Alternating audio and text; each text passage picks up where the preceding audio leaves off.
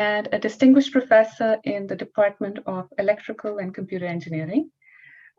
Before his current appointment, he was Dean of the College of Engineering at Carnegie Mellon University.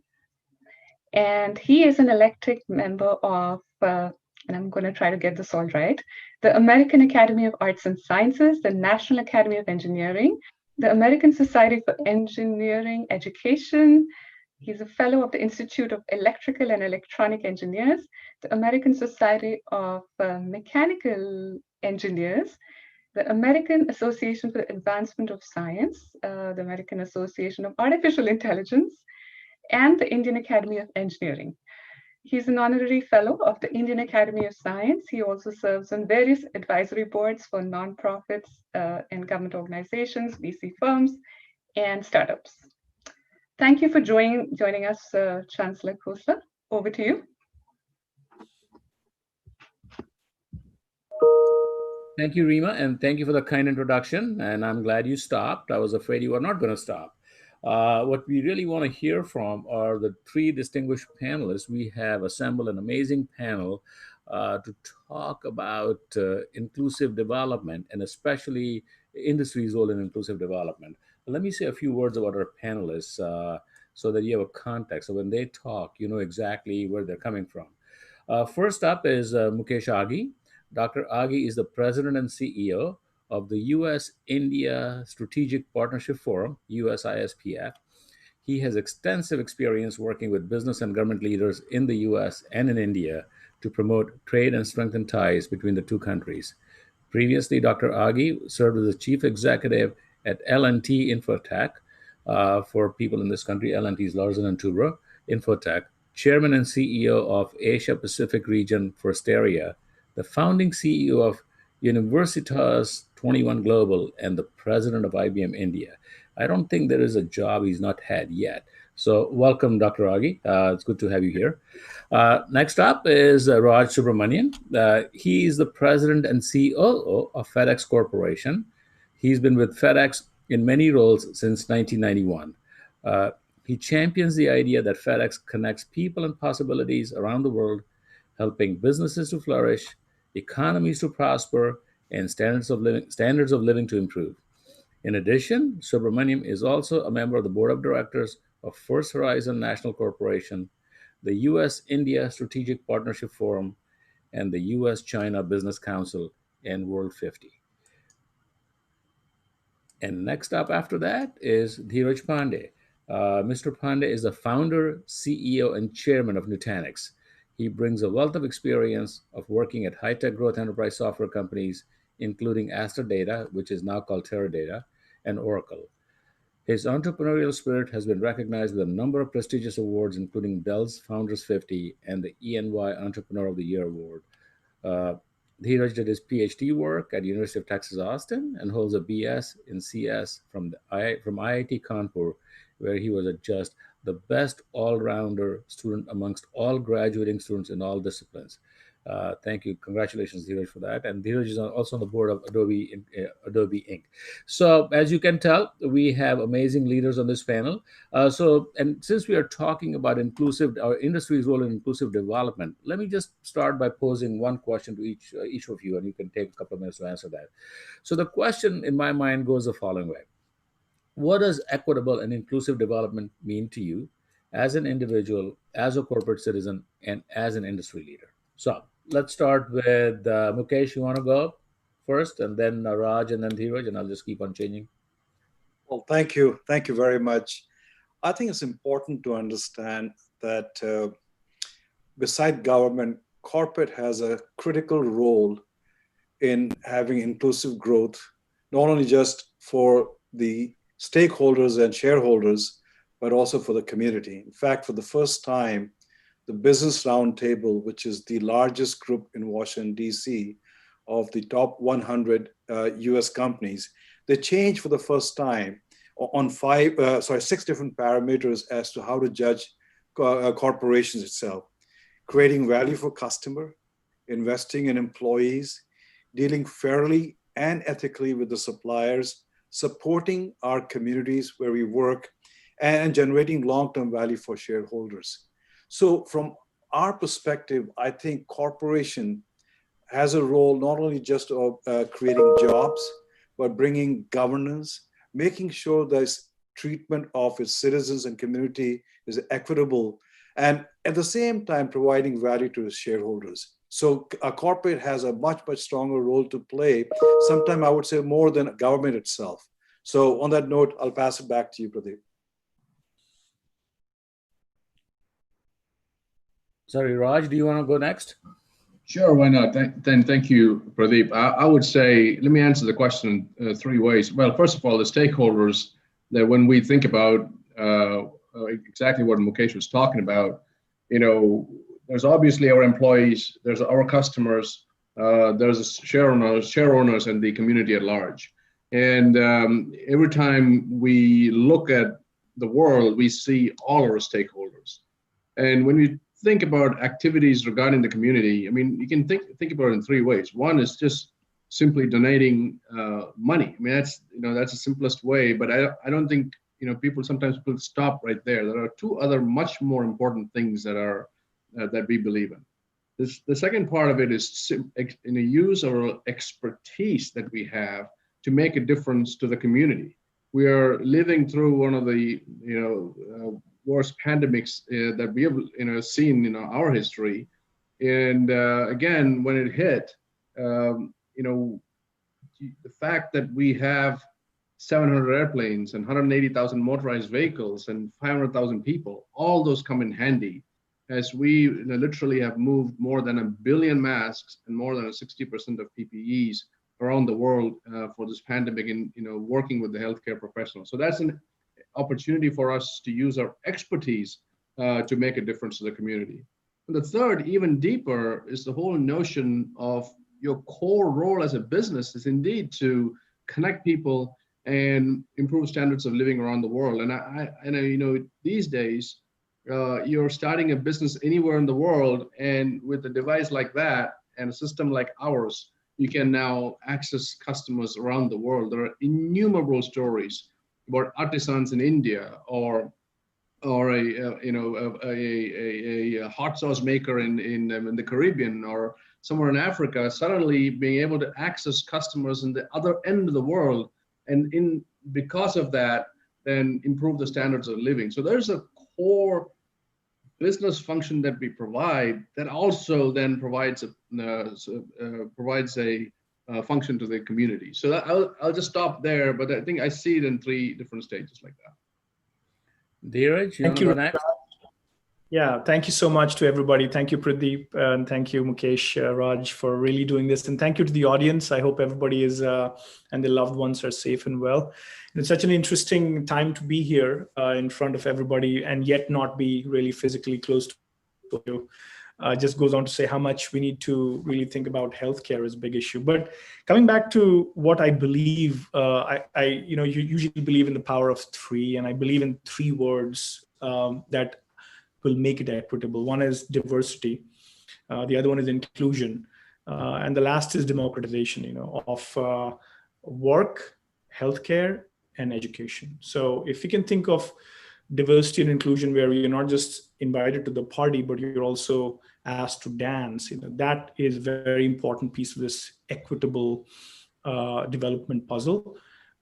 And then it's across gender and social and economic status. Obviously there's a lot to be said about all three of these segments. But then finally, democratization of work, jobs, and we are in this very new world of globalization, or whatever it means, deglobalization. There's a very parochial sort of sense that's emerging about what does it mean to have jobs locally. Maybe we overdid manufacturing in China and such. So there's a lot of discussion happening around jobs, and to think about reskilling people before we really think about a global supply chain. What about the local supply chain itself? So democratizing jobs, democratizing healthcare, with what's happening around us.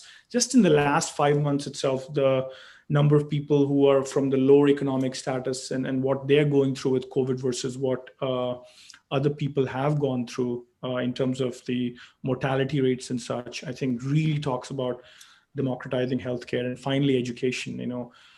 Even today, where I live here in California, the public schools are the have-nots. There's no Zoom for them, while there's Zoom for private schools and such. So, what does equitable mean with respect to education, as we really think about remote learning, remote dispersed jobs, and telemedicine and healthcare? So this is great. It's a great foundation for a conversation. So let me start with you here. So I think we're all technologists. All three of us, including four of us, are technologists. So as I look at technology, and let's just take IT for example, right? And you make a good point where democratization of technology and access to information has created equity. Like in India, for example, the fisherman can be fishing and get the price of fish, and the farmer can be farming and get the price of grain without the middleman. So that's a little bit more equitable than before. At the same time, in the US, the same companies that are doing this have created more inequity where the market is going in one direction, the jobs are, and the economy is going in the other direction. So help me understand this dichotomy out here. It just makes me completely confused as to how do I live in this society? Yeah, it's a great question. And I think the US is grappling with this because we did look at manufacturing to be completely siphoned away from the US, and that's where people talk about the Rust Belt, the Steel Belt, the opioid crisis, because people were not reskilled. Like, okay, what if all manufacturing moves to China? What happens to the people? Of course, the next generation is different, and they come up with digital jobs for the next generation. But the current generation, people in their 30s and 40s who have lost their jobs, I think that is definitely an important issue. And coming back to India, the good thing is that we have not overdone a lot of this manufacturing thing. Yet we have to do a really good job of thinking about jobs. There's a pretty high unemployment in India that needs to be taken care of. And it cannot just all come from tech jobs. It has to come from other jobs as well. So I think, it's one of those where we need to think hard. And we have the luxury of thinking about the last 20 years of US to understand globalization and really figure out a way to disperse the power of Bangalore to tier 2 and tier 3 cities, in terms of how you can really get the same kind of IT work done from tier 2 and tier 3 cities, but also manufacturing wise, almost 2/3 of India's, deficit with China is really in 3 or 4 big things, and electronics is one of them. Air conditioners is another one of them. So if you think of smartphones and the kind of import we do from China, or air conditioners being the other one, you take care of these 2-3 things, all of a sudden you're talking about a more independent country that really is able to do things on their own. So let me follow up with you, Mukesh. Based on what Dheeraj was saying, learning from the US, you being responsible for building this great partnership between US and India, like what are you doing in terms of public policy creation and sensitizing politicians in India to learn from the US and not make the same mistake where we had enough inequity to begin with? How do we start reducing that instead of expanding that? Well, I think when you look at US India, as post-COVID era, we see a much more stronger geopolitical alignment between the two countries. That's one. And what we're also seeing is a shift from US companies, which is looking at post-COVID China plus strategy. And India becomes one of the destination for these companies to go in. I think more important is US companies are basically investing in India. They're bringing world-class jobs in India. They're creating R&D in India. And at the same time, they're bringing governance structure, which is much more transparent in India. And also helping on what I call is on the environment side, on issues of social side, and also, again, on the bringing, I call corporate governance.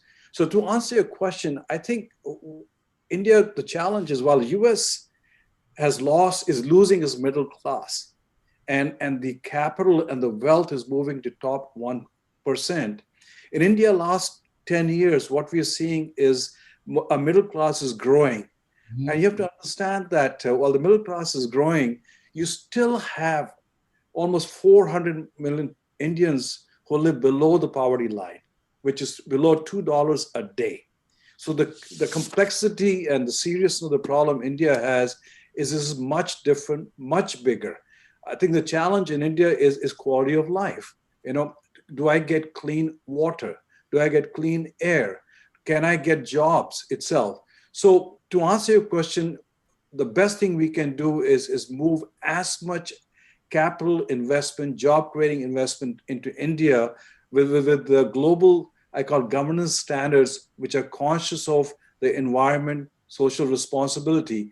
And when we do that, the politicians, the policymaker, they see that and they emulate that, and hopefully we can have a positive impact on the environment itself. That's interesting. So, Raj, let me come to you. So, when I think about FedEx, I see on one extreme, I see trucks and drivers, but being a technologist, I know they're connected by a very complicated web of very high tech infrastructure. And for any economy to really become equitable and improve and expand, you need the ability to move goods and information from one point to the other. So clearly, FedEx has an important role. Maybe you can help us understand a little bit more about how does FedEx think about equity in development, and what is it doing for India, and what impacts is it making? Uh, Yeah, no, thank you for that. I think there are several parts of that you said. Let me just first say this. You know, obviously, we have a very powerful physical network that spans the world. You can pick up a package in any one part of the world and deposit it in any other part of the world in 1 or 2 or 3 days, and requires a sophisticated infrastructure. But what people don't recognize totally is the information technology infrastructure that underlies that. In fact, in 1978, our founder was basically, he said the information about the package is as important as the package itself. He said that in 1978. And that was when the tracking and tracing and everything was born. So we have a strong technology DNA that underlies the FedEx story. And, we're trying to get that out more and more in the external world. But that's very, technology plays a very, very critical role for us. But let me go back to the broader point that you mentioned about trade. Ever since 1970 till about 2016 or so, I would say, trade as a percentage of GDP has continued to increase. There are a couple of years here and there when that relationship didn't hold, but trade grew faster than GDP.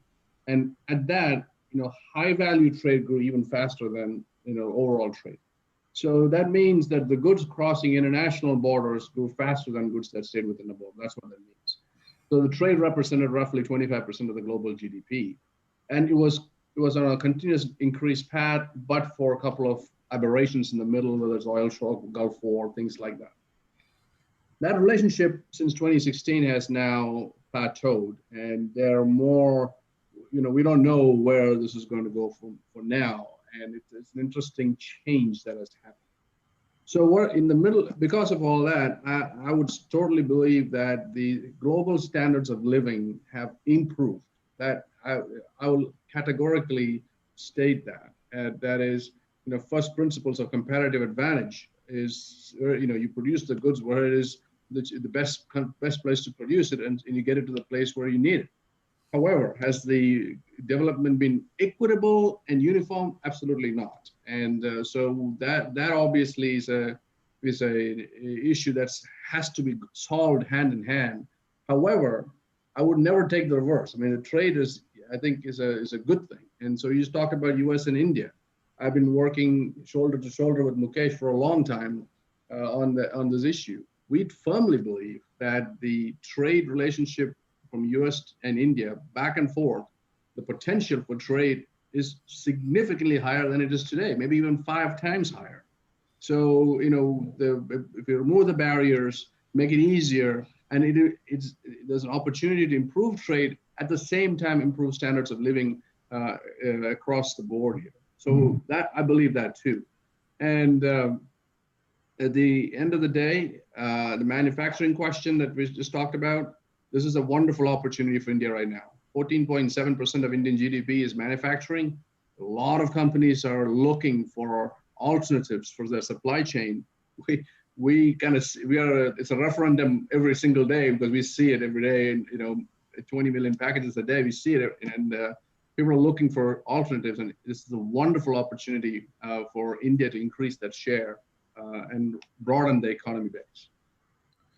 So Mukesh, let me go to you next. So, like when I think about development, I think about this being a government function only. I don't see why industry should care about development. When I think about equity or equitable and inclusive, I also see that as a more overall good and a government function. But clearly, here we have three industry people, leading stalwarts of American industry here, talking about equitable development. Help us understand, what do you see as the role of public-private partnerships where industry works with government to really create equitable and inclusive development? Well, let me give you an example. You are on the board of TCS, Ah, gee, I knew you would bring that up. a Tata company, and Tata Sons is a trust.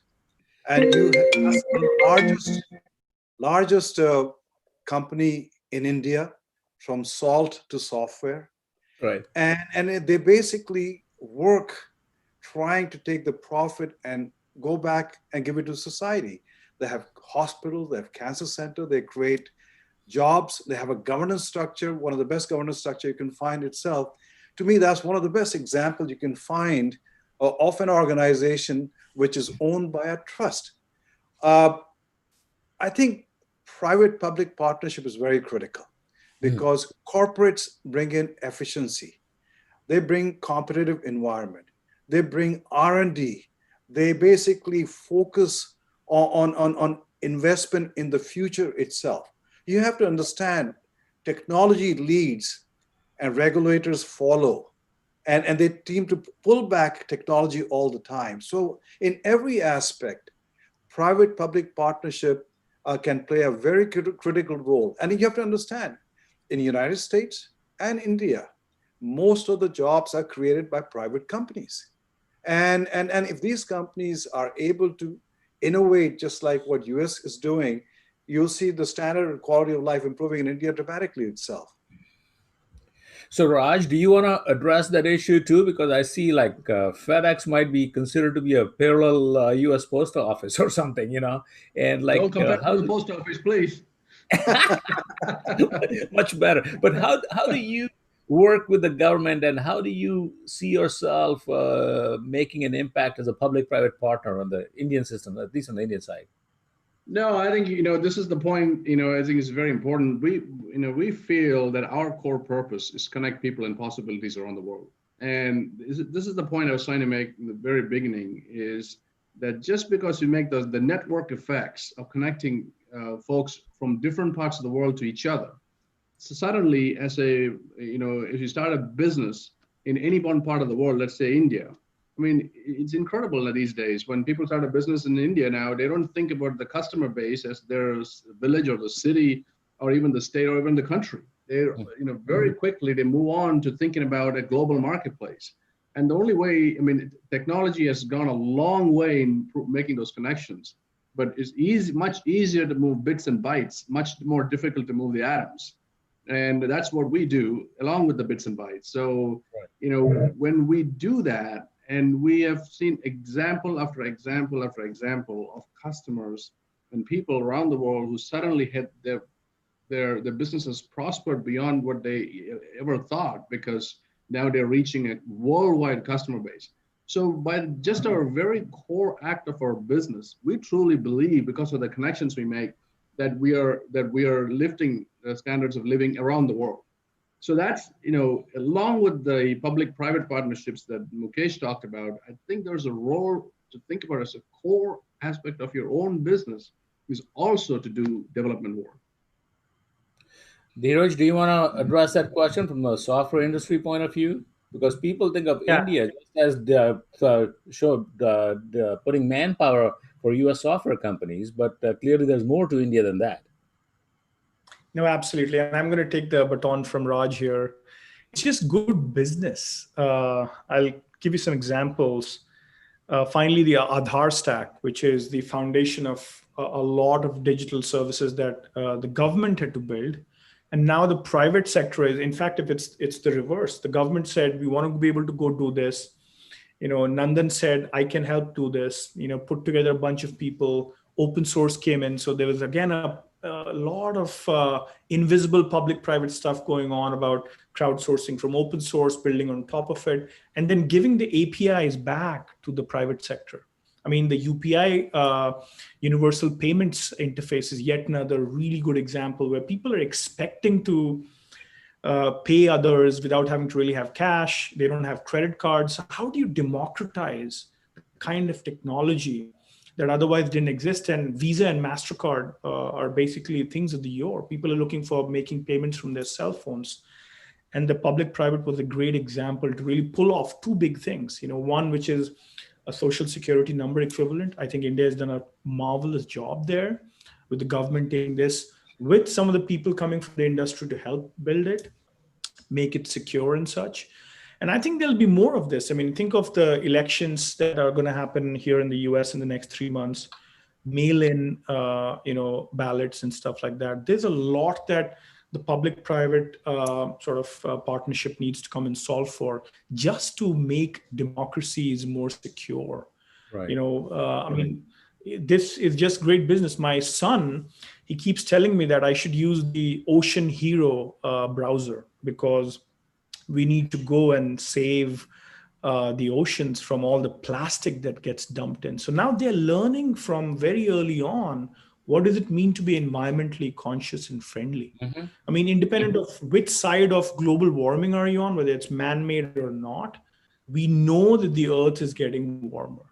So what does it mean for us to really pick up from the millennials, who are a lot more environment friendly, and build a business that's conscious of that? Is great business.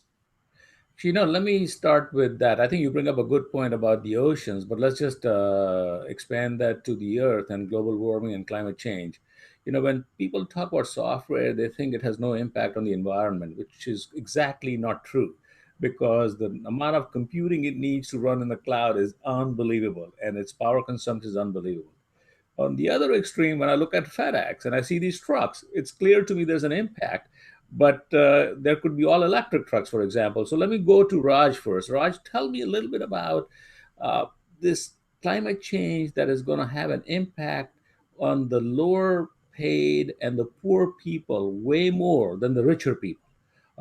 Climate, especially in India, where there is climate change impacts on the lower socioeconomic group are worse than others.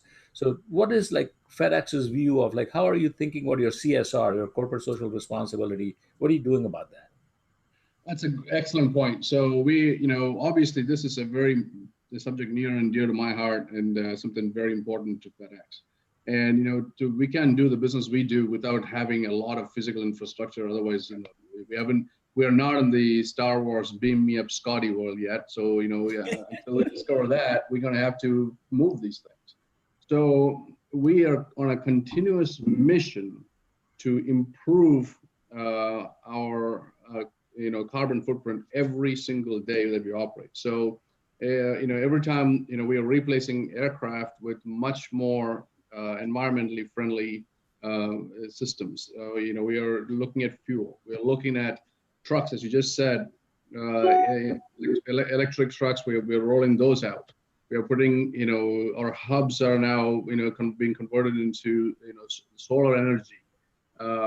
We're looking at robots, using electricity. So we are fundamentally looking at our carbon footprint every single day and making it better. Again, fully knowing the fact that we still need our physical movement. We need an extensive infrastructure to move it.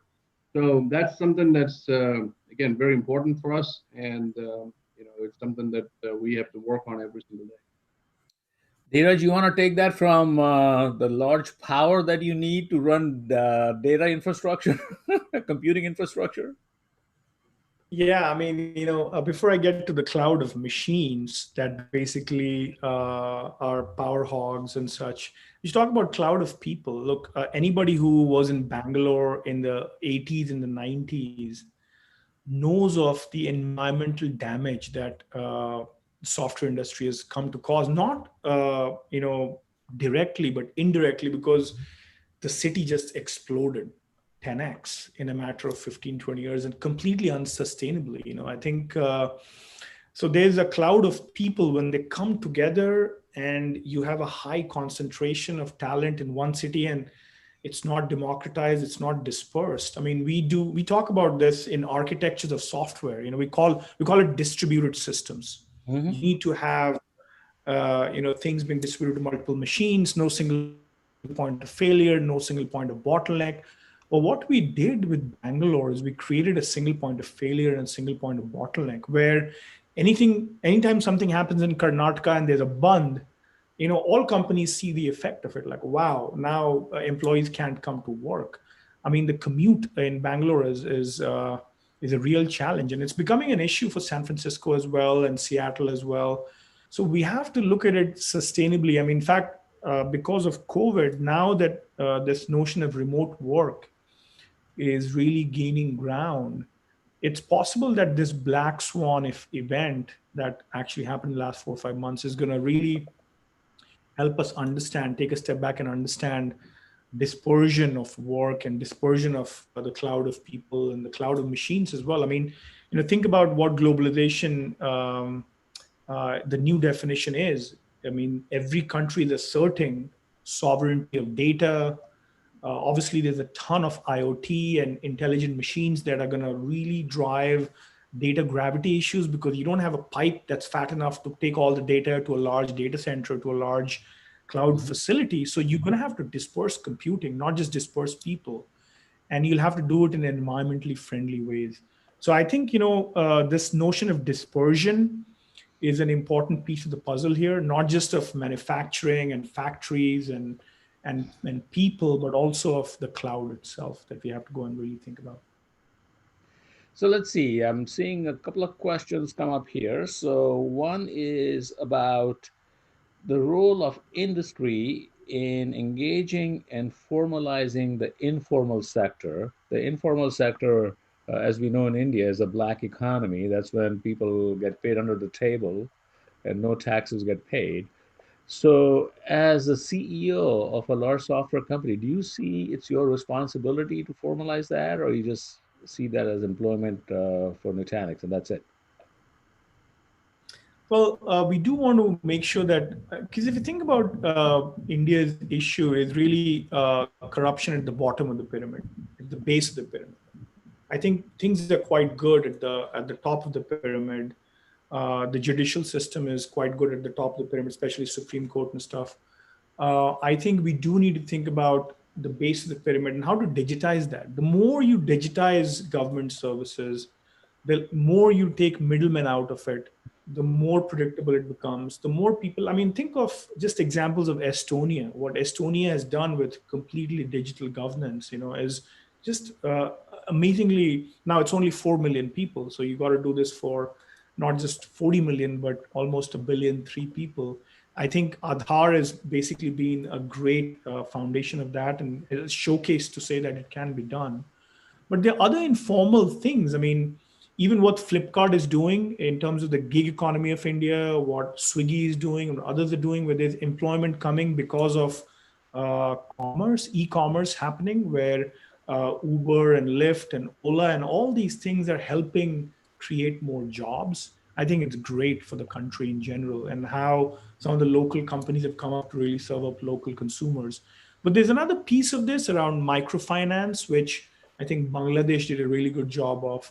It hasn't taken off as much, except for parts of the country where it has. I mean, access to relatively cheaper loans for people who don't have a credit history is going to be a really good way to make development equitable. So I get that, right? But let's see. So I'm like FedEx. I'm going to go to you, Raj. Like, do you see your company or you playing a role in this microloans and other issues that are important to the local economy? But is that, you think, your responsibility as an industry to deal with that? I think our responsibility, honestly, I mean, we, as a lot of companies do operate at the highest levels of integrity and around the world, and we stand for that every single day. The best we can do, honestly, is to be an example and to be able to not bend when there are other when there's corruption, or just completely stand the ground and make sure that you do the right thing. And that's what we can do. I don't know, lead by example. And when we expand our business in multiple markets around the world, including India, we do the right thing and stand on the side of integrity every single day. Beyond that, as these businesses like ours start to expand and grow, then hopefully there is a gravity that naturally takes effect. But we can really help in this particular regard. So, Mukesh, do you now, like, what do you guys, like your organization, what do you do about leveling the playing field for the companies, eradicating corruption, just making sure there's opportunity for the companies to operate fairly, opportunities for people to be hired fairly in India? Like, do you see any role in your organization? We play a very strong role there. We have approximately 300 companies, US companies, whom we support in India. And in the last 4 years, they have invested over $60 billion in India, creating 3.2 million high paying jobs. And we work with the government to make sure that there is a transparency in the policy making. There is predictability in the policy making. We work with the government to encourage other companies to look at India as a potential destination to invest and create jobs and go after the market share.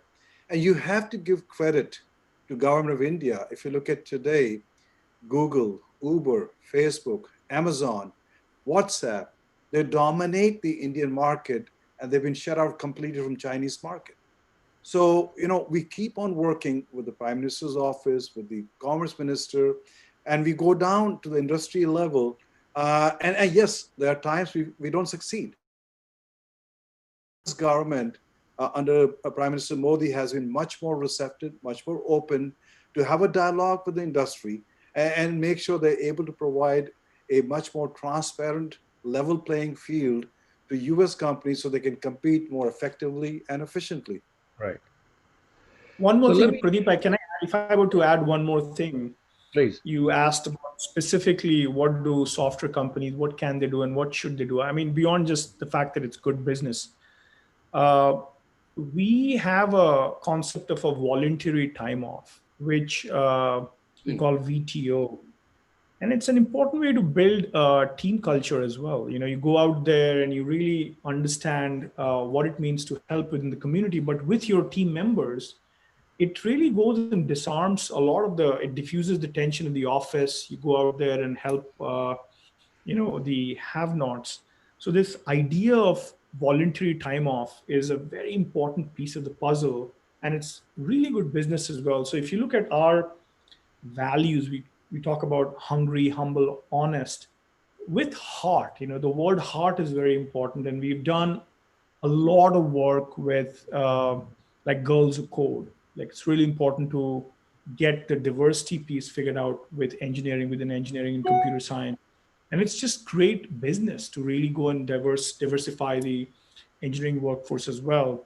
We worked with Akshay Patra in Bangalore, for example, where we actually go get some food delivered from their kitchen because we have lunches delivered in our office.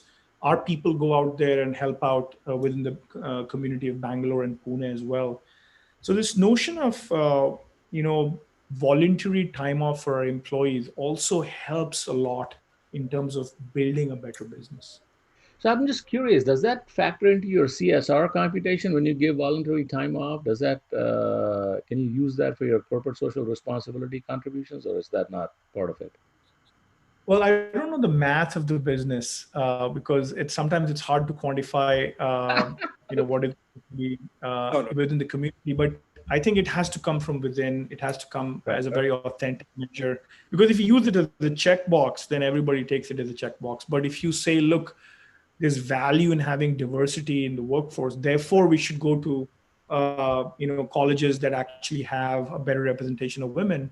But also, like, for example, in the last 6 months of what's happening in the US with social justice, Black Lives Matter, we are having to think really hard about going to historically Black colleges and universities as well. Like, what does it mean to go and hire from there?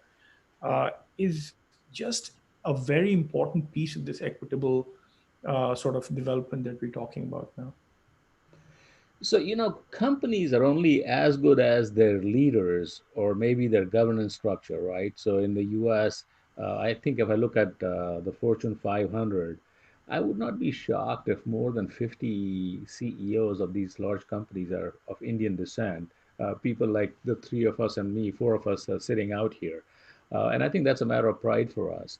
But when I go to India and I look at the governance structure there, and the leadership there, somehow I find that we are not transferring everything from here to there very effectively. So SEBI, for example, only recently figured out how to have better governance structures. Can you comment a little bit about how the Indian companies are being governed more effectively with more transparency now? Maybe Mukesh, you can start. You kind of work on both sides, and then I'll go to Raj and Dheeraj. Well, I think the Indian companies in the last 20 years have raised the bar. They have changed. And when I say raise the bar, again, the shining example will be the Tata Group. They can compete from a governance perspective with any of the Fortune 500 companies around the world. What we are seeing is the IT industry, which has taken the lead in governance. And if you look at companies like TCS, you look at Infosys, you look at Wipro, they are on a global basis, just like any other IT company. And what we are seeing is as you go down, the startup scene in India, their governance structure is influenced by the investors. And most of the large investors are coming from the US. Yes, you have Chinese investors, but what we are seeing is the governance factor is coming more from the US perspective itself. So I think India has gone way, way ahead when you look benchmark with Asia. I sit on a board of Hindustan Times in India. It has a world-class governance structure, can compete with anybody anywhere in the world itself. So I think overall things have changed. It can go better, but I would say the country, the governance structure, and is moving in the right direction in India. Okay, thank you, Mukesh. So let me ask Raj. I'm going to ask you guys a different question because here's a question which I think both Raj and Dheeraj will have some say in. How can large corporations accelerate development in underrepresented and underdeveloped areas, especially in the context of India? There's a whole lot of territory that is completely underrepresented or underdeveloped. So, how do you see your role as helping them out in development? Well, Raj, you want to start? No, I think it's, for us, it's pretty straightforward. It goes back to from the notion of providing physical connectivity. Mm-hmm. And the way since we are a network business and we have this global networks, any part of any new part that we connect, it's automatically connected to the whole network. So we don't have to, draw a wire from the core of the earth and connect everywhere else. It's automatic. All we need to do is connect any particular developing area to the core of one point in a network, and boom, you're connected to everywhere.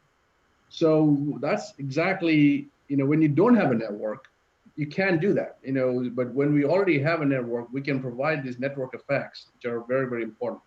So we have done this constantly. And when we start building our business in a particular country, India, we start off with, obviously the major markets and so on, but, surely we move on to other markets. And so now we have presence all across India, and we serve, zip codes that, account for 90% of the GDP.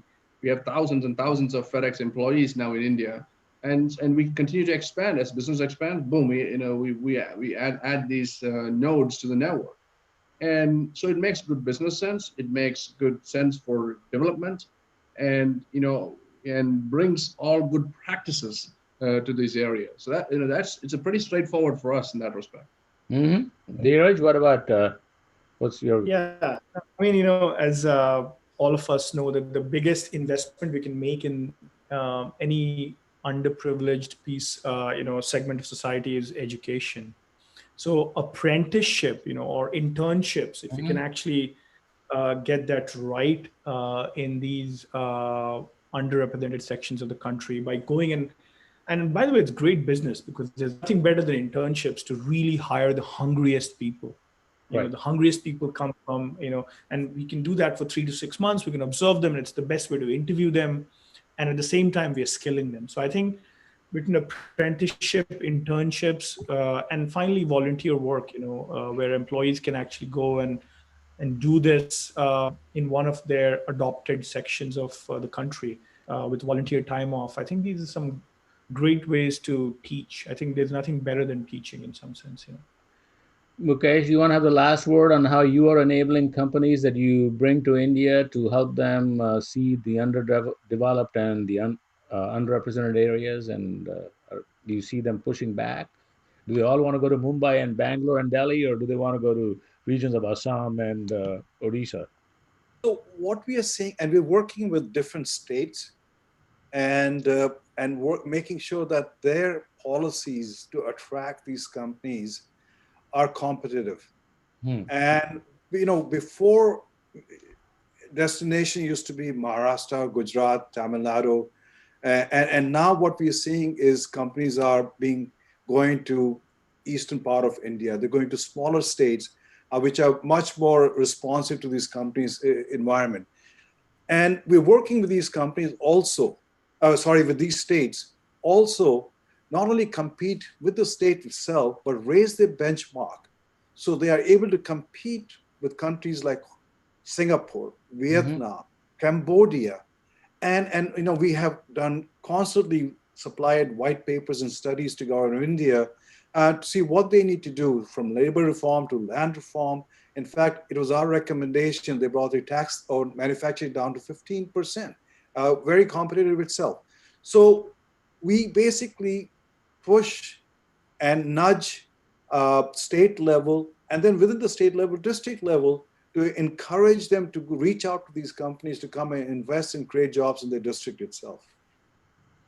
Look, I'm being told I'm running over time, but let me just say a brief thank you to each and every one of you. I know you had better things to do. I know Raj has to get on a phone call, but I really, really appreciate your insights. I hope the audience enjoyed this conversation as much as I did, and I look forward to meeting you all in person, actually, one of these days, and having the same conversation in person over a glass of wine. So thank you very much, and please join me in thanking our panelists.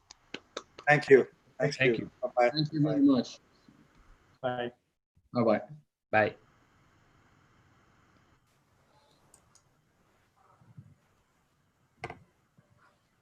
Was that okay, Rima?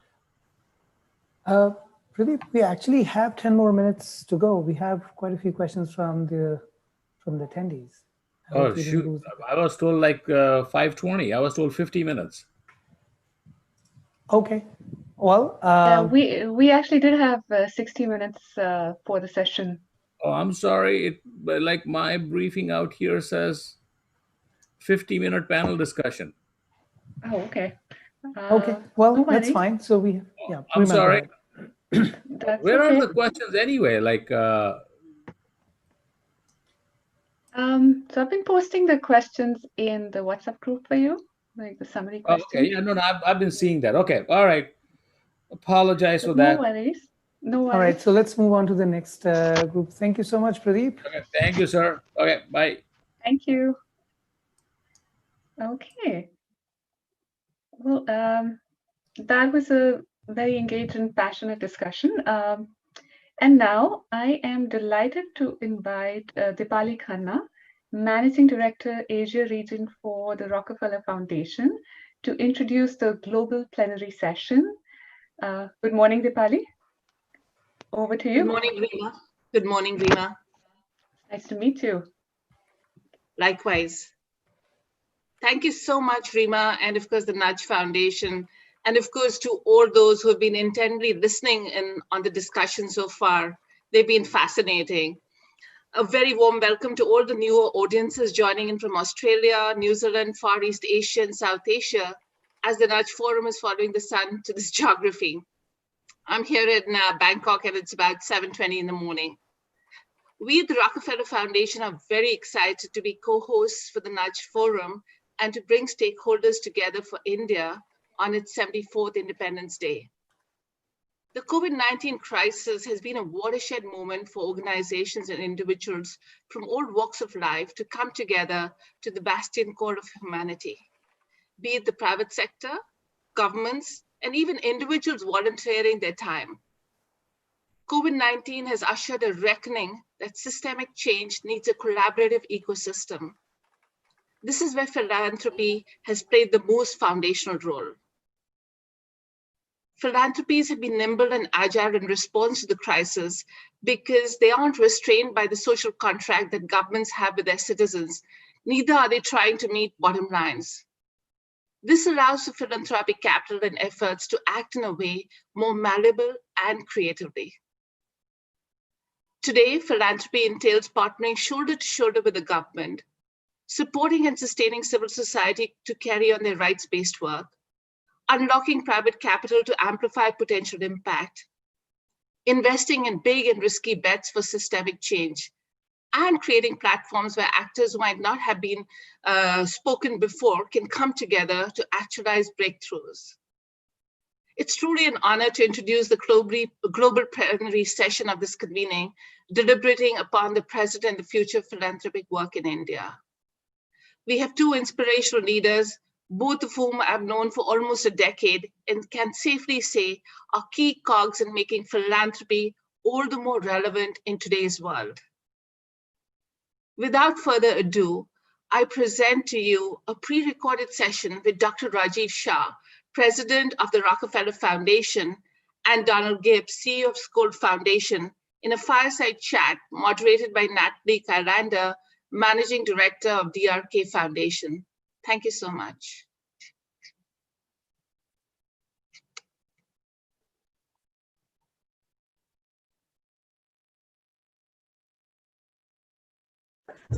Hello, my name is Natalie Kylander. I'm a Managing Director at the Draper Richards Kaplan Foundation. And on behalf of the Nudge Foundation, it's my honor and pleasure to welcome you to this fireside chat with Don Gibbs, who's the CEO of the Skoll Foundation, and Raj Shah, President of the Rockefeller Foundation.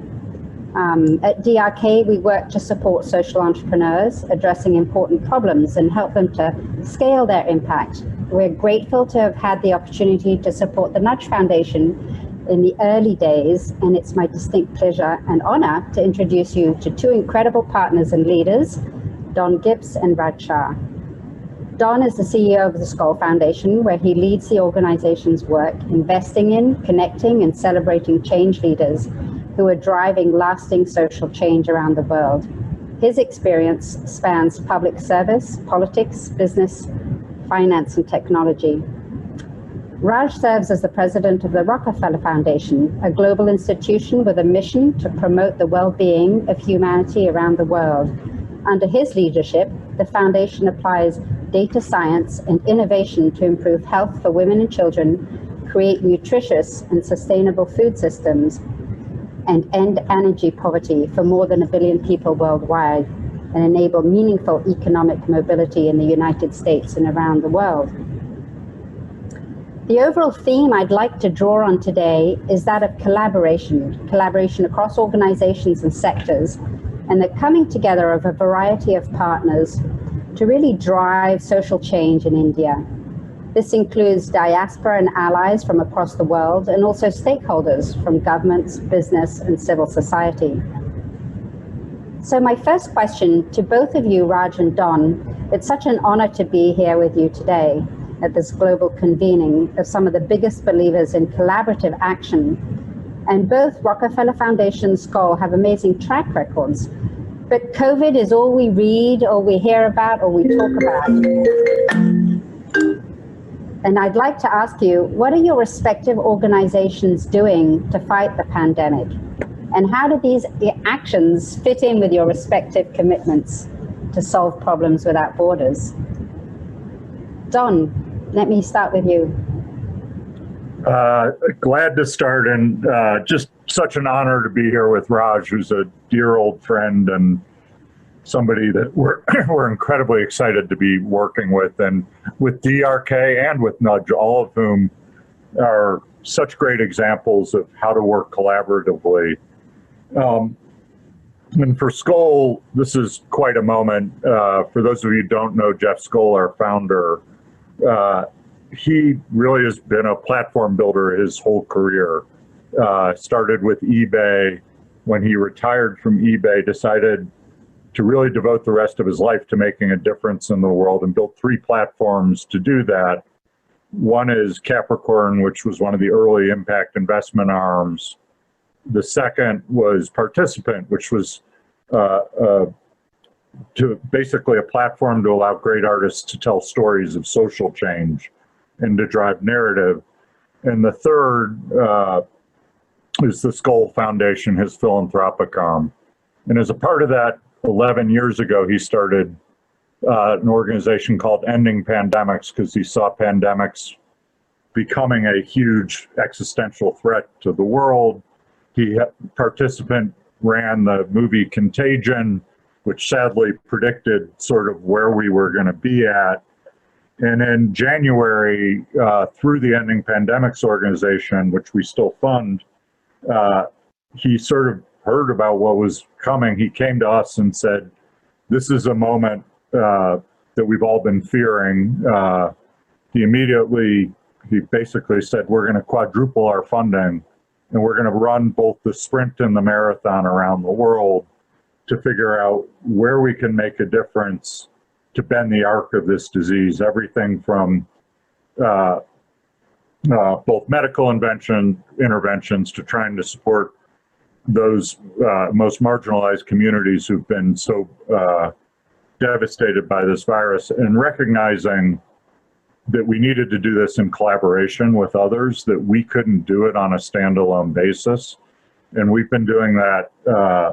Unfortunately, our original vision was that we would start in Africa because the health systems were so weak, and we didn't expect what would happen in our own country, in the US.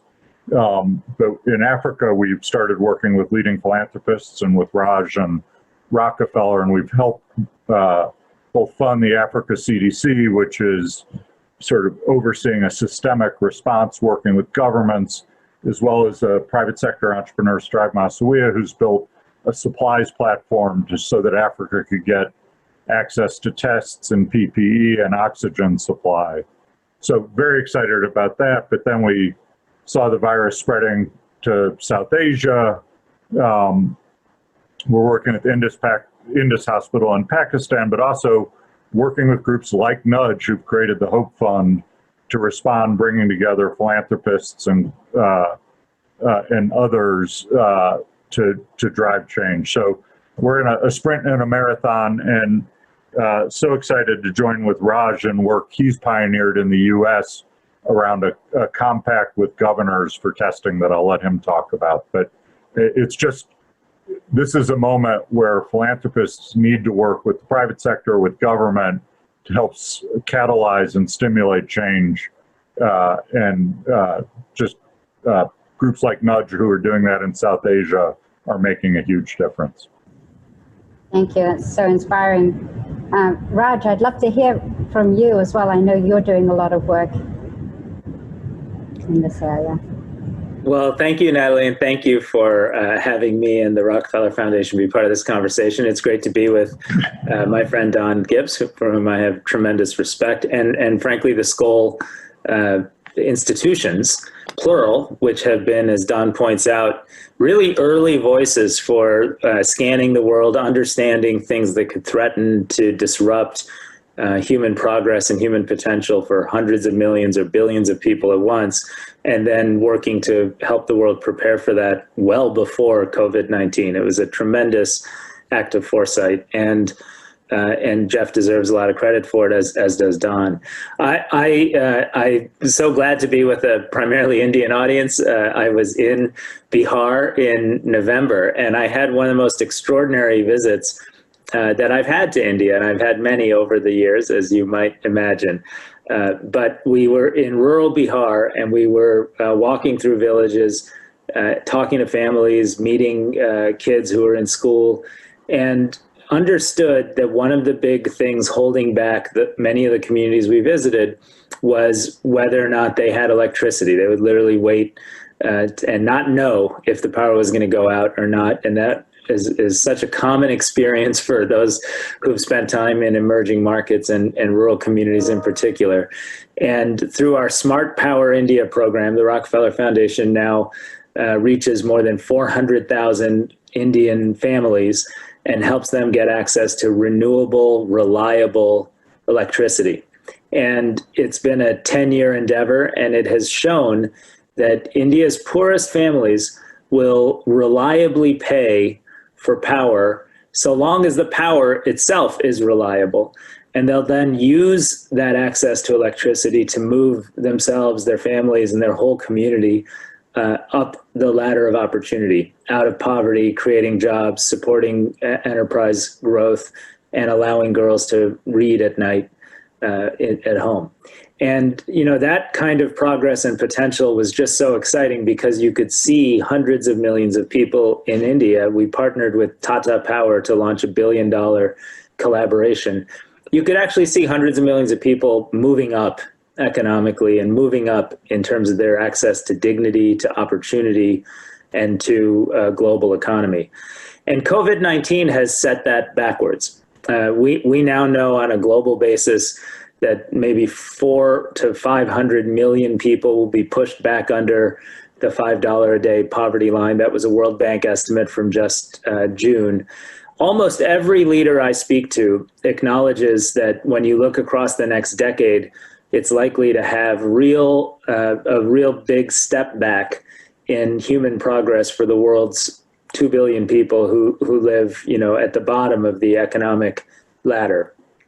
And so the Rockefeller Foundation has committed itself to really aggressively investing in a data-driven and effective response, and committing ourselves fully to supporting a global recovery that for once includes the voices and the presence and the needs and the urgency of the world's most vulnerable people.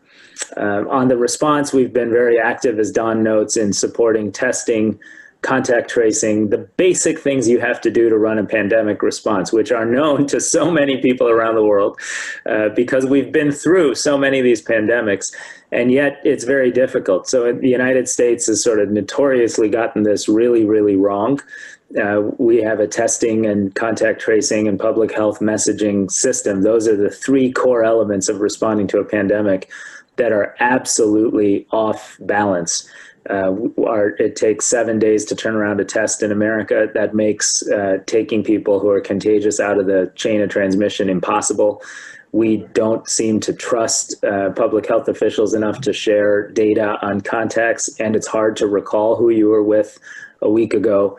And our messaging from the top down has been uneven, and that's probably a very kind and politically, mild comment to make. So the reality is, Rockefeller, the Skoll Foundation, we're holding hands with 10 governors in America in a compact to help the governors get access to the kinds of rapid turnaround tests and improved approaches to contact tracing and public health messaging that will allow them to drive an effective response in their state, in part because the federal response in the United States has been so uneven and so challenged. And I'm thrilled that Jeff and Don stepped up and are holding our hands to do this. They have all the credibility in the world, given the focus they've had on pandemics for so long. And we're going to make some progress. We're very focused on the antigen tests, which are new rapid turnaround tests, slightly less sensitive, but very effective. And we were the first entity, I think, in America to launch a national testing plan and program, which we called the 1-3-30 plan. We were stuck at about 600,000 tests a week, and we said we need to get to 3 million and then 30 million over the course of the next 5 to 6 months in order to have an even response. Today, America, 6 months in, is not at 30 million, we're at 5 million. And that's part of why we're failing so badly.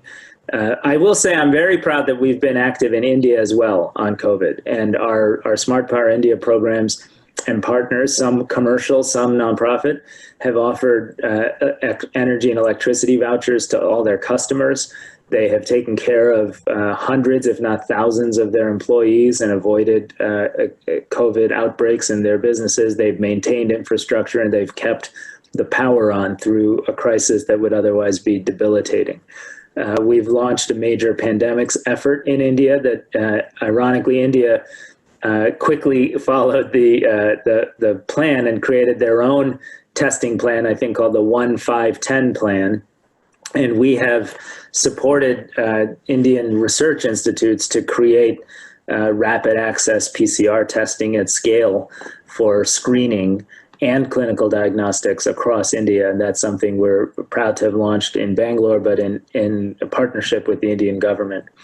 I guess the message I take away from all of this for your listeners is just, there are times when we all want to be known for what we get done. There are times when we just want to hold hands with others and actually deliver results. And in the crisis of this moment and in the urgency of it, I just hope more partners will do what Skoll has done and just said, look, we'll work with anyone, public sector, private sector, philanthropy, scientists, industry. Let's kind of reach across partisan and political divides and do the right thing to deliver results for the world's most vulnerable, because we know that every time there's been a crisis and every time there's a global and local effort to support a recovery, it leaves out the most vulnerable people. That is true time and time again. And it's likely to be even more true this time without real concerted leadership and action. Thank you. That's phenomenal and gives us hope, I think, both here in the US, but also everywhere where COVID is such a ravaging problem and really increases the vulnerability, as you mentioned, Raj, for millions of people. I had another question for you, Don. I think you often speak about transformational social change at Skoll.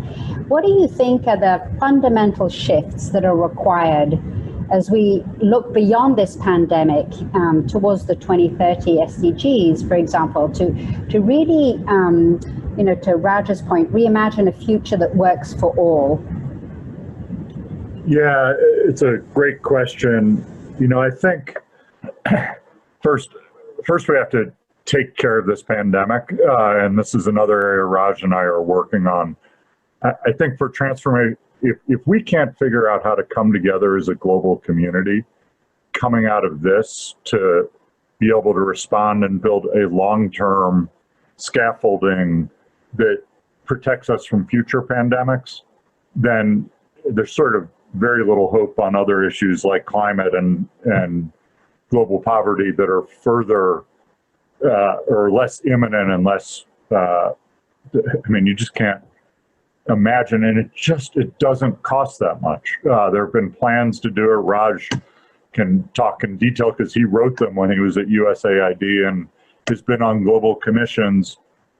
There's an opportunity to bring the globe together, both not just the international institutions, but we fund something, Ending Pandemics funds local disease detection networks, and Gideon, which we fund, helps create lab capacity in lower and middle income countries, so that you can build this global scaffolding. That's such a huge opportunity to prove to the world, now that we've suffered through this, we don't have to do it again. And that, I believe, creates the scaffolding for solving a whole range of problems going forward. At the same time, and this is something we feel very strongly at Skoll, we have to continue to support those who've been working on the SDGs and driving change at the local level for years. And with the economic crisis that's coming, continuing to support these locally led organizations who are driving change. And for us in India, Educate Girls and Pratham and Graham Vikas, Foundation for Ecological Security, Barefoot College, and Selco are examples of prize winners that we've had that we are now doubling down in our efforts to make sure they can continue their work through this period. And they're all pivoting to figure out how to make a difference. So I think it's this combination of working at the local level, but also trying to figure out how you build that global scaffolding to support things. Thank you. That's great. I'd like to build on this, Raj, and turn to you, this notion of really relying on building capacity in the communities where you work, and also working with governments across the world. I'd love to hear from you what have been some of your key learnings in terms of really engaging local communities, local governments, and how does this dovetail with some of the large programs that you've been involved in? Well, I think some of the learnings are that first you have to reach out and find collaborators. And often that means not always being right about everything, listening to others and aligning with their strategies. I'll give you an example. When we started the effort around testing and contact tracing globally, I have been and remain very committed to antigen testing, as well as, I think in a few months, the world will shift to lateral flow assay tests, which are like pregnancy or HIV tests that can be done safely at home with high reliability and security. But the Indian government has prioritized PCR testing and efforts to make PCR testing, broad, ubiquitous, and fast because of its higher sensitivity. And to some extent, that's a more difficult scientific path than I was initially proposing. But we are less interested, frankly, in being, technically on one side or another, and more interested in holding hands with the government and ensuring that private companies, research institutes, government, and philanthropy come together to drive a real testing strategy for India. So this is the one we're getting behind, and now we're seeing this very rapid progress with all the Indian research institutes creating really important breakthroughs on PCR testing and high throughput evaluation in that context. So, the first thing is just being open to genuine collaboration, and in a manner where it doesn't have to be your idea. It's really what's best for who's in charge and how to help them be successful. I think the second thing is to be very clear about the goal. Again, I think when we did the 1-3-30 plan, or India did the 1-5-10 plan, or in any of these examples, clarity around what you're trying to achieve, the Global Alliance for Vaccines and Immunization, immunize every child in the world, Global Fund for AIDS, TB, and Malaria, it's obvious what the goals are. That sort of clarity around the goal is exceptionally important. And then we have to stick with it for 10, 15, 20 years, because that's what it has proven to take to deliver the kind of outcomes and results. And by the way, for people like Bill Gates or Jeff Skoll or Nandan Nilekani or others who've built companies from scratch, staying focused for 20 years is how you get it done, right? It's not one of those folks succeeded in the first 18 months. So I think that sticking with it against a goal is another big lesson. And then I'd say a final lesson is really genuinely being adaptable. Like I've been not surprised, I've expected this, but I'm pleased that major institutions we've all been a part of crafting, whether on pandemics prediction or epidemiological surveillance or vaccine production and manufacturing in India, Serum Institute of India is a good example, have been able to pivot, to COVID-19 with a kind of open mind. And other people can comment on this history, but I think had it not been for the 20-year collaboration around childhood immunization, I'm not sure the Indian vaccine industry would have the capacity it now has to shift that capacity to the massive scale up of potential vaccines for the world to utilize, and particularly for India and emerging economies with very large vulnerable populations. So I just think that ability to be adaptive is really important and really critical. So we're trying to, what we've learned, for example, in our power work in India, is that we initially started by, I think, distributing flashlights, solar powered flashlights and cubes and things that, really did improve the quality of life in some small settings. But we quickly learned that what will both drive business success and what people really want is to get enough reliable power that they can use it for productive commercial use. And whether that is hulling rice or actually powering a business that's creating construction jobs for 4, 5, 6 other people. It's much, much, much more energy intensive than solar powered flashlights and the kinds of things that got more attention maybe 10 years ago. So being able to adapt, listen, and learn based on data and evidence is the other kind of lesson learned for me.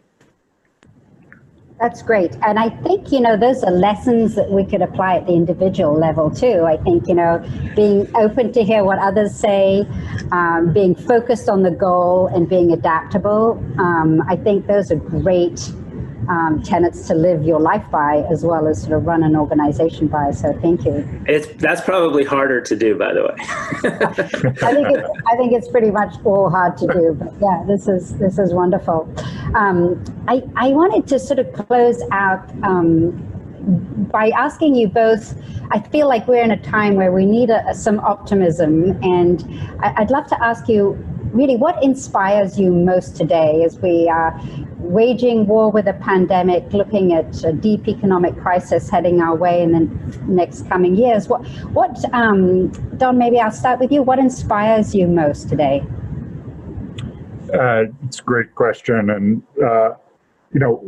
I'll start with the frontline workers who are around the world putting themselves at risk to save other people's lives, often underpaid, whether they're community health workers or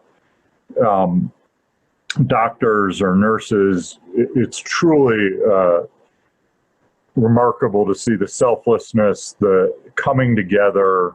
And then, we're also seeing, and I never thought I'd see as much progress as we've seen in the US in the past, since the George Floyd moment, of people recognizing that we have to change some of these structures and systems. And the battle still has a long way to go, but even the fact that, for those of you who followed NASCAR in the United States, they've removed the Confederate flag. People would have bet against that 6 months ago. So it shows the power of people coming together and recognizing these systemic inequities. We cannot build the type of society that anyone can be proud of if we don't address them. And I think it's led by young people, it's led by the most marginalized, but all of us joining in that fight, and it'll give the energy that will move politicians, and philanthropy has its role to play. But I'm incredibly inspired by that. Raj, what inspires you? Well, what Don just described is a awakening or a reawakening of our better values, and I think we see those better values in if you're in the United States, in the essential workers who deliver food and medicines to your home.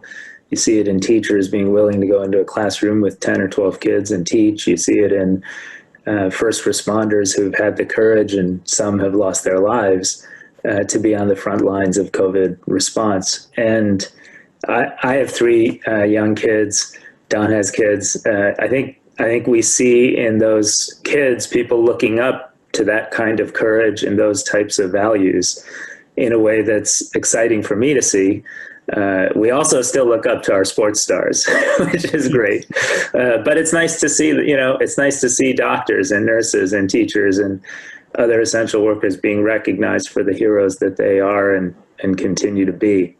And so the values and the reawakening of those common values is something I'm very optimistic about. And then the other piece of it is the sheer, remarkable progress of technology. I think whether you look at digitization or biotechnology, information technology, the technological frontier is moving so fast that we can envision batteries that can store power and be durable and cheap in rural Bihar, so that a mini grid of, a set of solar panels that 10 years ago would have been somewhat useless in that setting, today tied to smart meters and artificial intelligence and new battery chemistries can effectively power a village of 5,000 to 10,000 people and change their lives dramatically. Ironically, we've done that But Skoll has also, through Capricorn, a group Don mentioned, also invested in those types of technologies and brought them to the forefront.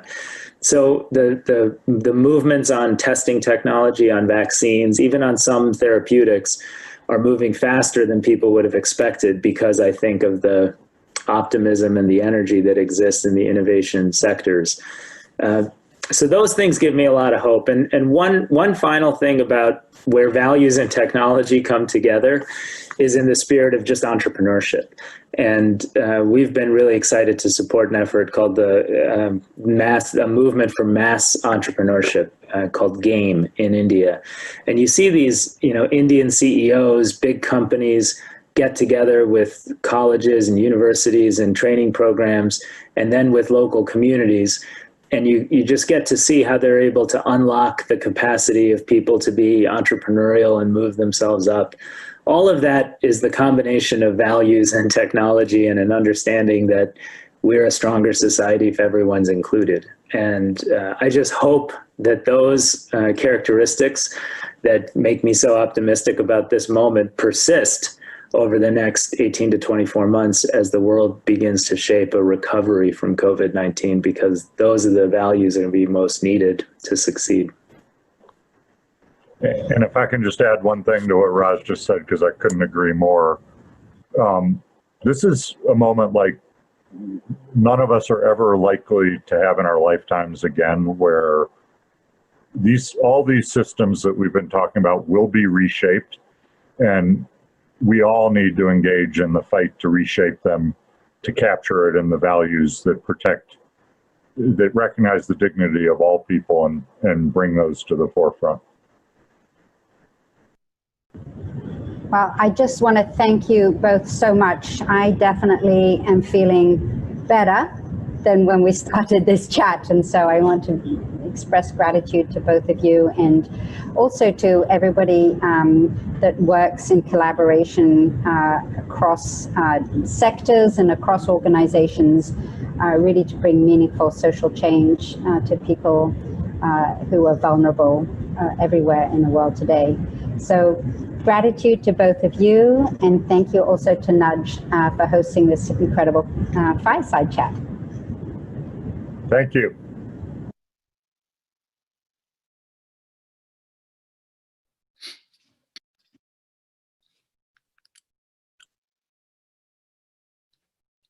Thank you so much, Dipali, Don, Raj, and Natalie for setting the stage. And sincere thanks to the Rockefeller Foundation and the Skoll Foundation for all your support, the fantastic discussion, and the optimism that gives us, all of us.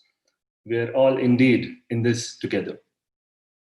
Hello and welcome, everyone. I'm Santosh from the Nudge Foundation, and I'll be your host this morning. For those of you just joining us, welcome to the Nudge Forum Global Edition, presented by, in partnership with the Rockefeller Foundation and the Skoll Foundation. We have a great lineup of speakers and events for you today. Well, the pandemic has required everyone across the country to jump in and do their bit. While its effects on both health and humanitarian front are unprecedented, we should also acknowledge how much of the blow has been softened by the timely action of COVID heroes from all walks of life. Today, on Independence Day, we salute these heroes with a short inspirational video coming up that's been put together for you by the Josh team, after which we will have Vivek Maru's session on the global struggle for environmental justice.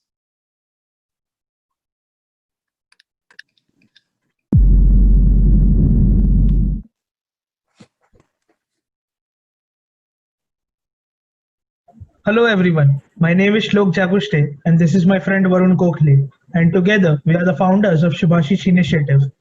12 different locations in 12 days and 4,500 people. This is how much Shubhashish Initiative has contributed in its lifetime.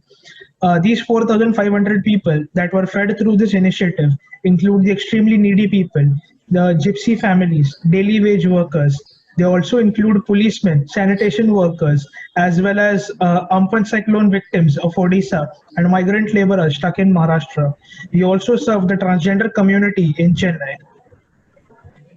So the initial idea of the initiative came when I used to distribute sweets and savories made during festivities around my locality to the needy people.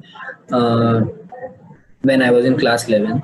And then since this COVID-19 pandemic was a very severe one and had a large impact on our country, we decided that we could do our part as the government and NGOs did. So this is when we decided to help out the hungry and needy people out there by supplying them with cooked food packets and even grocery kits.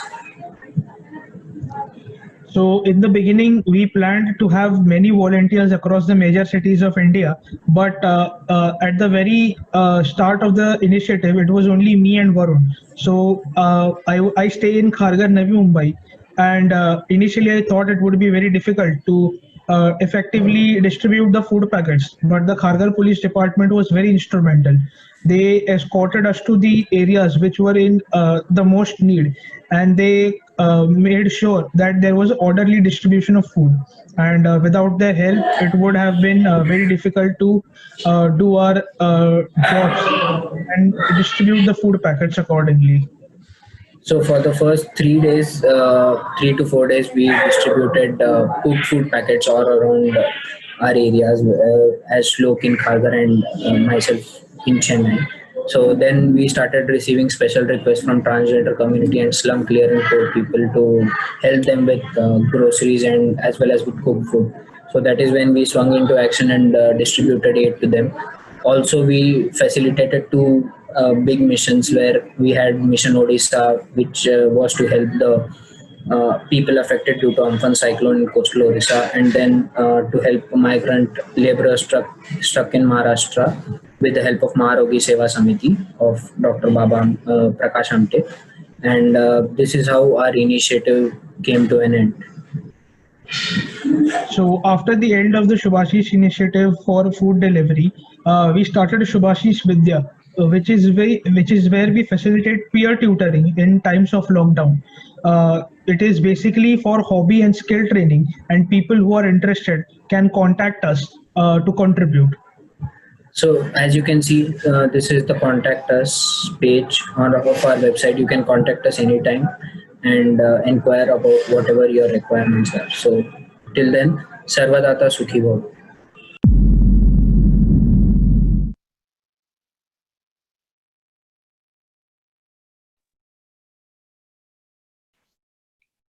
Great. Now I have the pleasure of welcoming Vivek Maru. Vivek, quick intro. Vivek is a pioneering social entrepreneur. He is the founder of Namati, a global movement for legal empowerment powered by cadres of grassroots legal advocates. He also convenes a global network of practitioners to foster greater collaboration and ultimately a stronger movement. Prior to launching Namati, Vivek co-founded TimApp for Justice, which has been recognized as a pioneering model for delivering justice services in the context of a weak state and a plural legal system. He's also served as the senior counsel in the justice reform of the World Bank and writes regularly in academic journals and in the press. Vivek will share how community paralegals around the world are equipping people directly affected by environmental destruction to exercise their rights and offer lessons about law, power, and institutions that emerge from this legal empowerment work. Vivek, pleasure to have you with us. Over to you for the next 30 minutes. Thank you, Santosh, and awesome to see that short video of young people acting in a public-spirited way in this perilous moment that we are in. It is an honor to be with you guys on Independence Day. Namaste. I want to talk about environmental justice, as Santosh said, and this is a topic that I think about every day. Sometimes it finds me in my dreams. I wanted to start with just a little quiz. So you could go to the next slide. My friend Dallin is helping me. Here's a question for everyone. At the current rate, what proportion of the Earth's species will go extinct by the end of this century? Is it 10, 50, 20, 35%? You please do, if you're on Zoom, go ahead and put your answers in the chat and we will be able to see them. Go ahead, Dallin, and reveal the truth. It's 50%. We're expecting to lose 50% of all species by 2100. Okay, next question. How many people today around the world live with air that the WHO, which is the World Health Organization, considers harmful to human health? If you're on Zoom, please do put answers in the chat. Go ahead, Dallin, and reveal the correct one. 91%. 91% of people around the world, according to WHO, are living with unhealthy air. Okay, last question.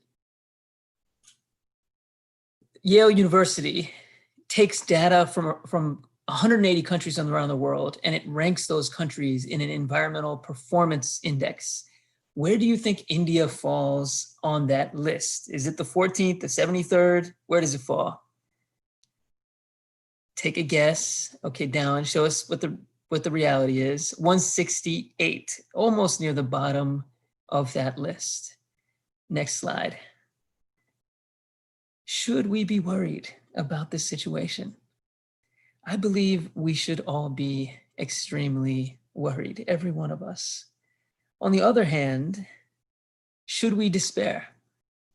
I don't think that is an option. I always remember the words of Bishop Desmond Tutu, who was one of the leaders that took South Africa from a situation of apartheid through to freedom, and he has lived through hell. And something he likes to say is that I'm not an optimist, but I'm a prisoner of hope. And I want to describe today some people who have been on a journey from despair to hope. Can anybody guess what this is? If you're on Zoom, put down in the chat what you could imagine we are looking at right now. I don't see any guesses yet. This is a bauxite processing facility. That is what you see in the background.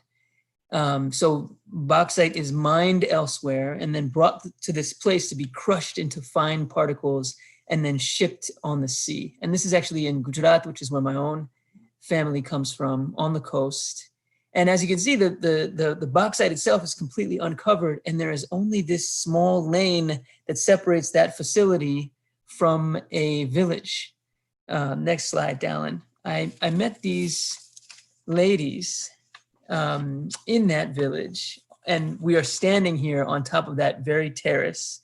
I've blocked out their eyes just to protect them. And they said to me that living next to that facility was like living in hell. They explained, Kusum Ben was one of them, she explained that she would do the laundry and put it to dry, and before the laundry was dry, it would be covered in that red bauxite dust. Or she would prepare food for her kids, and by the time the food was ready for the kids to eat, it would be covered in bauxite. And there's a doctor about an hour from this place who saw a dozen children with kidney stones from this one small village, which is not normal. Children should not be getting kidney stones. They said, this thing is making us sick. And people were afraid to do anything about it because the contractor who runs that facility is a state MLA, and very powerful person, very ruthless person, and people were basically afraid to do anything. But one day, one of those ladies who sells groceries in that lane, she just got completely fed up, and she went out there to beg those young guys who were running the machines to slow things down and reduce the dust that was coming across the lane. And almost to spite her for having the courage to say that, the young men started picking up the dust and pounding it on the ground even harder so that it was exploding in her face. And she told me that when that happened, she lost it. Something in her mind snapped. And she went back to the village, found those other 3 women and about a dozen others, and they came out to the facility and they picked up stones and they threw the stones at those machines. And actually, they said the young guys, they just, when the ladies started throwing the stones, the young guys picked up their chappal and ran away. And the facility got shut down for a couple weeks. But after that, it started up again, just the same as it had before. So what are these women supposed to do? India does have strong environmental regulations on the books, but these ladies have never heard of those laws, and they have no idea about how to go about enforcing them. And they are not alone. Down, if you go to the next slide, this is data from the Comptroller Auditor General, which did one more. yeah, there it is, which did an analysis of compliance rates in India with various environmental conditions. And the CAG found that non-compliance rates were as high as 57%, meaning we've got rules on the books, but they're not being followed. And that means tribal people living in the shadow of iron ore mines, fisher people whose waters are being poisoned by manufacturing facilities, slum dwellers who are breathing the worst of a city's air. Everyone is affected by this enforcement gap in environmental law. And I want to emphasize, and Dallin, if you could actually back up, I want to emphasize this is not just, one more. This is not just a problem of India. My family's from Gujarat, but I grew up in the United States, and the organization that I started, which is called Namati, we work here in the US as well, which is where I'm calling from. And if anyone can guess, I'm going to look at the chat, what this picture is. This is in Baltimore, which is a city about an hour north of Washington, D.C., the capital of the United States. And these are open piles of coal that are brought from West Virginia, where they are mined and then placed at the harbor in Baltimore and put on ships. And some of this coal actually likely goes to India.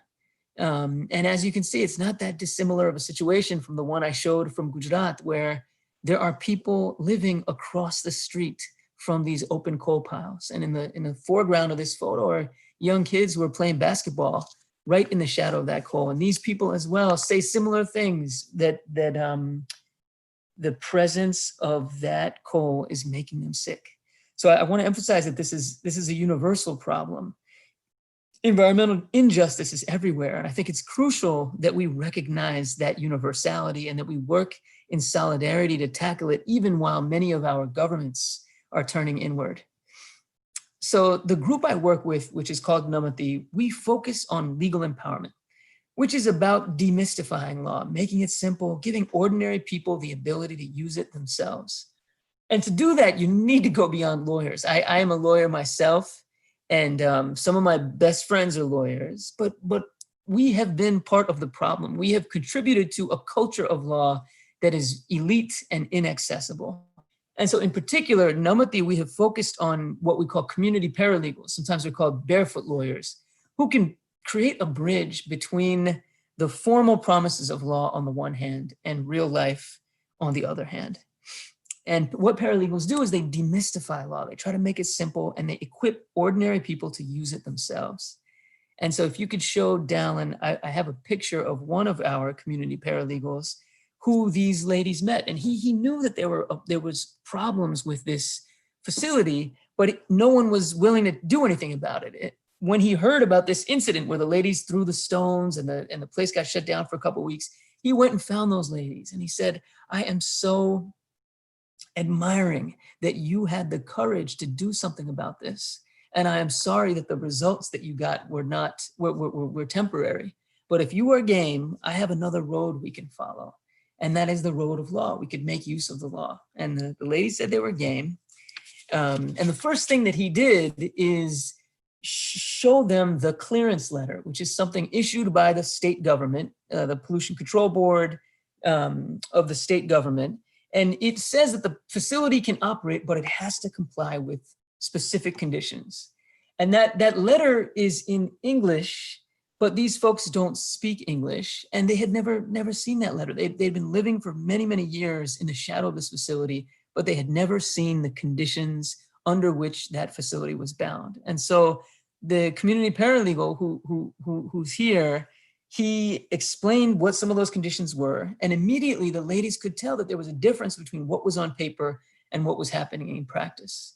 So they used that information to put in a small application. They didn't go to a lawyer. It didn't go in the paralegal's name. It went in the ladies' names themselves. And they put an application saying, we have seen the conditions. We have evidence of noncompliance. We are asking you to come and take a look. And when they did that, initially nothing happened, but they went and followed up at the office. And eventually they were able to get someone to come and pay a visit. And indeed, when the inspector came, he recognized that there were gross violations. And he issued an order saying, a show cause notice saying to the company, why is it that you are not complying with these regulations? I mentioned before that the head of that company is a MLA, and so he basically ignored that notice. He didn't do anything about it. But the ladies did not give up. They ended up traveling all the way to the state capital, Gandhinagar, and making an appeal in person and saying, look, your own official, your own officer has issued this notice, but the company's continuing to ignore it. And we are just asking that the rules on the books be enforced. And so from the state capital, they actually issued a closure notice ordering the company to stop its operations until it came in compliance with the rules. And the rules actually require the company to build a go down. So all of that bauxite is processed indoors rather than just being open and spraying on this village.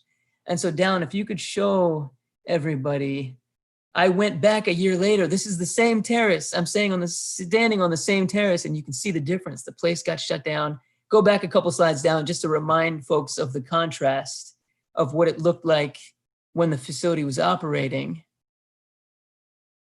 There it is. And then same terrace a few slides later, a year later. And the women said to me, we can now do our laundry and the clothes aren't red.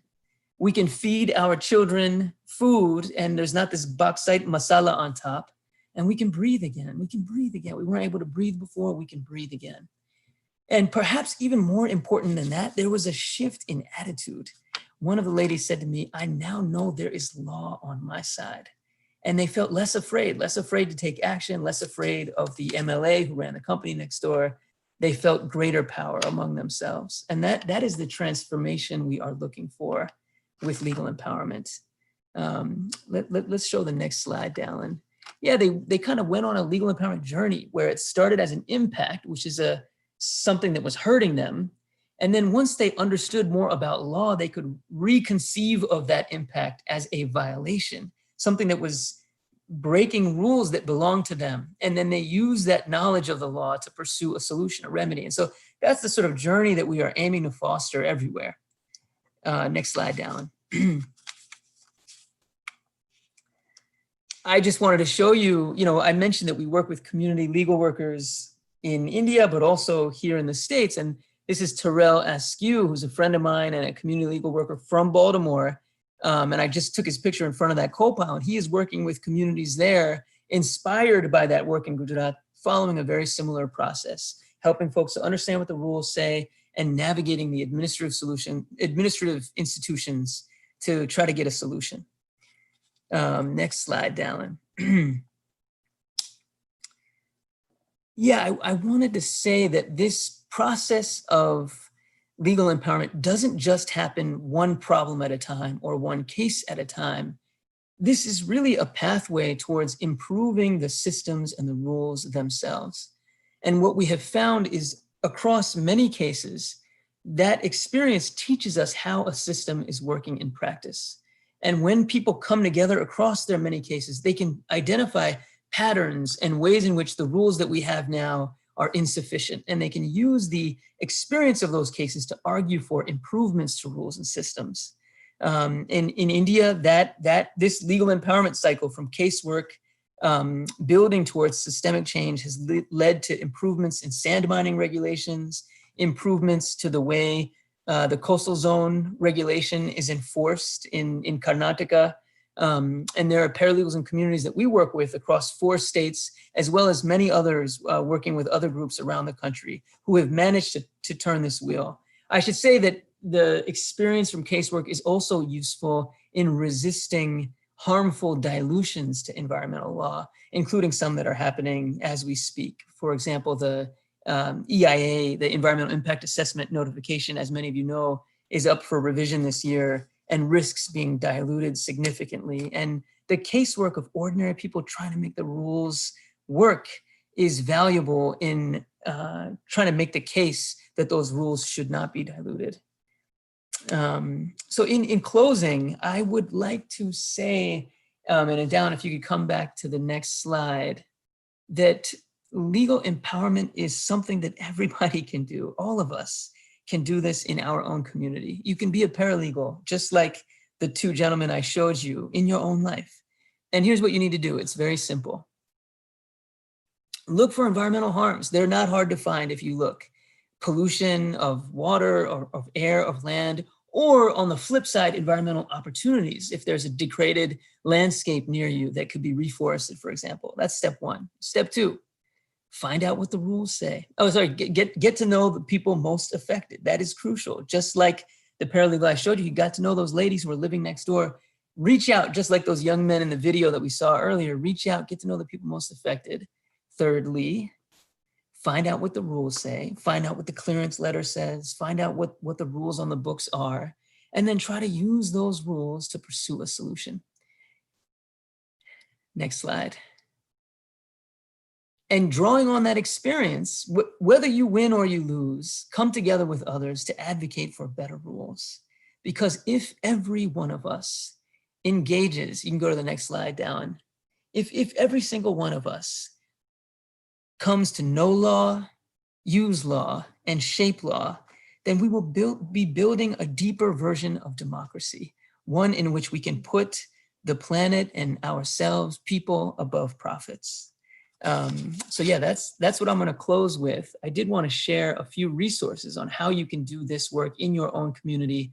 The one on the left is a guide for how community paralegals can work for environmental justice. And again, anyone can be a community paralegal. The second one breaks down specific provisions in Indian environmental law and shows how each of them can be used to solve a concrete problem. So it makes the rules simple and it gives you examples of how you can use those rules. And the third one is a global community of people who are pursuing this passion of legal empowerment. And I invite all of you to join it. So we got a few minutes left, and if folks are on the phone, I would love to address any questions or have a discussion. I do see one here. Let's see.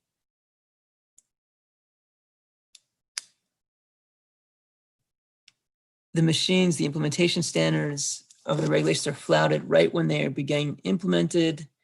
Those who come to check also pass a blind eye. I cannot, for the life of me, understand why the industry owners believe how they can get off scot-free. Even if the law doesn't punish them, the environment will.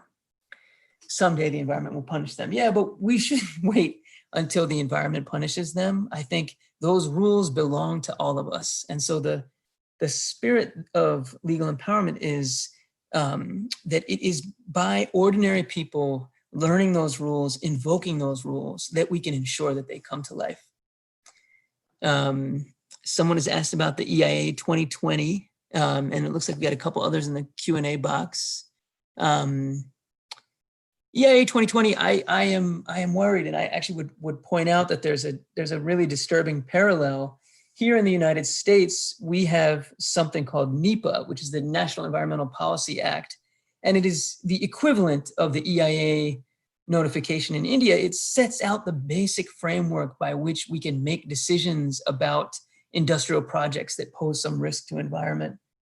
And very concerningly, during the pandemic, the US government went ahead with really damaging dilutions to that law, despite thousands and thousands of public comments asking for the contrary. And I fear that the same thing is happening in India. And so I would just underscore this reality that these problems of environmental justice, of failure to enforce the rules we have, and then dilution of those rules, these problems are taking place in many places, if not everywhere. And it is crucial that ordinary people like the ones on the phone right now connect and work in solidarity to make the best use of the rules we have and work towards improvements of those rules and defense of those rules when we do have them. So yeah, that's my plug for global solidarity from a American-born Desi across the ocean, facing very similar issues here in the States as the ones that I see in my native place of Gujarat and elsewhere in India. Let's see, we've got a few others. I'm scrolling up. We have one in the Q&A box, Vivek. If there's any evidence to show that the environmental degradation accelerates human depreciation and shortens lifespan for both rich and poor in unsustainable economies. Is there any research linking the two? Yes, unfortunately, yes. There's very clear research. There was a recent study that showed that air pollution is one of the most significant causes of premature death in India. And so, yeah, these aren't abstract concerns.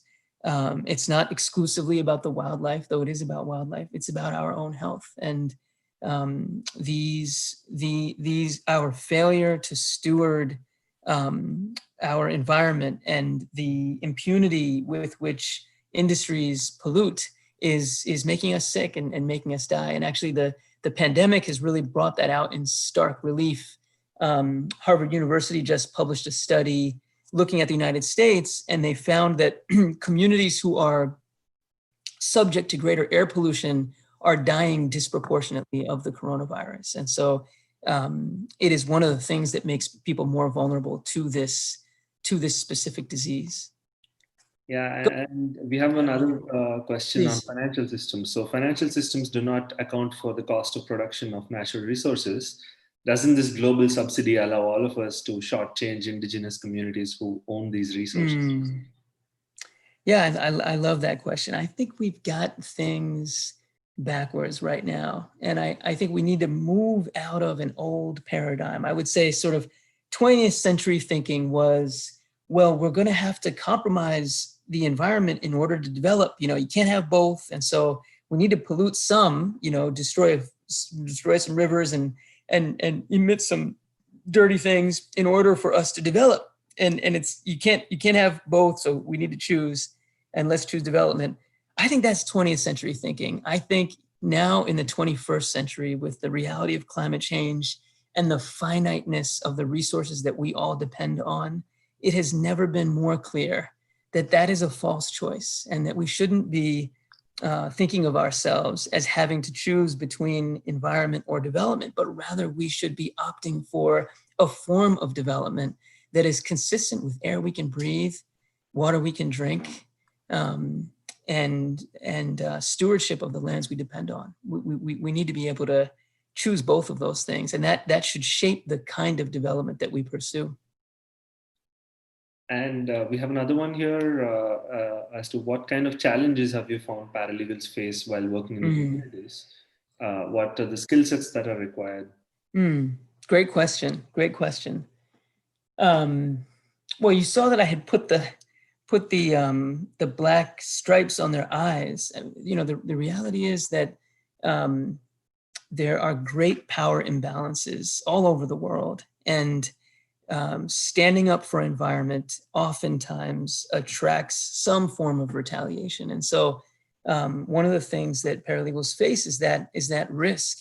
And I think the more of us who take part in this work, the more normal it will become. And the more young people, the more students, the more professionals who work as paralegals in their own lives, the more we can defend and protect the ones who are most vulnerable. So that is one set of challenges, and I think we can all be part of the solution to that one. There's also just a degree of complexity and sort of technical heaviness of environmental law. It's not simple. It's written in a way almost designed for people not to understand it. And so it does take time to try to comprehend it, break it down, and simplify it. And I think the more ordinary people take that effort to use the rules as they are now, the more we can also identify where the rules are overly complex and use our experience to argue for simplifications of those rules. So there too, I think that participation from everyone in this crucial system that we all depend on can work to make the system better and to address that challenge.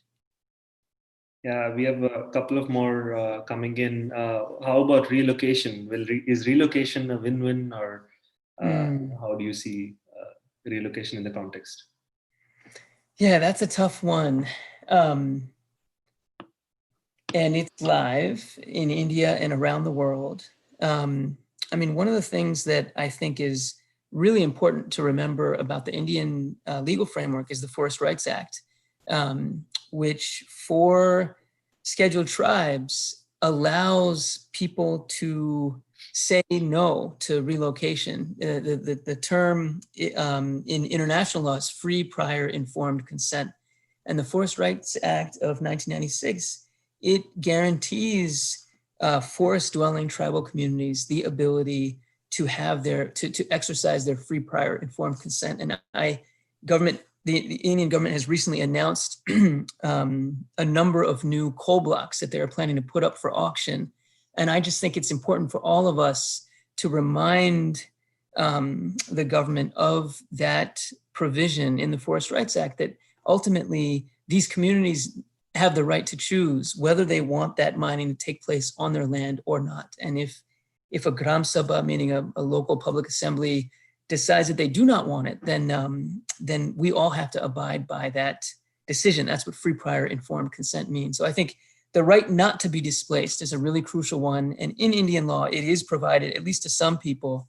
Outside of that specific context of tribal communities who are covered under the Forest Rights Act, I would not go so far to say that we would never be able to justly move people, because there are sometimes absolutely critical public infrastructure projects, or maybe even to preserve some of the environment. You know, in order to have, like, let's say, an elephant corridor or an integrous wildlife corridor, you may have to move people. But I think historically, when we have done that, societies and governments have badly failed the basic human rights protections that should go along with that. Because when you take someone out of their home, you are doing something really monumental.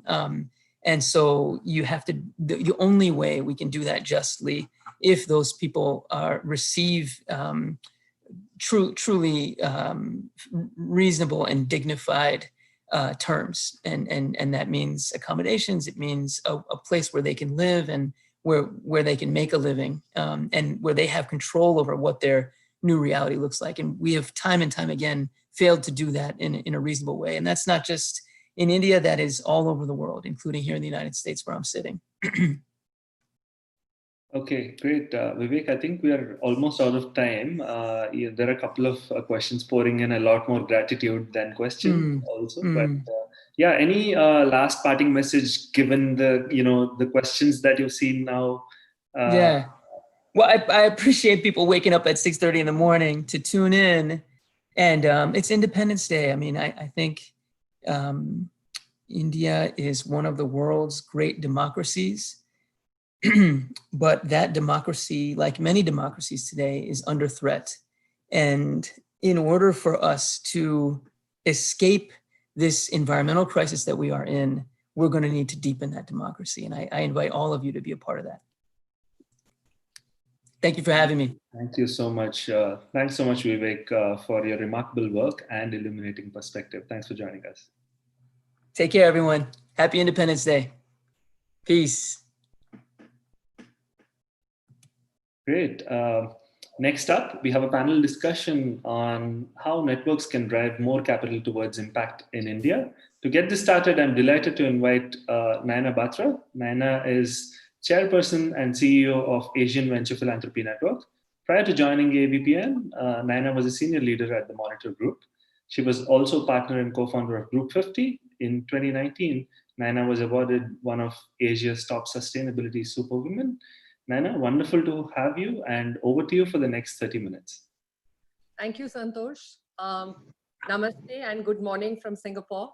I'm delighted to be here, and thank you very much to the Nudge Forum for inviting us. According to a report released by the Indian Impact Investors Council earlier on this year, impact enterprises in India have collectively raised $10.8 billion over the last decade. This has been invested into more than 550 for-profit social enterprises that in turn have impacted more than 490 million beneficiaries, who are mostly low-income communities that are underserved by traditional businesses, as well as through public sector social service delivery. While we may argue that this is a relatively small amount of capital, these impact investments have had an outsized effect on India's socio-economic development, because of the direct targeting of underserved customers and the high level of business and technology innovation that has been seeded and scaled by impact investors to address the most important development challenges that are facing our nation. As impact investing is comparatively nascent in India, I do believe, and this is not coming from any place of bias, that networks have played a big role in promoting awareness and building a community of impact. As Santosh mentioned, I'm Naina Sabarwal Batra. I am the CEO of AVPN, which is the Asian Venture Philanthropy Network, Asia's largest social investing network that brings together foundations, corporates, impact investors, VCs, and family offices from more than 36 countries to deploy capital towards impact across Asia. I have great pleasure in welcoming to this fireside chat along with me my close friend, Amit Bori, the CEO of the Global Impact Investing Network, or the GIN, from New York, and Sudhir Sethi, the chairman of Chirate Ventures, one of the largest VC firms in India. Amit and Sudhir, welcome to this discussion. It's very interesting and actually very relevant to have both of you because you represent both network and investor. And I think you're going to help us over the next 30 minutes to understand the growth of this sector in India and why it is so important as India needs to go towards achieving the sustainable development goals. So first, Amit, a few words about yourself and about the GIN. Yeah, sure. No, thank you. And it's such an honor to be here with all of you. And it's late in the evening here in New York, and I know many of you are dialing in very early in the morning. And thank you for joining us. I'm incredibly grateful for this opportunity. I think it's such an important discussion to be having, of course, on such a special holiday, and happy Independence Day to everyone. So I'm was born in the United States and have been working to help develop the impact investing market for about 12 years now. The GIN was founded in 2009 with a mandate to help really be a global champion of impact investing all around the world. And one of the things that we do, of course, is we are a network of investors, as our name would suggest. And we include over 300 formal members based in about 50 countries around the world. And over 30,000 people who are part of our network globally. Now, those organizations are huge financial institutions, some of the world's largest global institutions, all the way down to boutique firms, in places like India, Bangladesh, Kenya, the United States, the Netherlands, and so on. But what unites all of our members is the conviction that they can use investment capital to have a positive impact on people and the planet. And they focus on a broad range of sectors.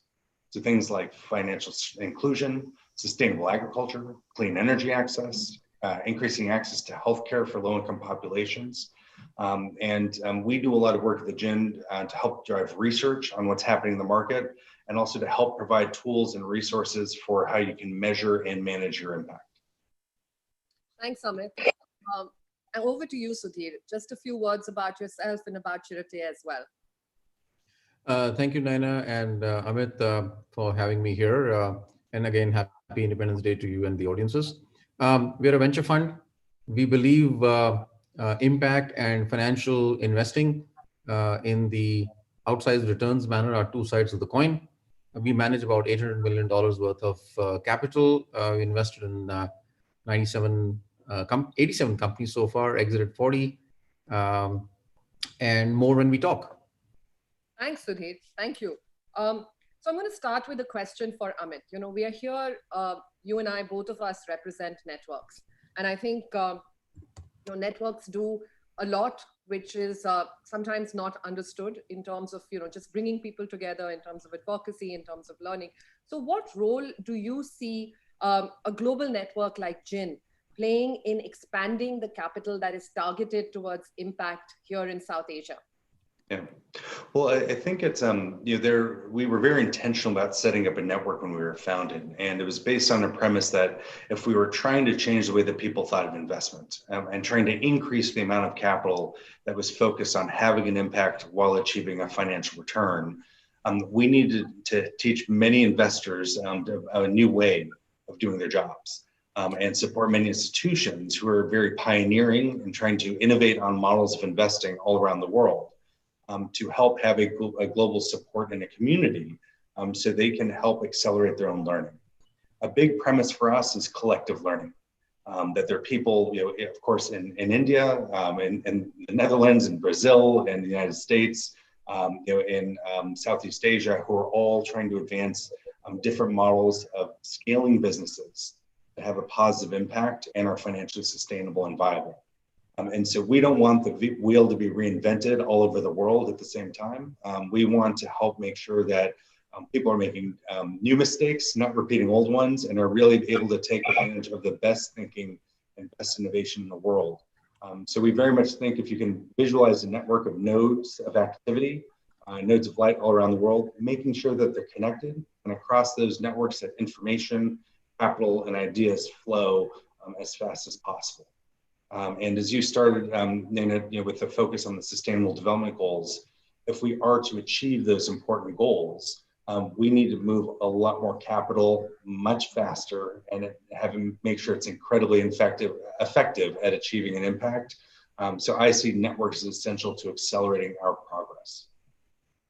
Oh, absolutely. And you made a couple of really important points here, in terms of highlighting to investors that there is a new way of investing, that they need to look at embracing a new way of investing, that there are different models of scaling. And, I love the allegory of the nodes of positive impact all over the world that we can all tap into. I'm going to bring Sudhir into the discussion as well right now. Sudhir, you and I talked about it, and we've talked about you as a mainstream investor. You have looked at investment in a different way. So, sort of building on Amit's point, do you feel that you've had to look at a new way of investing as you have looked at measuring the impact that your investments have created? How would you sort of describe in terms of impact investing or investing that Chirate has done? How would you describe the impact that it has created?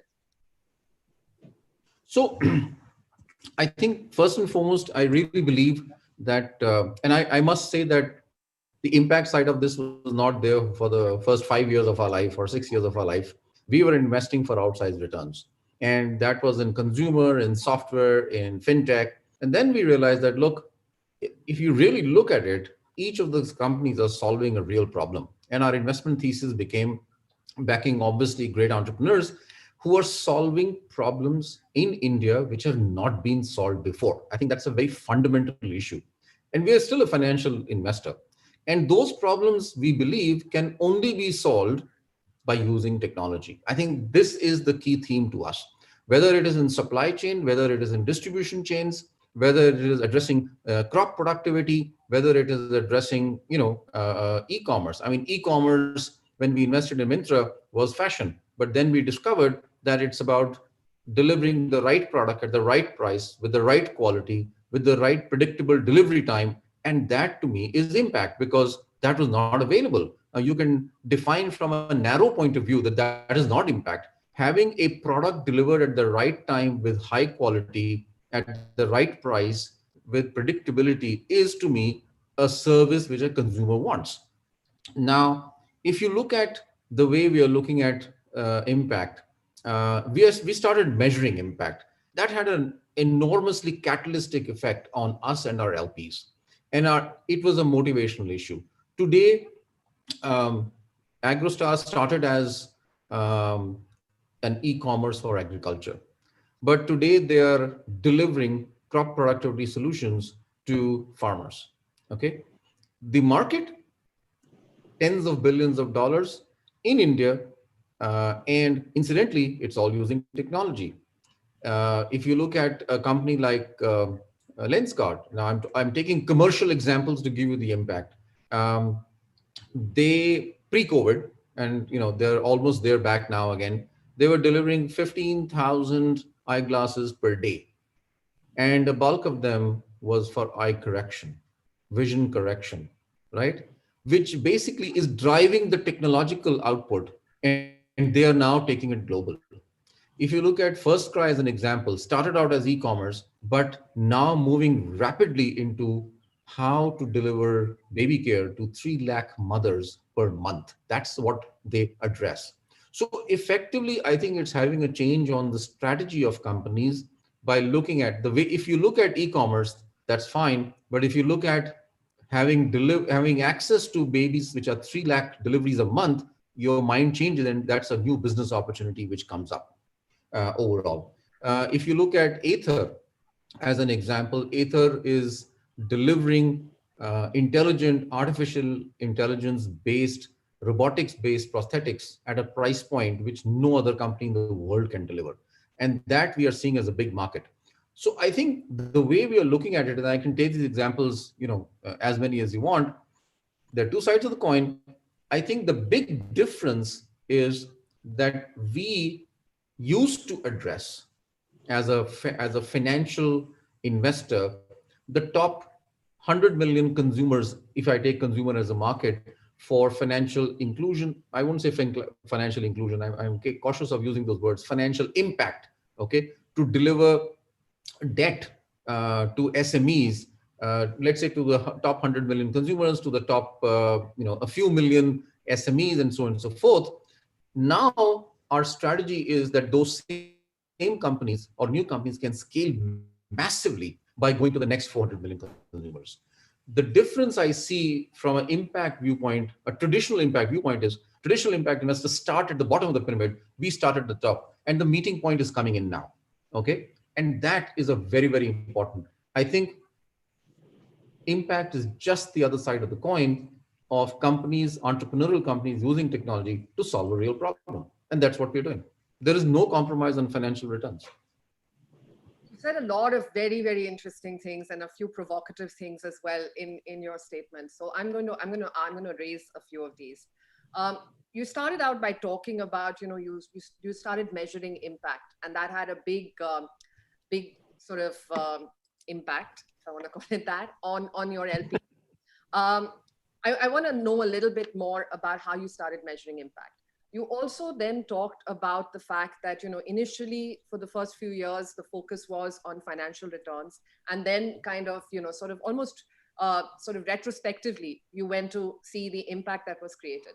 And the third thing, which I think is huge, is that a lot of the entrepreneurs or the businesses that you invested in actually saw scale by expanding their product or expanding their market to include underserved communities or communities that they hadn't thought of earlier. And finally, I thought what was very interesting is, you said you started from the top end of the market and you kind of moved towards the middle, and you have people who invest traditionally in social enterprises, and they were kind of moving towards the middle of the market as well. And that's where the two met, and there's no discounted returns. You're both creating impact, but in your mind, very, very clearly, there are no discounted returns. I think all of this is music to Amit's ears as well. Impact and no discounted financial returns. So I'm going to bring both of you into this conversation. Let's start with the impact measurement first, because there are a bunch of questions that have also come in around impact measurement. So Sudhir, first from you, what have you been using for impact measurement? And then to Amit, because I'm very impressed with, Iris Plus, what Jin has launched and what Jin has rolled out. I'd love then Amit to bring Iris Plus into the discussion as well. So Sudhir, first to you, what have you been doing to sort of measure impact, and how do you communicate that to your LPs? So I think first phase for us, we actually had an experienced person. Her name is Vidya. She joined us about 8 months back. Before that, we actually were talking to DFIs. We were talking to some Indian investors, and that's very important. We raise capital from India and outside India. Okay, 50% of our capital comes from India, and Indian investors started asking us that, are you solving any real problems? And as a result of which we said, okay, yes, we are. And DFI said, are you creating employment? We started measuring employment. Okay, and we suddenly found that at the end of the day, there were 50,000 jobs which were created. And this was quite some time back by the companies which were there, and tertiary job or connected jobs was a ratio of 1:3. And that was being asked by DFIs. That was being asked by SIDBI, one of our investors in India, which is like a sovereign fund of fund. And they said, okay, if you're doing that, then can you prove it to us? Okay, we went back to our companies and said, count, count, count. We went and said, okay, let's count, the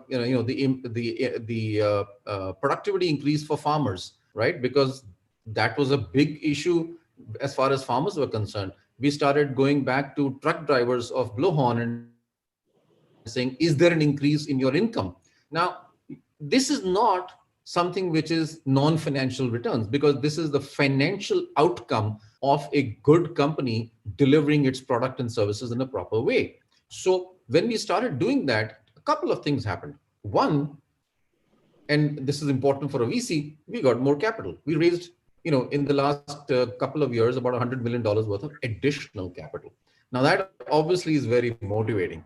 And we also realized that I think if traditional impact investors, which is what we are doing right now, are coming from the bottom end, and staying at the bottom and coming a little bit to the middle, they may actually miss out on the 400, 500 million people. It's a missed opportunity if that horizon does not expand.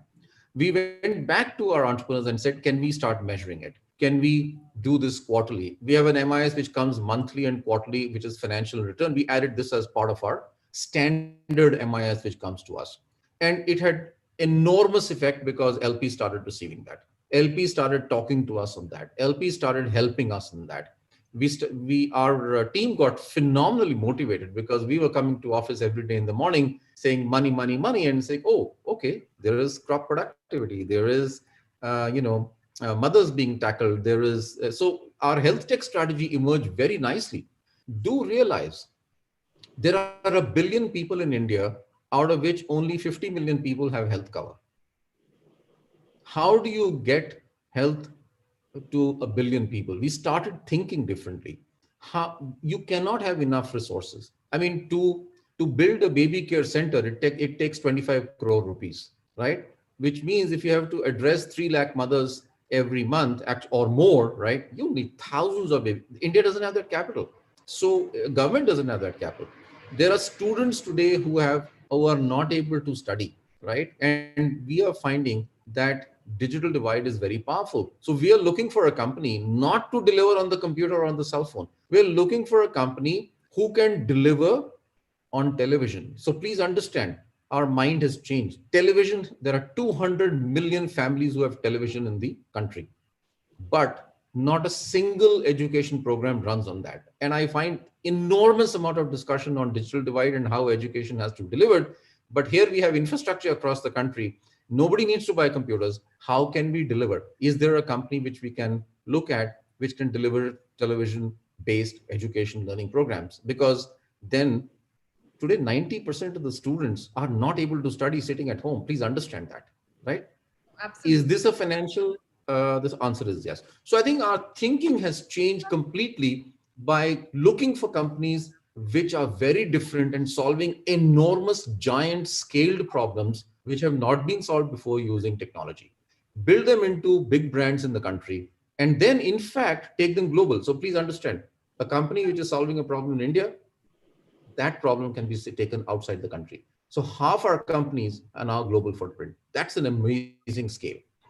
Thanks, Sudhir. I'm going to actually bring Amit in now. So Amit, obviously, Sudhir said, which I thought was very interesting, is that by measuring, other than the financial returns, by looking at the impact that they were creating, not only did more money come in, not only were their investors happy, but their employees were also happy. Talk to us a little bit about what you're seeing in terms of the trends of impact measurement, and how is that helping us drive more capital towards impact? Absolutely, thank you, and thank you for those comments there. And I think a couple of things that I'd highlight. We at the GIN, we see impact measurement and management as fundamental to good impact investing. And when I mean measurement and management, obviously measuring is gathering the data and understanding how you're doing, but management is incorporating that data into how you manage your funds and how you manage your companies. And I think that's where data really informs decision making. We provide resources to the market, and in particular, we offer a system called IRIS Plus. It's IRIS with a plus sign. It's a free online comprehensive system for measuring and managing your impact. So you can start with a sustainable development goal or a specific thematic area. It could be gender equality, it could be clean and affordable energy, and identify the core metric sets backed up by evidence that you can use to measure your progress. Now, where I think this is really important, the trends we're seeing in the early days of the gym, when we were founded, it was a lot of kind of what I would call do-gooder organizations focused on measurement. Foundations, government-backed institutions, nonprofit investors, who are all doing really interesting work.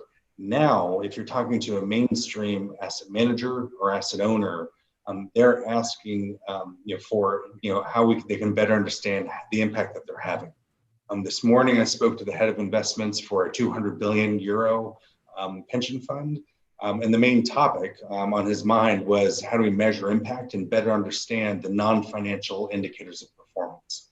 And that, I think, is an incredibly powerful driver of interest. If we have people controlling massive pools of capital who want to not only know how much profit their investments are making, but also understand the impact that they're having on people and the planet, that's what you'd hope people are using for decision making. And that, of course, is the type of thing that leads to what Sudhir's experience, where they are that is driving the way some investors are allocating capital.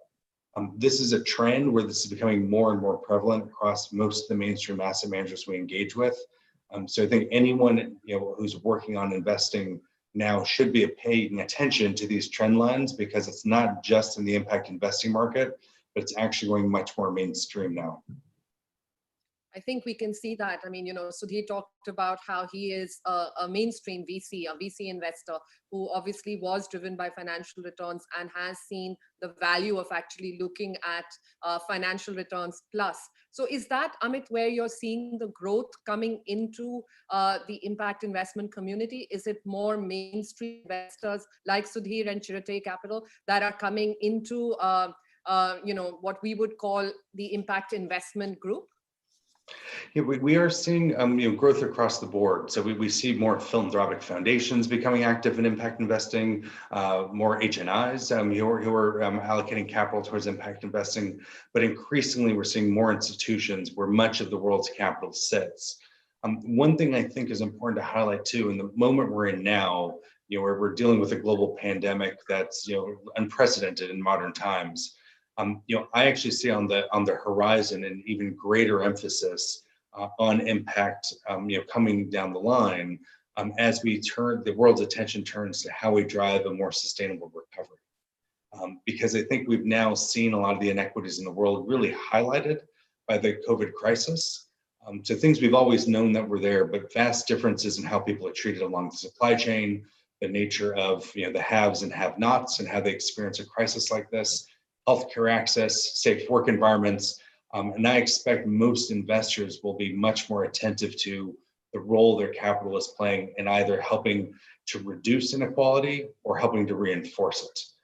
And I think that will be a huge driver in interest and in impact and impact measurements throughout the investment landscape.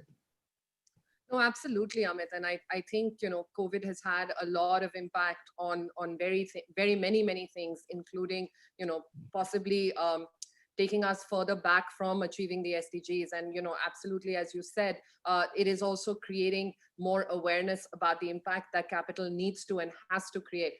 Sudhir, I'm going to bring you in right now. When you and I were talking before, you said something really interesting, and I'd love for you to share that with the audience in terms of how COVID has impacted your investments, because I think that to me was an eye-opener, and the fact that these investments seem to be very robust despite the challenges. So Sudhir, could you share a little bit of what you shared with me in terms of the impact COVID has had on your portfolio?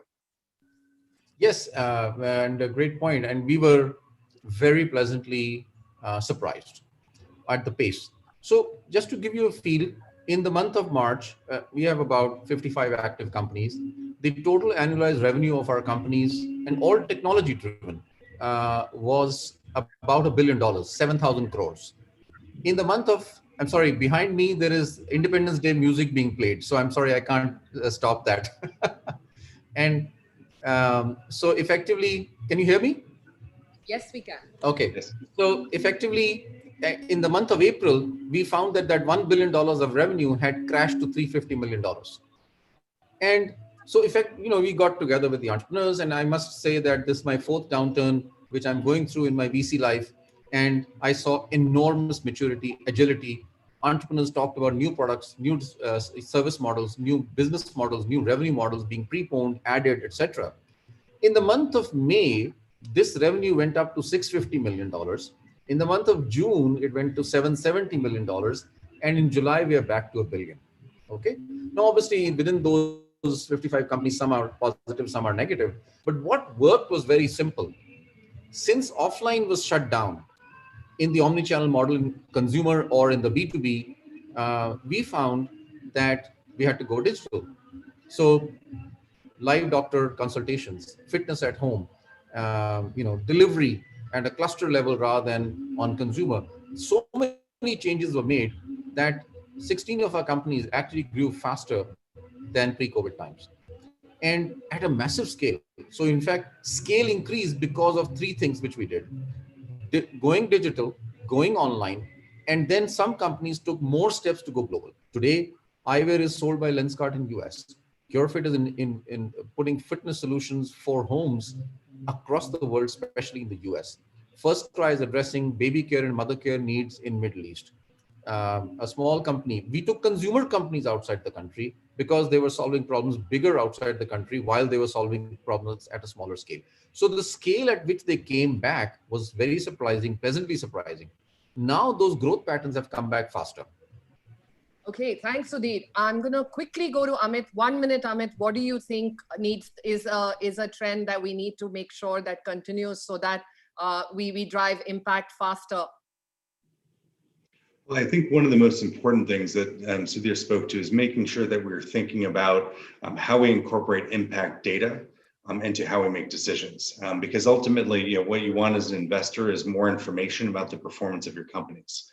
And what I think is absolutely critical is that we keep in mind that there's a purpose for money that's greater than just making more money, and that is that every dollar invested out there is having an impact on things related to the environment and to social inequality and other issues, and to have that consciousness front and center, but to back it up with hard data about performance that we can use to make better decisions.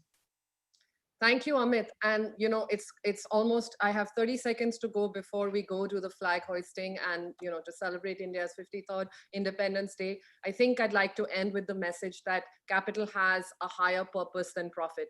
I think throughout this 24 hours Global Nudge Forum session, we are seeing the highlight of purpose. And I think the COVID pandemic has also shown us that purpose needs to come first. And I think from what Sudhir has said, purpose and profit don't have to be two separate things. They can go together quite well. So thank you very much, Sudhir and Amit, for joining us. And I want to take this opportunity to wish everyone here a very happy Independence Day. And thank you very much to the Nudge Forum. Thank you. Thank you very much. Thank you. Bye-bye. Thank you so much, Naina, Amit, and Sudhir. We'll quickly switch over to the feed from Redford. And right after that, we have an awesome concert coming up. Thank you so much. Thank you.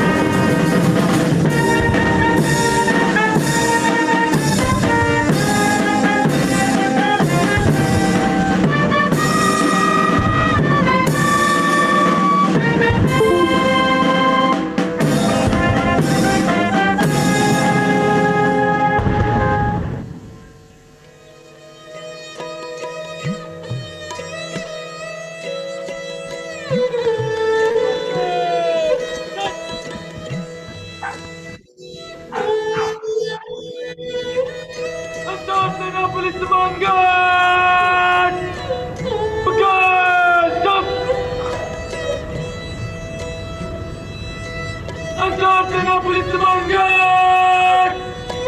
बाहर चलेगा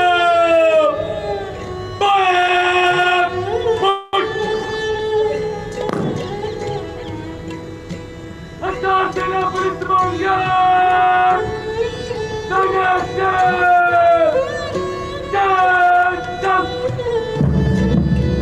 माननीय प्रधानमंत्री जी, लगातार 7वीं बार स्वाधीनता दिवस पर प्रधानमंत्री श्री नरेंद्र मोदी राष्ट्र को संबोधित करेंगे।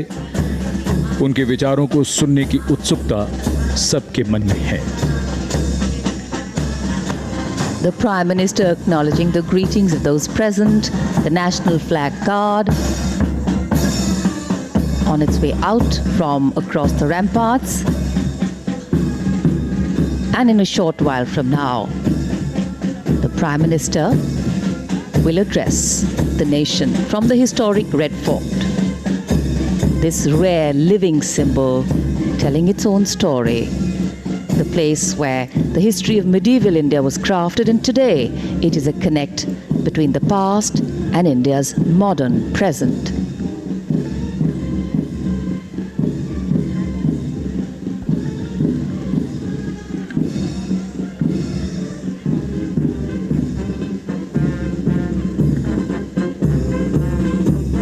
राष्ट्रीय ध्वजारोहण गारद के सजीले जवान रवाना हो रहे हैं समारोह स्थल से। इसमें शामिल थल सेना का प्रतिनिधित्व इस बार किया प्रथम गोरखा राइफल्स ने, क्योंकि 5वीं बटालियन जिसमें भाग ले रही थी, इसकी स्थापना 1942 में धर्मशाला में की गई थी। और सभी को प्रतीक्षा प्रधानमंत्री महोदय के उद्बोधन की।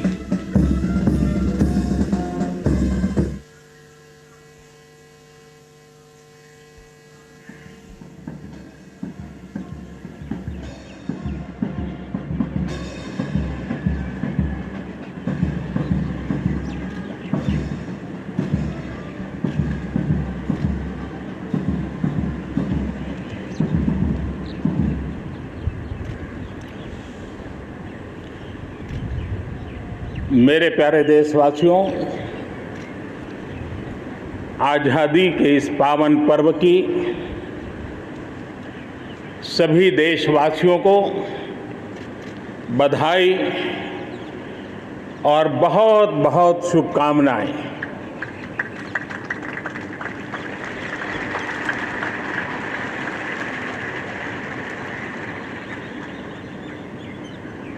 आज जो हम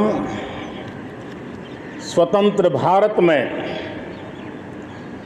सांस ले रहे हैं, उसके पीछे माँ भारती के लाखों बेटे बेटियों, उनका त्याग, उनका बलिदान और माँ भारती को आज़ाद कराने के संकल्प के प्रति उनका समर्पण आज ऐसे सभी हमारे स्वातंत्र सेनानियों का, आज़ादी के वीरों का, नर बांकुरों का,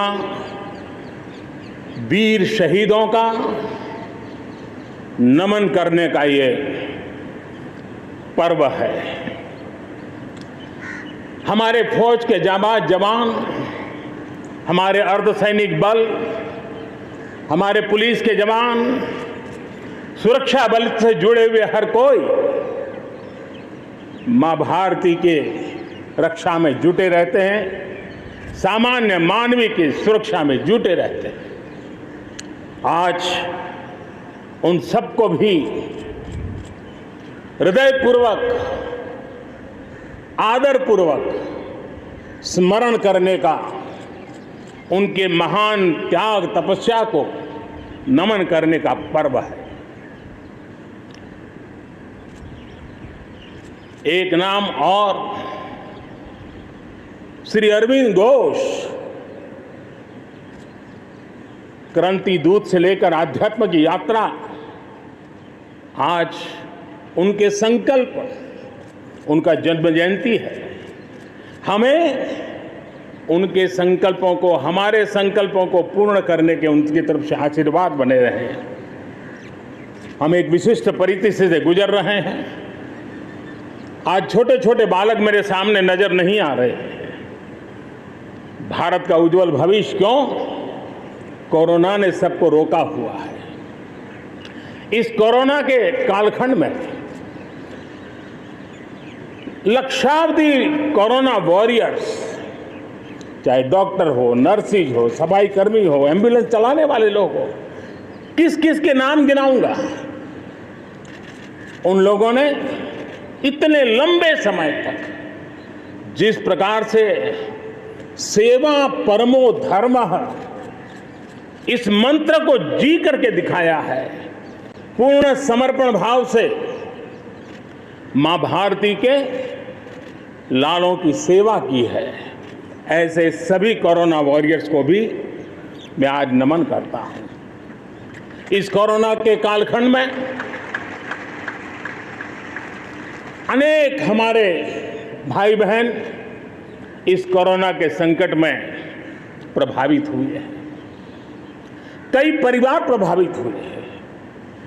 कईयों ने अपनी जान भी गंवाई है। मैं ऐसे सभी परिवारों के प्रति अपनी संवेदनशीलता प्रकट करता हूं और इस कोरोना के खिलाफ मुझे विश्वास है 130 करोड़ देशवासियों की अदम्य इच्छा शक्ति, संकल्प शक्ति हमें उसमें भी विजय दिलाएगी और हम विजयी होके रहेंगे। मुझे विश्वास है कि पिछले दिनों भी हम एक प्रकार से अनेक संकटों से गुजर रहे। बाढ़ का प्रकोप, खास करके नॉर्थ ईस्ट, पूर्वी भारत, दक्षिण भारत, पश्चिमी भारत के कुछ इलाके, कहीं लैंडस्लाइड, अनेक दिक्कतों का सामना लोगों को करना पड़ा है। अनेक लोगों ने अपनी जान गंवाई है। मैं उन परिवारों के प्रति भी मेरी संवेदना व्यक्त करता हूं और राज्य सरकारों के साथ कंधे से कंधा मिलाकर के ऐसी संकट की घड़ी में हमेशा देश एक बन करके, चाहे केंद्र सरकार हो, राज्य सरकार हो, हम मिल करके तत्काल जितनी भी मदद पहुंचाने का प्रयास कर सकते हैं, सफलतापूर्वक कर रहे हैं। मेरे प्यारे देशवासियों, आजादी का पर्व हमारे लिए, ये स्वतंत्रता का पर्व आजादी के वीरों को याद कर करके नए संकल्पों की ऊर्जा का एक अवसर होता है। एक प्रकार से हमारे लिए ये नई प्रेरणा लेकर के आता है, नया उमंग, नया उत्साह लेकर के आता है। और इस बार तो हमारे लिए संकल्प करना बहुत आवश्यक भी है और बहुत शुभ अवसर भी है, क्योंकि अगला जब हम आजादी का पर्व मनाएंगे तब हम 75 वर्ष में प्रवेश करेंगे। ये अपने आप में एक बहुत बड़ा अवसर है और इसलिए आज आने वाले 2 साल के लिए बहुत बड़े संकल्प लेकर के हमें चलना है। 130 करोड़ देशवासियों को चलना है। आजादी के 75 वर्ष में जब प्रवेश करेंगे और आजादी के 75 वर्ष जब पूर्ण होंगे, हम हमारे संकल्पों की पूर्ति का एक महापर्व के रूप में उसको भी मनाएंगे। मेरे प्यारे देशवासियों, हमारे पूर्वजों ने अखंड एक निष्ठ तपस्या करके त्याग और बलिदान की उच्च भावनाओं को प्रस्तावित करते हुए हमें जिस प्रकार से आजादी दिलाई है, उन्होंने न्यौछावर कर दिया है। लेकिन हम ये बात न भूले कि गुलामी के इतने लंबे कालखंड में कोई भी पल ऐसा नहीं था, कोई भी क्षेत्र ऐसा नहीं था कि जब आजादी की ललक न उठी हो, आजादी की इच्छा को लेकर के किसी ने प्रयास न किया हो, जंग न किया हो, त्याग न किया हो। और एक प्रकार से जवानी जेलों में खपा दी, जीवन के सारे सपनों को फांसी के फंदों को चूम करके आहूत कर दिया। ऐसे वीरों को नमन करते हुए और फिर एक तरफ सशस्त्र क्रांति का दौर, दूसरी तरफ जन आंदोलन का दौर, पूज्य बापू के नेतृत्व में राष्ट्र जागरण के साथ जन आंदोलन की एक धारा ने आजादी के आंदोलन को एक नई ऊर्जा दी और हम आजादी के पर्व को आज मना पा रहे हैं। इस आजादी के जंग में भारत की आत्मा को कुचलने के भी निरंतर प्रयास हुए हैं, अनगिनत प्रयास हुए हैं। भारत को अपनी संस्कृति, परंपरा, रीत रिवाज, इन सब से उखाड़ फेंकने के लिए क्या कुछ नहीं हुआ। वो कालखंड था, सैकड़ों सालों का कालखंड था। शाम दाम दंड भेद सब कुछ अपने चरम पर था और कुछ लोग तो ये मान के चलते थे कि हम तो यावत चंद्र दिवाकरो यहां पर राज करने के लिए आए हैं। लेकिन आजादी की ललक ने उनके सारे मंसूबों को जमीन दोस्त कर दिया। उनकी सोच थी कि इतना बड़ा विशाल देश, अनेक राजे रजवाड़े, भांति भांति की बोलियां, पहनवेश, खान पान, अनेक भाषाएं, इतनी विविधताओं के कारण बिखरा हुआ देश कभी एक होकर के आजादी का जंग लड़ नहीं सकता है। लेकिन इस देश की प्राण शक्ति वो पहचान नहीं पाए।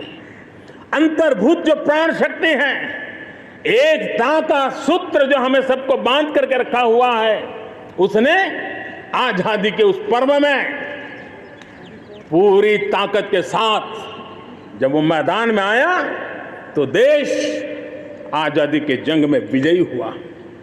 हम ये भी जानते हैं कि वो कालखंड था, विस्तारवाद की सोच वालों ने दुनिया में जहां भी फैल सकते के फैलने का प्रयास किया, अपने झंडे गाड़ने की कोशिश की। लेकिन भारत का आजादी का आंदोलन दुनिया के अंदर भी एक प्रेरणा का पुंज बन गया, दिव्य स्तंभ बन गया और दुनिया में भी आजादी की ललक जगी।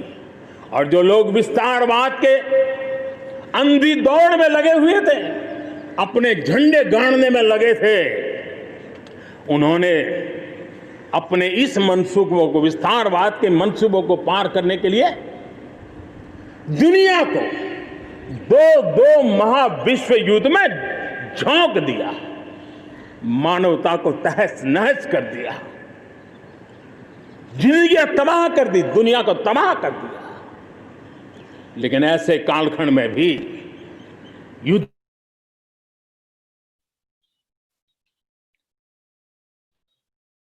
Okay, welcome back everyone, and now it's time for Ricky Cage, as promised, ladies and gentlemen, the Grammy Award-winning music composer, producer, and environmentalist. He's collaborated with some fantastic artists to put together this virtual concert for you, capturing some truly original voices from across the land, and a rendition of the national anthem we promise you've never heard before. The anthem is dedicated to the true citizens of India. Who they are is a bit of a surprise. So you will not want to miss a second of this. So do stay tuned and enjoy the concert.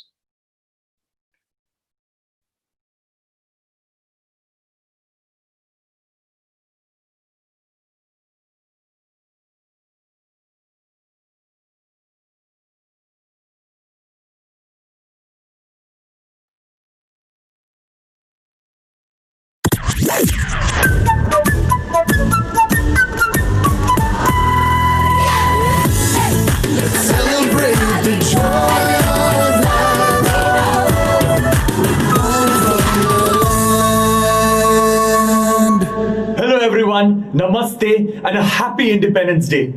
Now let us kickstart today's concert for the Nudge Foundation with an anthem for a better tomorrow, a brighter, more beautiful future for everyone and everything. Now joining me are the awesome Benny Dayal and Jonita Gandhi. Here is Jago. जागो पधारो मैं जो गण देवा जागो पधारो मैं जो गण देवा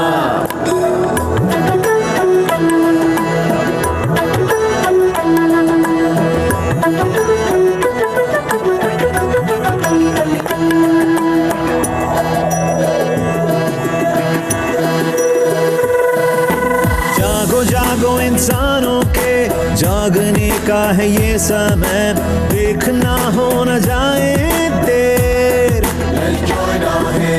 आने वाला जो कल होगा आज का ही वो पल होगा देना हम खुदा कल होगा कूचा कूचा पुकारे आओ मिलके जी सारे ना करो अनसुनारे Reach out, let us join hands and sing this world song. Reach out, let us join hands and sing this one song. Reach out, let us join hands and sing this world song. Reach out, let us join hands and sing this one song. Jago padharo main jo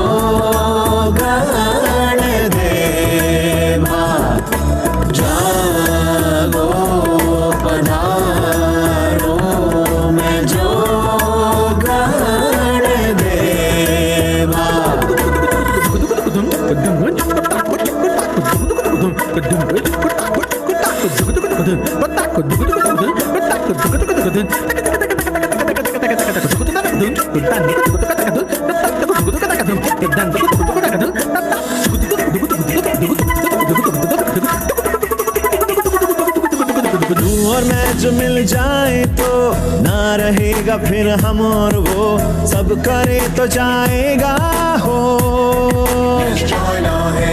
अब भी हम अगर चाहे तो बदल देंगे तकदीरों को सब करे तो जाएगा हो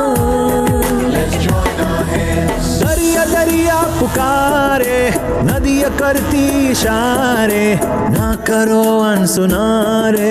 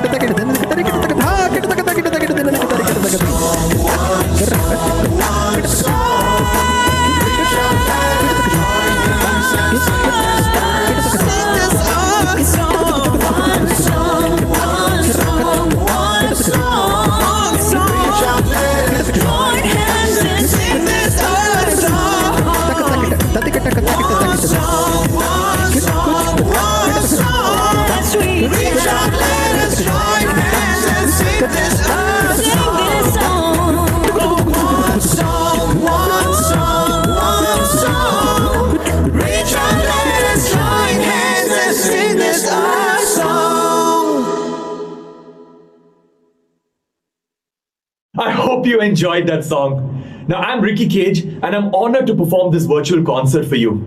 Now, this is my second time performing for the Nudge Foundation, and I absolutely believe in them.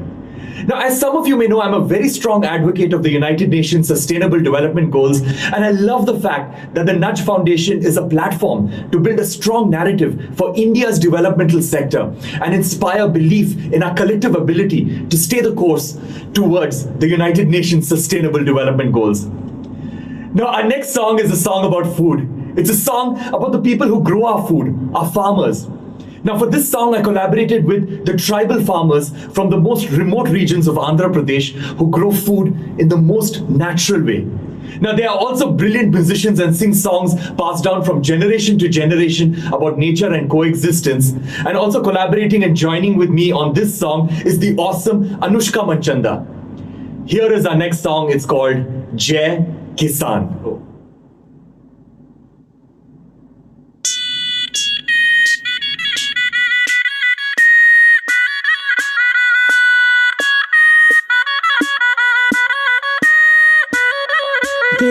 Gari gazili alokai kumigo to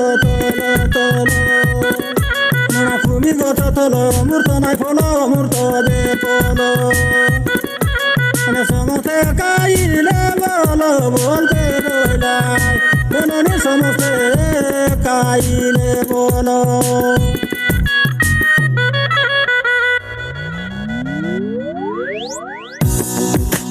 मिट्टी में वो अपने सपने और सेज प्यार से जीना वो जीना जो कुदरत के साथ में कितना हंसी ये मौका है तो रह जागरूक और सही है जो वो करे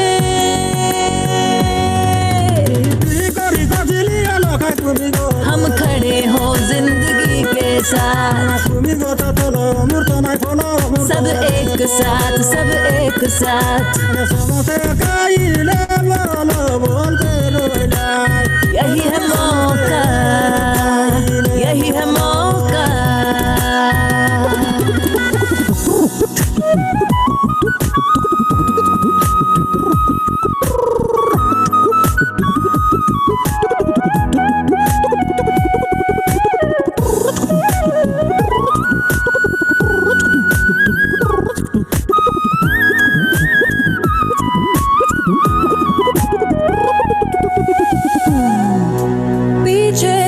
देखना रात थी यहाँ और हो रहा है अब तो सवेरा हमने तो ये सीखा कुदरत को है पता हम सबको चाहिए क्या कितना हंसी ये मौका है तो रहे जागरूक और सही है जो वो करे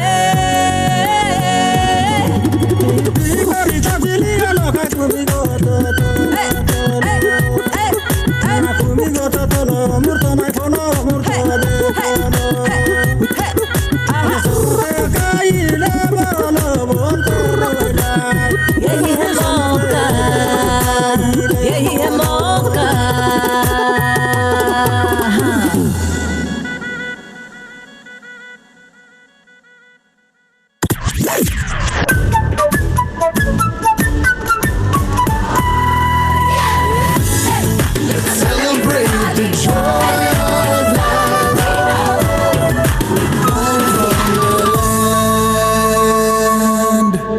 So much for listening. Hope you enjoyed our tribute to our farmers. Now, our next song is a song sung from the perspective of a child. Now, she is asking her parents, what have you done to this world? Why have you not left any beauty in this world for me, my siblings, and my future generations to enjoy? At least leave me a planet where I'm able to breathe clean air. Now, this song is sung by the amazing and soulful Khatija Rahman. Here is Iltija.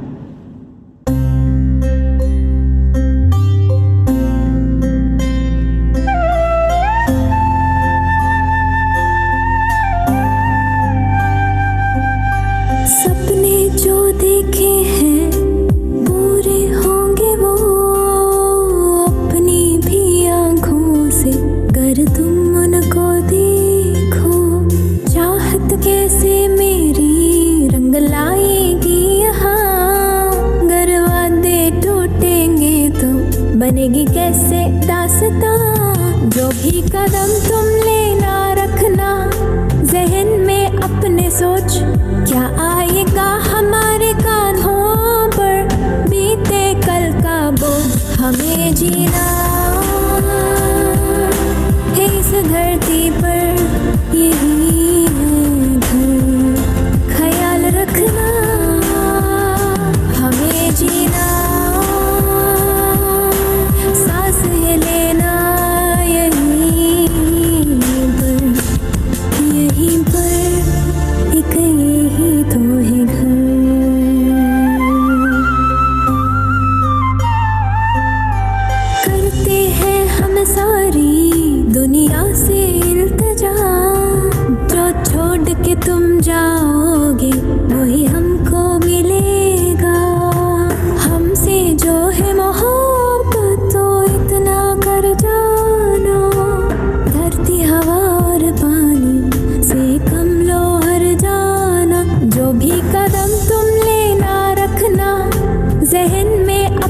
सोच क्या आएगा हमारे कांधों पर, बीते कल का बोझ हमें जीना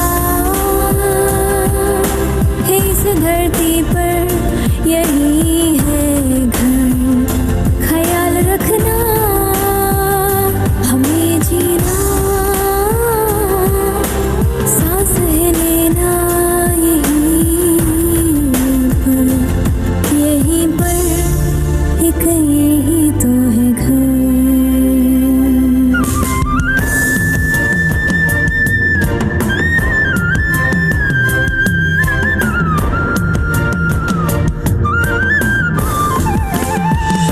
हमें जीना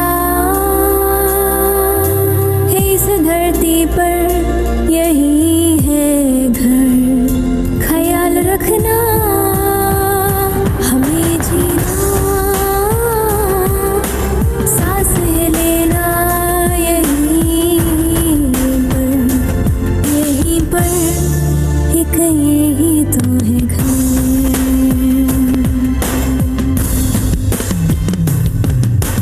सपने जो देखे हैं पूरे होंगे वो अपनी भी आँखों से, कर तुम उनको देखो।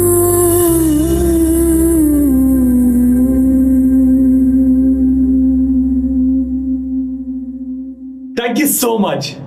Now, isn't Khatija Rahman absolutely amazing? What a beautiful voice. Now, over to our next song.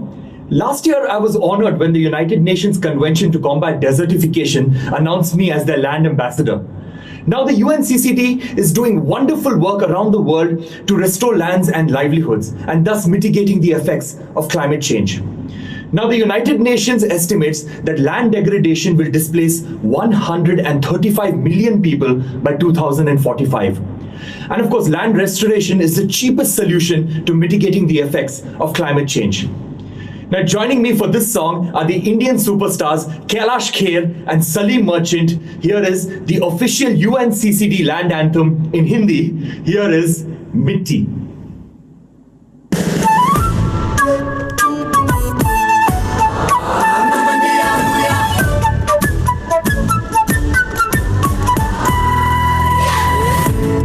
होता वही है घर जहाँ डर हो ना फिकर, मिट्टी की जहाँ आए खुशबू, जहाँ ख्वाब हो फलक पर और सांसों में सबर, जहाँ खुद से हो तू रूबरू। जो देखे कभी सोचे तो जान ले, है कितना खुश किस्मत तू। Let's celebrate the joy of life. Oh, we're born from the land. Oh, you and I and all of life. Oh, we're born from the land. Let's celebrate the joy of life. Oh, we're born from the land.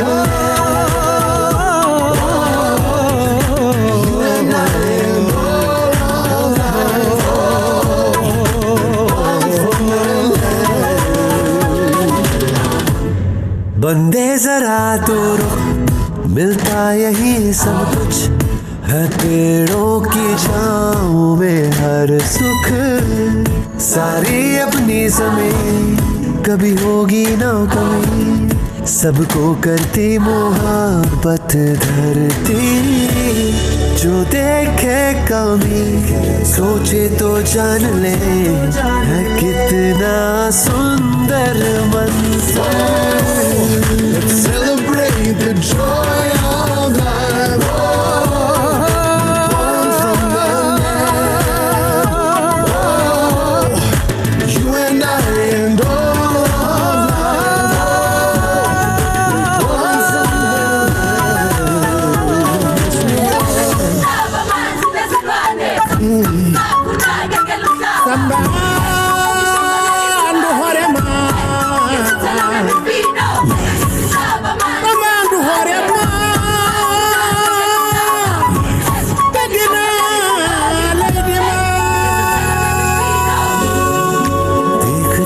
जरा तनु जो भी चाहिदा तेरे पैरां दे है थल्ले पे यार सोचता जरा उस तरह हो दुनिया हूँ भी जिस तरह दिल तेरा Celebrate the joy of life born from the land you and I am born of life born from the land celebrate the joy of life born from the land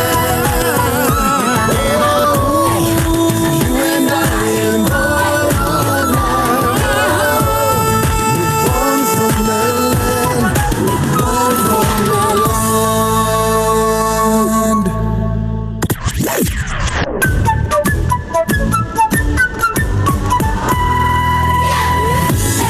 let's celebrate the joy of life born from the land. Thank you so much. Now, during these tough and dark times, all of us need to shine our light to everyone around us. Our next song is about spreading kindness and solidarity. Now, joining me are the legendary father and son duo, Udit Narayan and Aditya Narayan. I'm so proud to be performing with these amazing, amazing singers. Here is Shine Your Light.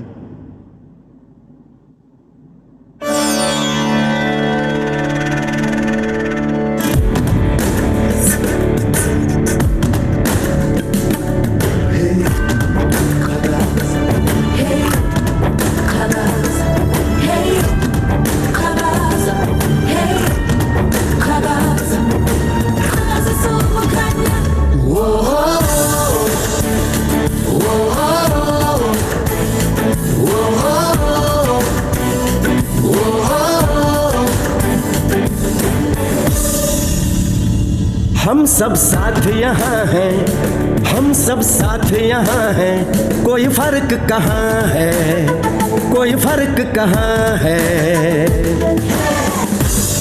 चलो हाथ बढ़ाए चलो सबको दिखाए कोई भी यहाँ अकेला ना है Let's do this, it's our time. Let's do this, it is time to shine a light. Let's do this, it is time to shine your light. Whoa, whoa, whoa, whoa, whoa.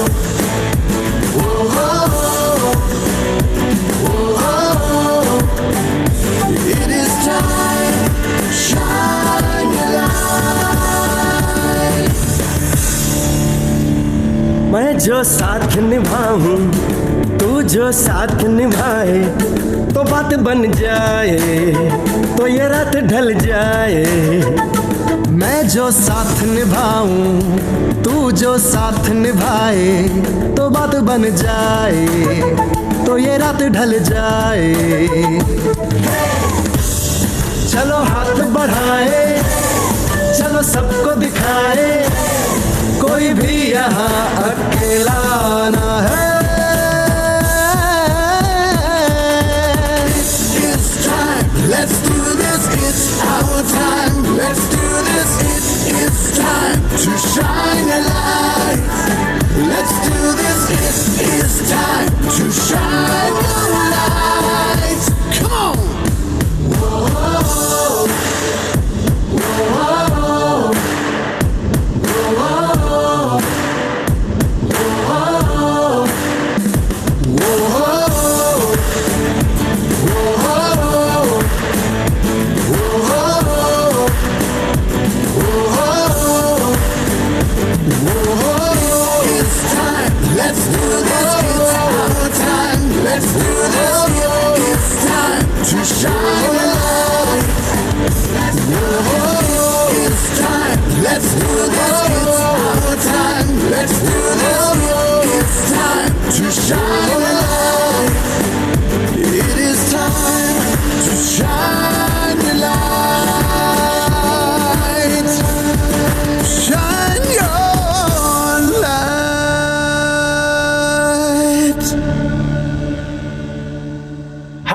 Independence Day again to all of you.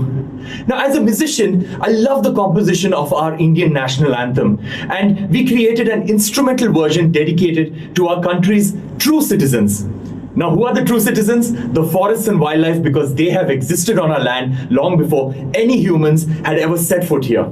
Now, India is much more than just humans, and I'm sure you agree with me on that. So if you would please indulge me, let us all rise for the true citizens of India. Let us all rise for the Indian national anthem.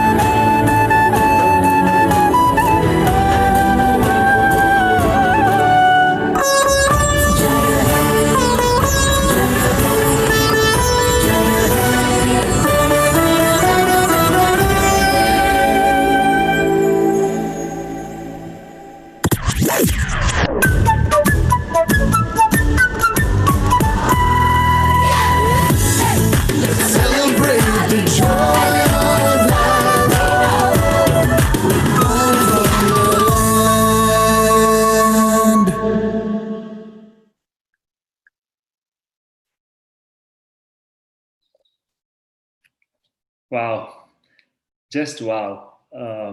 Goosebumps, right? Lots of gratitude to you, Ricky, and your team, and all the musicians who've collaborated and made this such a special concert and an amazing way to kick off our Independence Day. For all our attendees enjoying watching the sessions, get an even richer event experience, network with other attendees, engage in discussions and much more by downloading the Attendify app. Look for the Nudge Forum and log in there. Coming up, we have the India Daytime Opening Address by Padma Bhushan Mr. B. Muthuraman sir. Then we discuss the state of education in India with Ashish Dhawan, Madhav Chavan, moderated by Smarinita Shetty. And then we discuss economic development through equitable access to energy with Ashwin Dayal, Dr. Ajay Mathur, Reema Nanavati, moderated by Anjali Garg.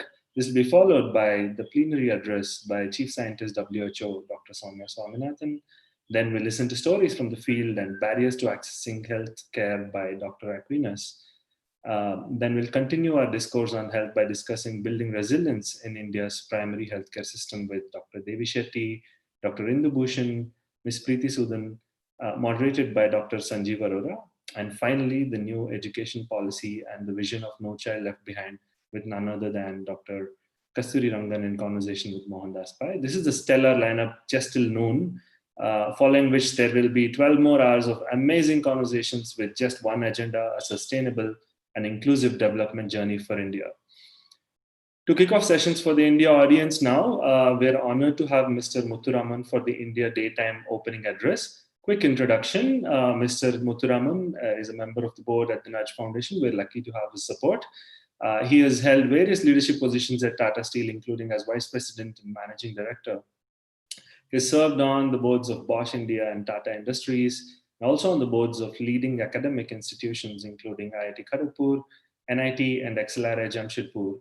In 2012, he was awarded one of India's highest civilian awards, the Padma Bhushan. Mr. Muthuraman, very good morning and a very warm welcome to you. Sir, you may need to unmute yourself.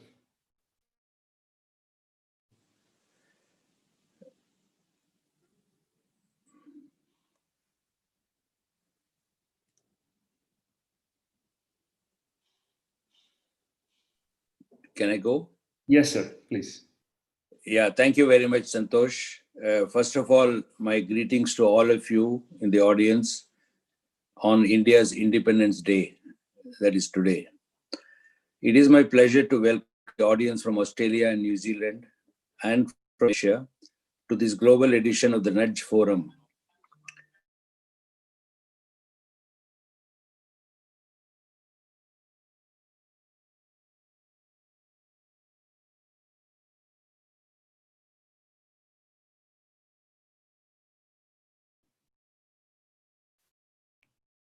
Hi, Mr. Muthuraman. We seem to have lost. A day of gratitude for generations before us who committed their lives to making India free and then building this nation on the principles of justice, liberty, equality, and fraternity.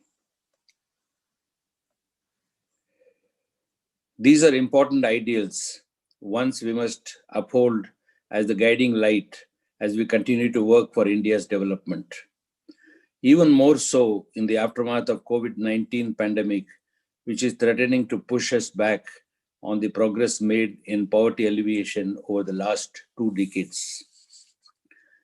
It's more important now than ever before for our development journey forward to be inclusive and sustainable. As the country perseveres to combat the pandemic and get back on its feet, we must realize that we have only 10 years in which to recover lost ground and achieve the sustainable development goals. Our past ways of tackling inequity in education and healthcare, or addressing problems of malnutrition, unemployment, urban housing, or climate change will fall woefully short. We need to find new ways of thinking and acting on India's developmental agenda. The first step in all this is for stakeholders in India's development, both domestic and global, to come together and resolve to work together. The purpose of the Nudge Forum is to provide that space and make India's inclusive and sustainable development a rallying point for all Indians, diaspora, and allies across the globe. Once again, it's a pleasure for me to welcome all of you to be a part of this journey. Thank you very much.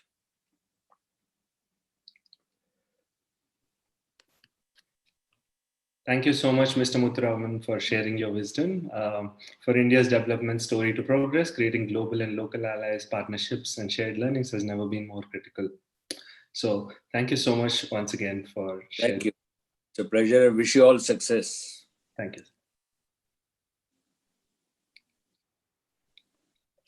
Yeah, now we'll have another video on COVID heroes presented by the Josh team.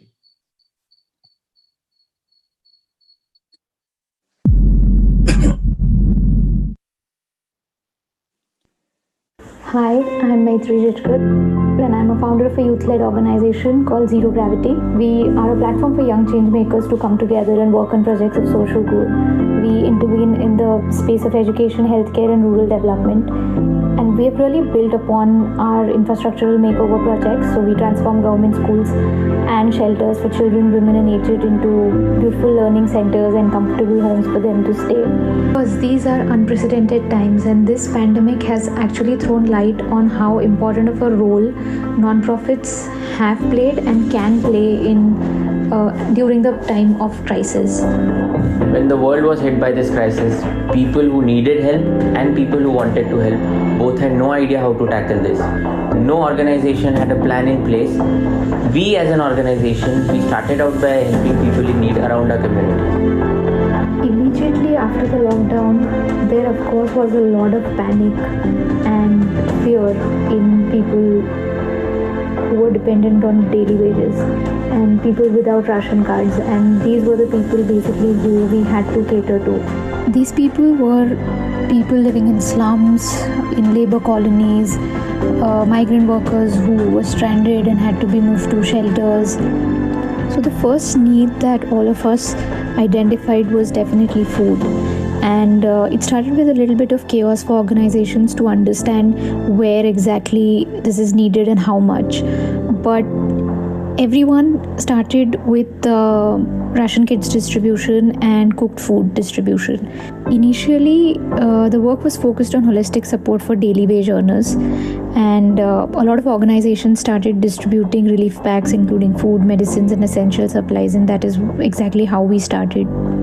But with the lockdown being extended, a lot of pressure was increasing on organizations working on ground with such a limited human resource considering the times, and with very few set of volunteers, we had to pull off work on ground.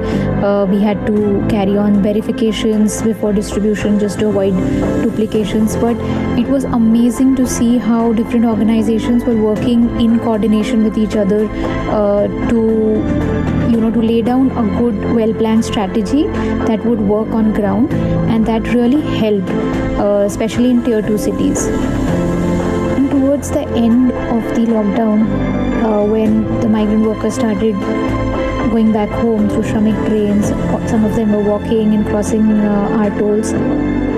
The workers boarding these Shramik trains or walking back home were not even equipped enough with basic essentials, right from food or sanitary napkins for women or food for newborn babies. And this is something that we try to cater to, and with all the work that a lot of organizations have done, they have shown deep commitment to building an inclusive, caring and more equitable India.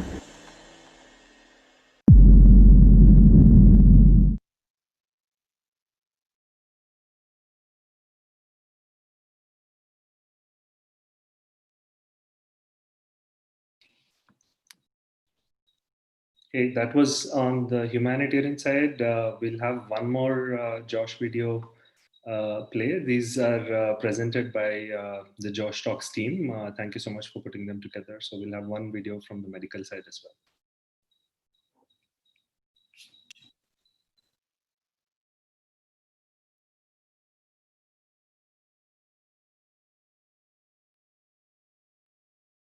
Hello everyone, my name is Shlok Jaguste and this is my friend Varun Kokhle, and together we are the founders of Shubhashish Initiative. 12 different locations in 12 days and 4,500 people. This is how much Shubhashish Initiative has contributed in its lifetime. These 4,500 people that were fed through this initiative include the extremely needy people, the gypsy families, daily wage workers. They also include policemen, sanitation workers, as well as Amphan cyclone victims of Odisha and migrant laborers stuck in Maharashtra. We also serve the transgender community in Chennai. So the initial idea of the initiative came when I used to distribute sweets and savories made during festivities around my locality to the needy people when I was in class 11. And then since this COVID-19 pandemic was a very severe one and had a large impact on our country, we decided that we could do our part as the government and NGOs did. So this is when we decided to help out the hungry and needy people out there by supplying them with cooked food packets and even grocery kits. So in the beginning, we planned to have many volunteers across the major cities of India. But at the very start of the initiative, it was only me and Varun. So I stay in Kharghar, Navi Mumbai. And initially, I thought it would be very difficult to effectively distribute the food packets. But the Kharghar Police Department was very instrumental. They escorted us to the areas which were in the most need. And they made sure that there was orderly distribution of food, and without their help it would have been very difficult to do our jobs and distribute the food packets accordingly. So for the first 3 days, 3 to 4 days, we distributed cooked food packets all around our areas, as Shlok in Kharghar and myself in Chennai. So then we started receiving special requests from transgender community and slum clear and poor people to help them with groceries and as well as with cooked food. So that is when we swung into action and distributed aid to them. Also, we facilitated two big missions where we had Mission Odisha, which was to help the people affected due to Amphan cyclone in coastal Odisha, and then to help migrant laborers stuck in Maharashtra with the help of Maharogi Seva Samiti of Dr. Baba Prakash Amte. And this is how our initiative came to an end. So after the end of the Shubhashish initiative for food delivery, we started Shubhashish Vidya, which is where we facilitate peer tutoring in times of lockdown. It is basically for hobby and skill training, and people who are interested can contact us to contribute. So as you can see, this is the contact us page on our website. You can contact us anytime and inquire about whatever your requirements are. So till then, Sarvadata Sukhi Bhav.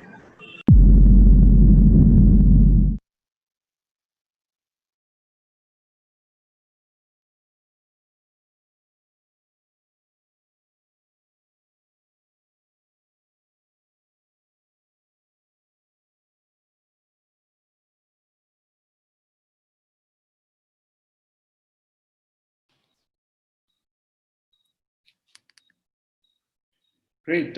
We have more exciting sessions coming up later today. And the pandemic has required everyone across the country to jump in and do their bit.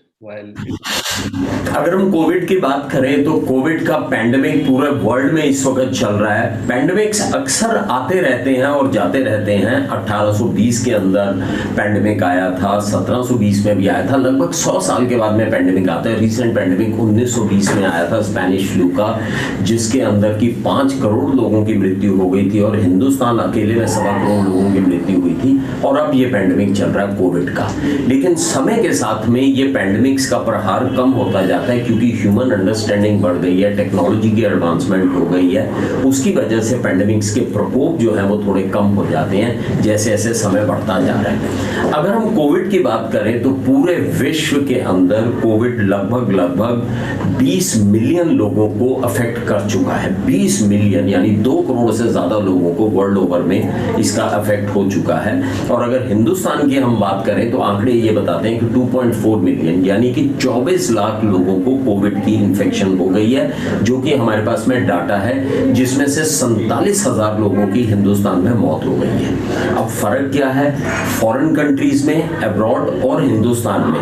फर्क ये है, कुछ अच्छी बातें हैं हिंदुस्तान के Covid के बारे में। सबसे पहली चीज तो यह है कि यहाँ पे मॉर्टेलिटी रेट जो है बहुत कम है, यानी कि मृत्यु दर जो है वो काफी कम है, जो कि केवल 2.19% है। लेकिन अगर हम वर्ल्ड ओवर की बात करें तो मृत्यु दर काफी ज्यादा है, 4.8% के आसपास की है।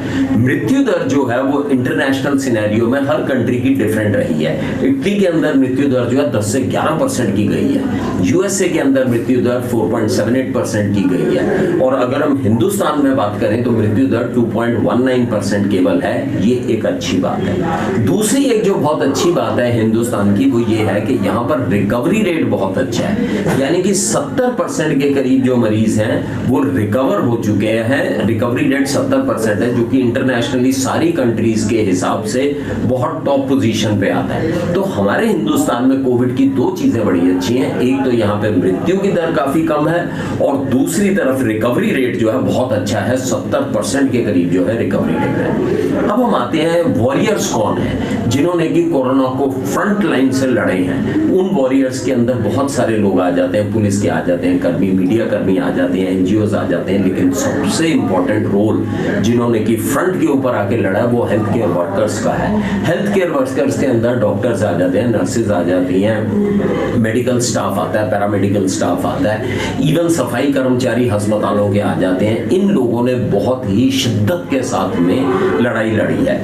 अगर हिंदुस्तान अकेले की बात करें तो 104 लोगों की मृत्यु हुई है कोविड से, और इससे भी कहीं ज्यादा, क्योंकि बहुत सारे डॉक्टर्स जो हैं नेशनल आईएमए के मेंबर नहीं हैं, लेकिन 109 डॉक्टर्स तो नोन हैं जिनकी मृत्यु हुई है कोविड से। और हेल्थ केयर वर्कर्स भी बहुतों की मृत्यु हुई है, वर्ल्ड ओवर जो है काफी लोगों की मृत्यु हुई है। अगर आप सिर्फ इटली की बात करें तो एक टाइम पे 10,000 हेल्थ केयर वर्कर्स जो है क्वारंटीन में थे इटली के अंदर। तो हेल्थ केयर वर्कर्स के ऊपर बहुत प्रकोप आया है इस बीमारी का। लेकिन इस प्रकोप के साथ में एक और भी चीज हुई है हेल्थ केयर वर्कर्स के साथ में, कि हेल्थ केयर वर्कर्स की मोर्टेलिटी रेट जो है वो जनरल पॉपुलेशन से थोड़ी ज्यादा है। शायद वो ऐसे एटमॉस्फेयर में काम करते हैं जहां पर कि बड़े कंसंट्रेटेड इन्फेक्शंस उनको होने के चांसेस होते हैं। तो मृत्यु दर भी जो है जो हेल्थ केयर वर्कर्स हैं उनकी काफी ज्यादा हुई है as compare to the general public. अब हम हम बात करते हैं कि कोविड के अंदर हमें जो बहुत इंपॉर्टेंट चीज है कि इस बीमारी को, क्योंकि बीमारी अभी भी चल रही है, आज भी हमारे देश के अंदर 66,000 केसेस रोज हो रहे हैं। अगर हम इसी दर से चलते हैं तो 3 हफ्ते के अंदर हम जो इस वक्त हमारे यहाँ पे 22 लाख के करीब केस हैं, आने वाले 3 हफ्ते के अंदर ये 44 लाख हो जाएंगे। डबलिंग रेट बहुत तेजी से बढ़ रहा है। तो हमारे को प्रिकॉशंस क्या लें? देखिए, प्रिकॉशंस बड़ी सिंपल है। अगर आप ह्यूमन टू ह्यूमन इंटरेक्शन करेंगे तभी आपको कोविड होगा, नहीं तो नहीं होगा। तो कोशिश कीजिए कि ह्यूमन टू ह्यूमन इंटरेक्शन, घर से बाहर निकलने से पहले, किसी मीटिंग में जाने से पहले अपने आप से सवाल पूछें, क्या ये जरूरी है? क्या ये human to human interaction avoid हो सकती है? क्या ये काम टेलीफोन पे, व्हाट्सएप पे, फेसबुक पे या हमारे किसी मेल के ऊपर या वेबिनार के ऊपर तो नहीं ये मीटिंग हो सकती? Try to avoid human contacts, ये सबसे इंपॉर्टेंट चीज है। जहां पर हो सके ह्यूमन कॉन्टैक्ट को अवॉइड कीजिए। कम्युनिटी गैदरिंग्स में नहीं जाइए। ये सब चीजें अभी भी अवॉइड करना बहुत जरूरी है, नहीं तो ये इन्फेक्शन। मैं एक चीज और बता दूं, जो पेंडेमिक है वो लहरों में आते हैं। पिछली वाला पेंडेमिक जो है 4 लहरों में आया था और 2.5 साल तक चला था। तो हमें ये खुश नहीं होना चाहिए कि हमारी सिटी में अब केसेस कम हो रहे हैं तो शायद अब सेफ हो गए, हो सकता है दूसरी लहर आ जाए। तो ये बड़ी इंपॉर्टेंट चीज है हमारे लिए जानने के लिए। पहली चीज है ह्यूमन टू ह्यूमन इंटरेक्शन को अवॉइड कीजिए। दूसरी चीज है हैंड हाइजीन को मेंटेन करके रखिए। हाथ जो है बार बार आप साफ करके रखिए, क्योंकि ये इन्फेक्शन जो है, अगर हम हाथ से अपने नाक, मुंह या आंख को खुजाते हैं तो फिर उससे इन्फेक्शन होने के चांसेस हैं, अगर हमारे हाथ कोविड वायरस से कंटेमिनेटेड हैं तो। तीसरी चीज है रेस्पिरेटरी हाइजीन रखिए। जिस भी व्यक्ति से मिल रहे हैं कम से कम 2 मीटर का फासला रखिए, ये बड़ी इंपॉर्टेंट चीज है। मास्क का इस्तेमाल हर वक्त कीजिए, ये बड़ा जरूरी है। कॉफ एथिक्स को फॉलो कीजिए। जब भी कभी आपको खांसी करनी हो तो आप उसको इस तरह से करके इनसाइड ऑफ द एल्बो के अंदर खांसी कीजिए, ताकि ये इन्फेक्शन कहीं पर और ना फैल पाए। ये अगर हम कुछ प्रिकॉशंस लेंगे तो हम कोविड से बचे रह सकते हैं। इसके अलावा आप आरोग्य सेतु ऐप है वो डाउनलोड कर लीजिए। आप हेल्थ एंड फैमिली वेयर की साइट्स हैं या WHO की साइट है, अपने आप को एजुकेटेड रखिए इस बीमारी के लिए, क्योंकि रोज रोज नए शोध हो रहे हैं और इसके ऊपर एजुकेटेड रखिए। इसका वैक्सीन का स्टेटस क्या है, इसका ट्रीटमेंट का स्टेटस क्या है।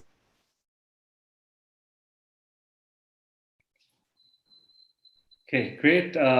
Next in Nudge Forum, I'm honored to welcome Ashish Dhawan, founder of Central Skoll Foundation, and Madhav Chavan, founder of Pratham, is also a partner at the Nudge Center for Social Innovation, who will lead their respective talks on the state of education in India, followed by a fireside chat with Smarinita Shetty, co-founder of India Development Review. Ashish and Madhav have spent decades working on the India's education systems, public and private, and have analyzed the strengths and vulnerabilities of the system. More recently, those surfaced by the pandemic. In this chat, they will highlight the opportunities to strengthen these systems as well as what's needed to achieve inclusive and equitable education for all. Very warm welcome to all of you. Over to Smarinita for the next hour. Thank you, Santosh. Good morning, everyone, and a very happy Independence Day to you all. This is the opening plenary of the India section of the forum that's being organized over a 24-hour period, and the discourse is all about development. Most of you in India, tuning in, it's a relatively early start for you all, especially given that it's a Saturday. So thank you for making the time. This panel is going to be on the state of education in India, and the reason we are starting the day with this is because in India, quality education is seen as a silver bullet, right? One that can change the life of a child and therefore her family as well. And therefore, this panel is going to have like Ashish and Madhav speak about where are we today, what are the opportunities. The reason this discussion is also particularly important at this point in time is basically threefold. One is because we just have 10 years left for the Sustainable Development Goals, and SDG 4, which is all about education, is primarily about getting all our children, right, boys and girls, to achieve primary and secondary schooling by then. Secondly, India has launched its national education policy after a gap of 34 years.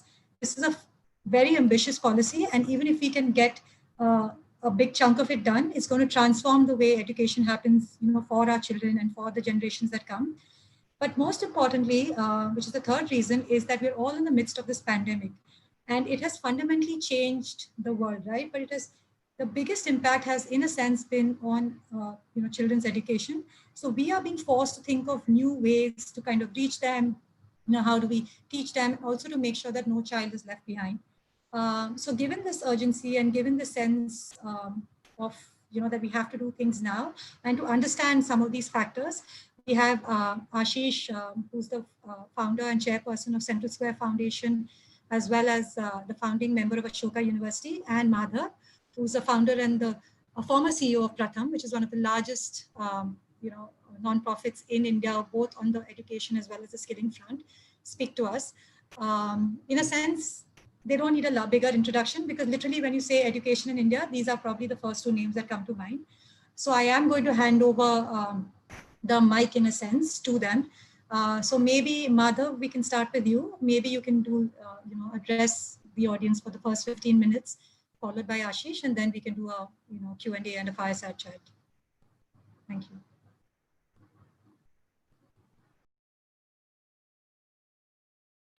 You're on mute, Madhav. I think you're on mute. Oh, okay, I didn't know I could unmute myself. So thank you, Smaranita. Talking about state of education today is extremely difficult, because today is a time of such uncertainty. And what if you say what was the state of education in February 2020, that would have been one thing. But now talking about state of education as it exists today, it basically says zero. All schools are closed, and the process of education, process of transferring knowledge and skills to the next generation has all but come to a standstill.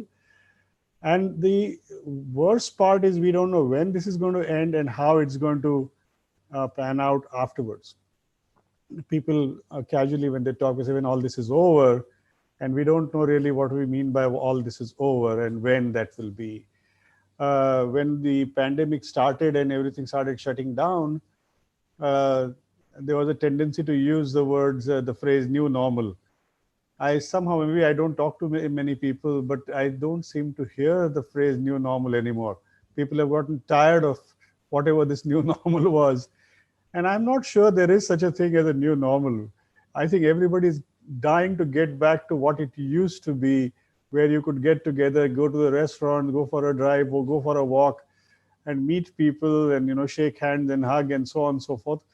And the new normal of sitting at home, working from home, learning at home is getting a bit too tiresome. And of course, there are other issues involved with it. But let's talk about the state of education as it existed and what its challenges were. And now, as you pointed out, with the new education policy, we have reached a point where we've expressed some aspirations of where we want our country to be, based on certain assumptions as to where the whole country is going to be. Education-wise, we know that we want to do X, Y, and Z, but is that going to be relevant after all this is over, as you would say? Because ultimately, education, its goals are dependent on basically two broad themes. One is the theme of social justice, equitable, equal, and so on and so forth. That is the social justice theme. And the other one is when you talk about quality of education and so on, its relevance to the economy. What does the Indian economy need? What kind of workforce does the Indian economy need?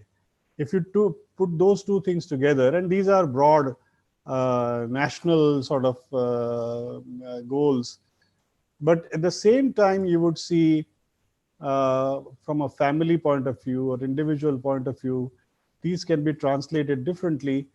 You'd say, I want my child to grow up to be a responsible and good citizen, a good person.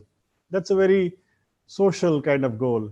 And the other is, I want my child to be able to fend for himself, herself, should be able to get a job, should be able to earn a livelihood with some sense of dignity.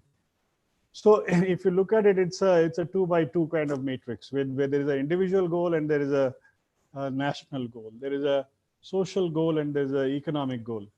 And the education system, whether it is expressed that way or not, actually has to navigate the space around these four boxes.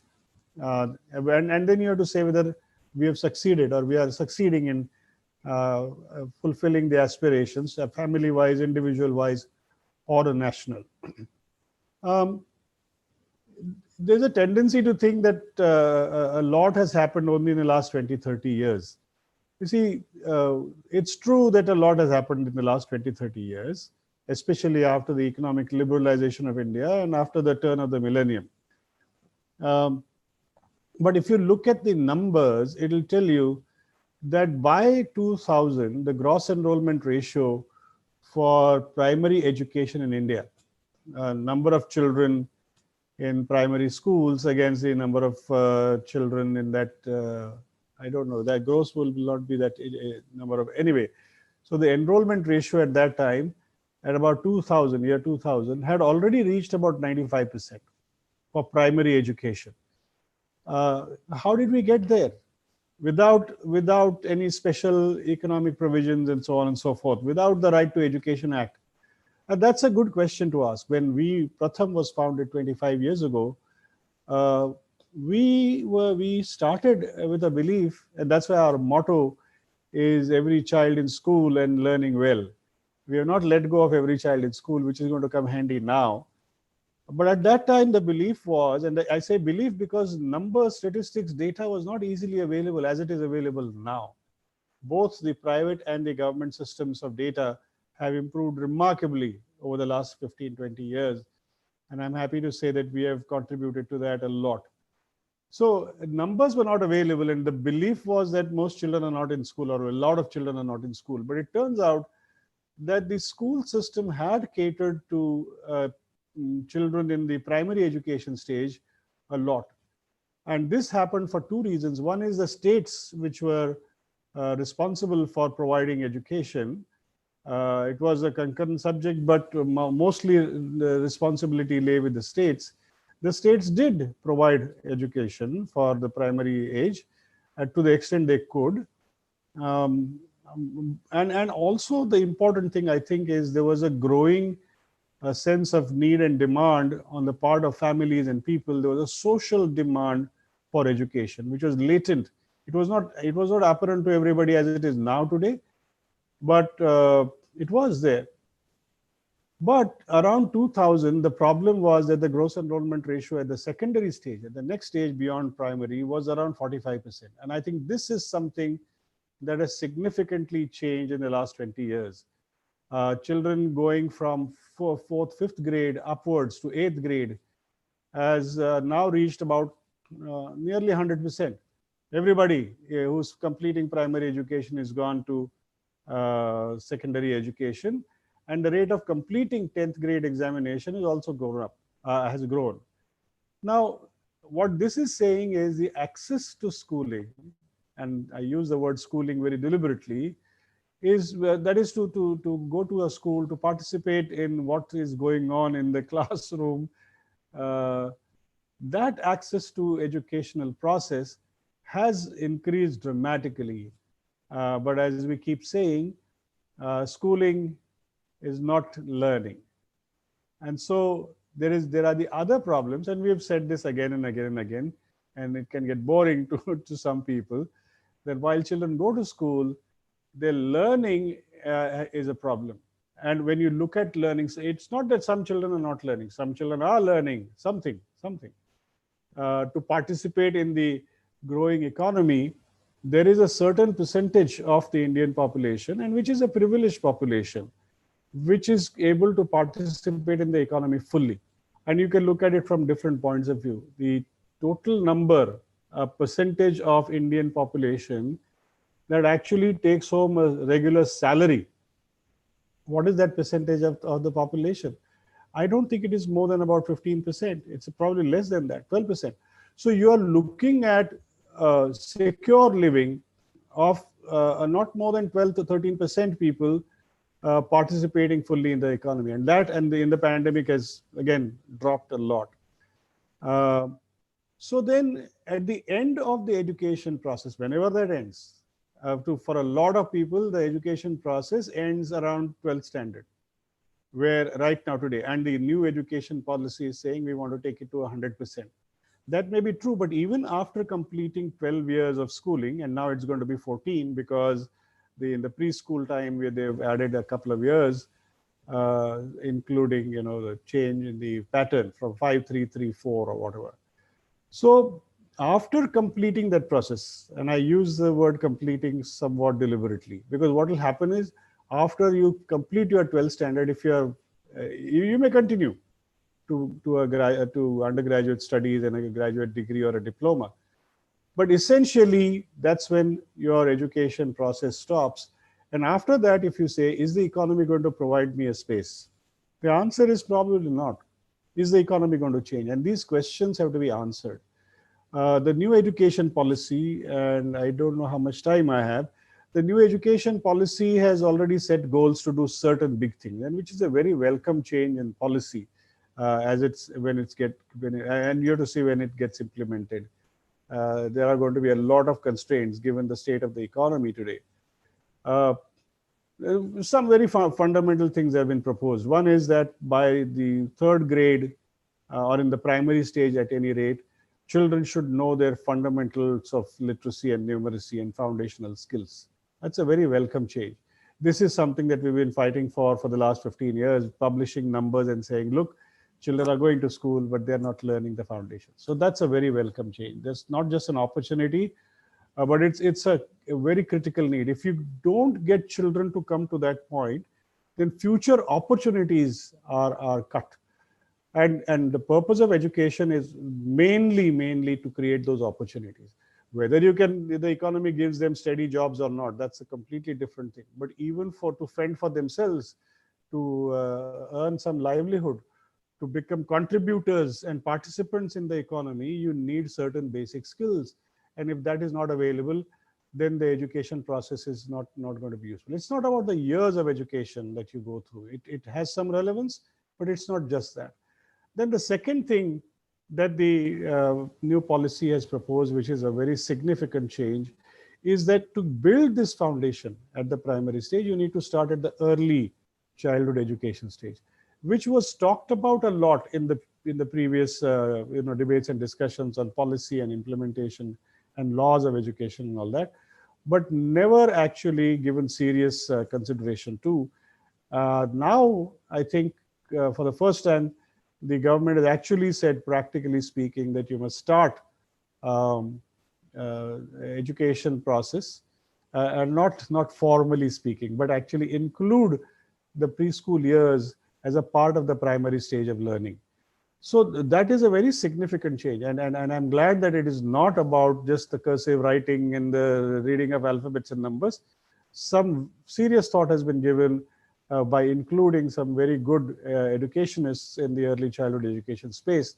And we have that addition to the policy. Now, these two things are important. And the higher education side, I'm sure Ashish will talk about both things after me. But the thing that is important, and that is the thing that is going to be important in the post-pandemic part, is that people will need the freedom to learn. The provisions of the new policy that you should be able to enter and exit as you please. You should be able to create your own learning patterns. There should be freedom for people to set up institutions and certify and so on. Now, all this is really important because the time that is now ahead of us, and not only because of the pandemic, is that, and then mainly because of the technology that is making a big difference, is that there's the process of education, process of acquiring knowledge. I mean, these two are slightly different. This need not be linear as it has been for the last 200 years. And in India, let's say 100 years. Linear as in, you start in grade 1, grade 2, grade 3, grade 4, then the curriculum and the syllabus is also linear. You learn this in grade 2, then this in 3, and then this is 4. Now, with the availability of technology, and true, it's unequal availability right now, but with the available technology and the availability, the access to technology is going to keep on growing. If you look at that, then the possibility of accessing knowledge non-linearly, it becomes very possible. I was speaking with Nandan Nilekani a few months ago. Before the pandemic, we were recording his interview. And he said it nicely. He said there was a time when we created schools. I can't exactly quote him, but there was a time when we created schools. And that was the important part, where the masses started going for education. And then the time came when institutions were set up. And I asked him, so is the time of institutions over or not? Because now institutions have barriers. You can come to my campus, you can come and work in my university, you can study here only if I allow you to, if you cross these barriers and I give you. But technology says I can listen to lectures of Harvard professors and Stanford professors wherever I'm sitting. So why should I have this barrier of enrollment? It's all linked to certification. If you get certified by a university, then you are a graduate of that university. If you belong to a university, you belong to a club. That, you know, so your peers, oh, you are from this university, you are from that university. That identifies you as a person, as to who you are. Now that is in the current time, it's going to be difficult. We know in Delhi, for example, I keep hearing cutoff point is 99.5%. I mean, nothing can be more ridiculous that you get 99.5% marks and then you are allowed to enter a certain school or college. I think the future now has to be barrier-free education. And we have to move towards that barrier-free education. The process of learning, where people can transfer what they know to you, has to become barrier-free. It need not be only institutional. And it may be scary to think of all education or a lot of education becoming informal. But that is something we are learning in the time of the pandemic.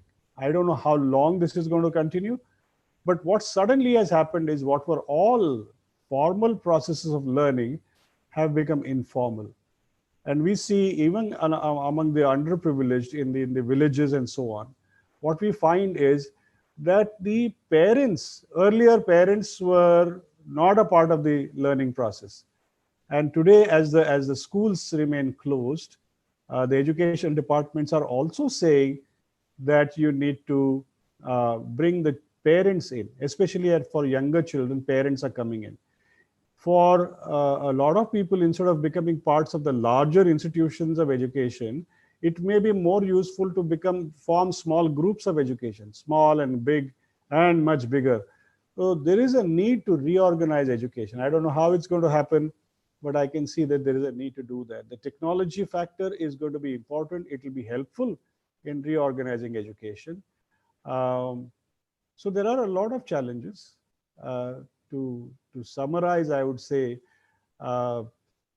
we are in the middle of a pandemic, true. It will open up.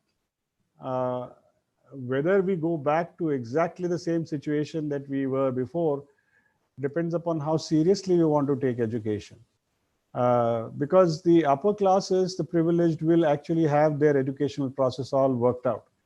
The problem is the classes below. And I'm not even saying the last 20%. It's more like the 70% below the top 20, 30%, which are going to need more access to a quality education process. I think I've spoken a lot. Maybe I should stop there. Thank you. Thank you, Madhav. I think we'll touch upon some of the things in the fireside chat as well. You know, the role of technology, what will it take to kind of create barrier-free education. But before that, I'd like to hand over the floor in a sense, or the room in a sense, to Ashish. Ashish? Hi, thanks very much. So I thank you. I think Madhav has set the stage, and maybe what I'll do is focus on 6 key points I see with regards to school education and 3 critical points with regards to higher education in the new education policy. So I think starting with the school education, I think Madhav pointed out, the most important reform here is with regards to foundational numeracy and literacy. We do have children going to school, 95+%, almost universal enrollment rates in elementary school. But having said that, there is a learning crisis. And I think the good news about this part is that the document calls out that this is the number one priority. Without it, no other reform is important. And the fact that by 2025, we need to have achieved significant progress on foundational numeracy and literacy. So it's concrete, and it wants to put it into mission mode. In fact, there's talk, the minister and the finance minister have already announced that a mission will be launched in December and will run for 5 years with concrete goals and hopefully unleashing the demand side, earmarking budgets, and of course, states eventually have to get behind this. So I think that's point number one, a new energy and a mission for foundational numeracy and literacy, which is absolutely critical for the country.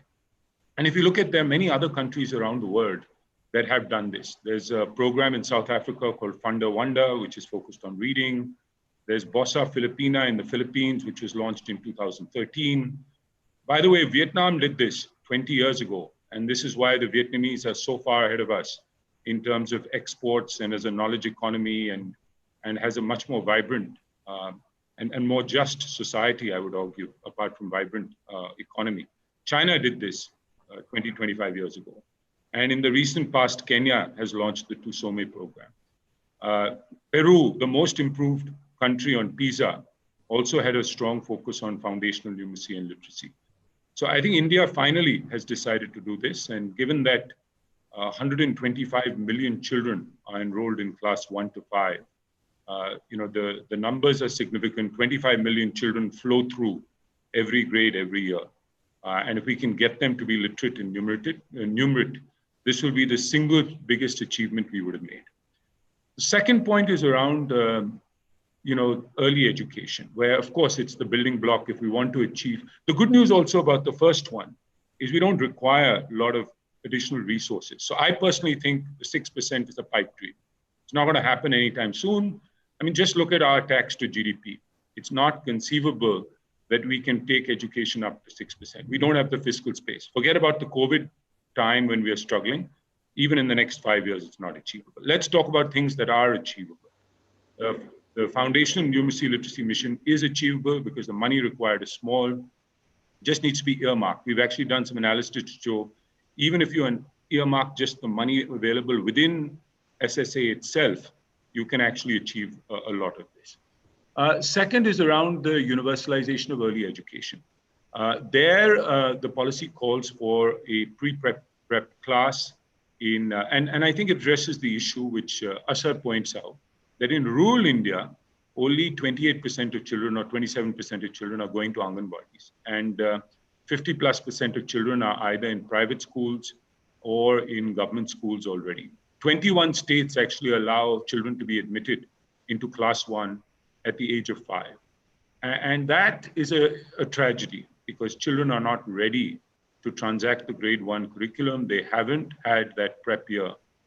And so if you look at most middle income countries, they actually do have, akin to our private system, which has a junior K and senior K, they do have at least one pre-preparatory year, in pre-primary year, in the formal school system. Now, this will take time to get rolled out.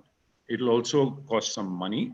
But in the near term, if we can just reorganize our schools in a way where we prioritize certain schools, we co-locate Anganwadis, I think there's a way to start making progress on this.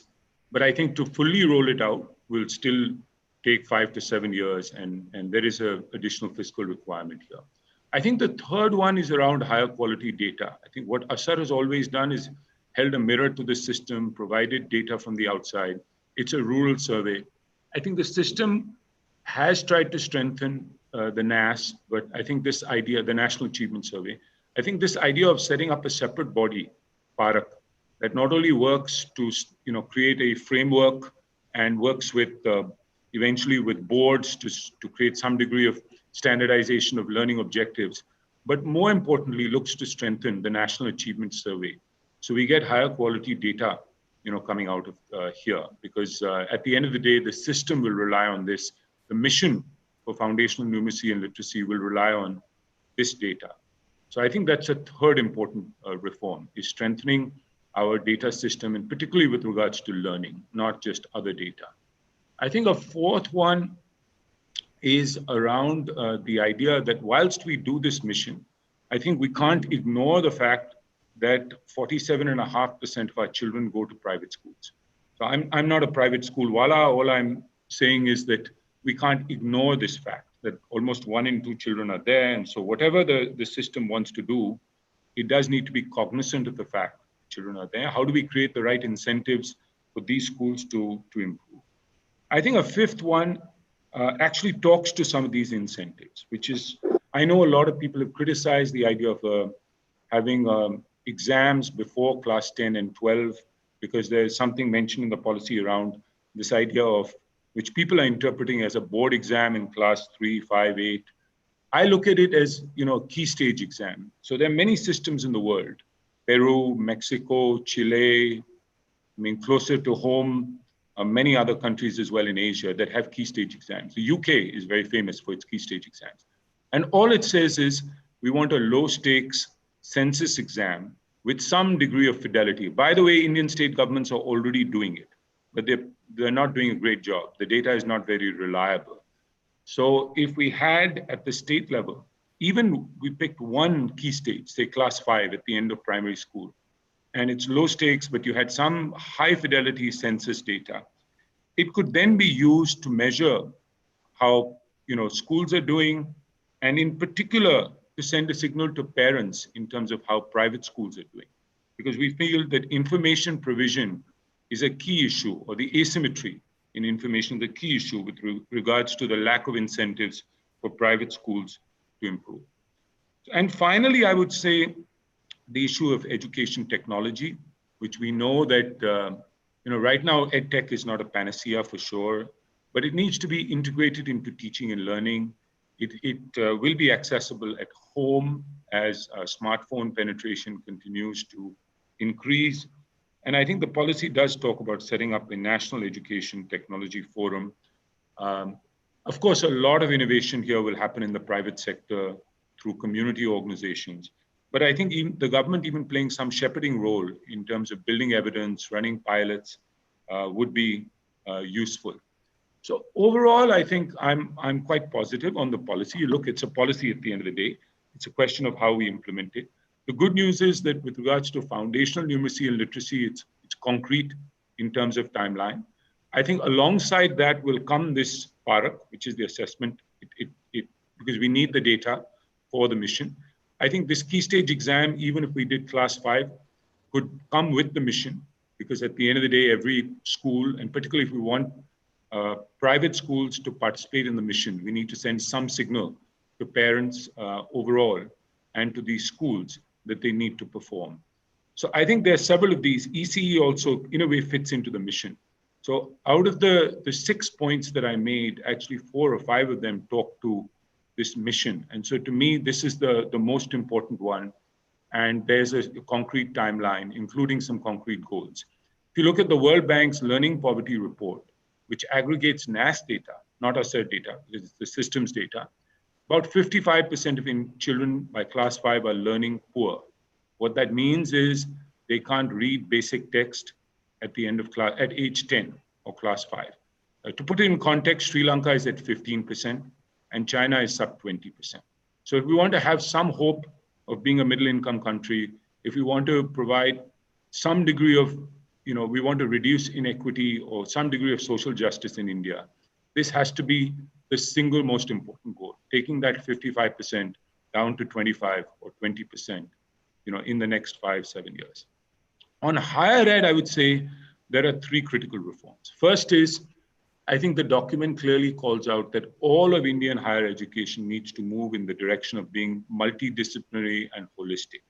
I think for too long, the system has been trapped in putting students into a straitjacket, silos, anodyne learning, exams, and basically nothing really happens. For a lot of people who've been through higher ed in India, it's been a farce.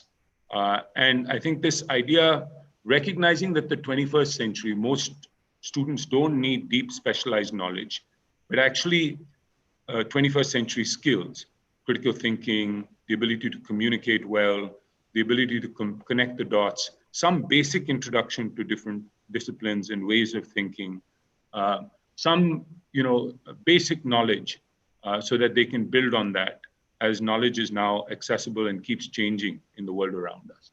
So this is the reason we set up Ashoka. And to me, I think the biggest validation of the Ashoka model is the fact that the system now wants to imbibe it across all of higher ed.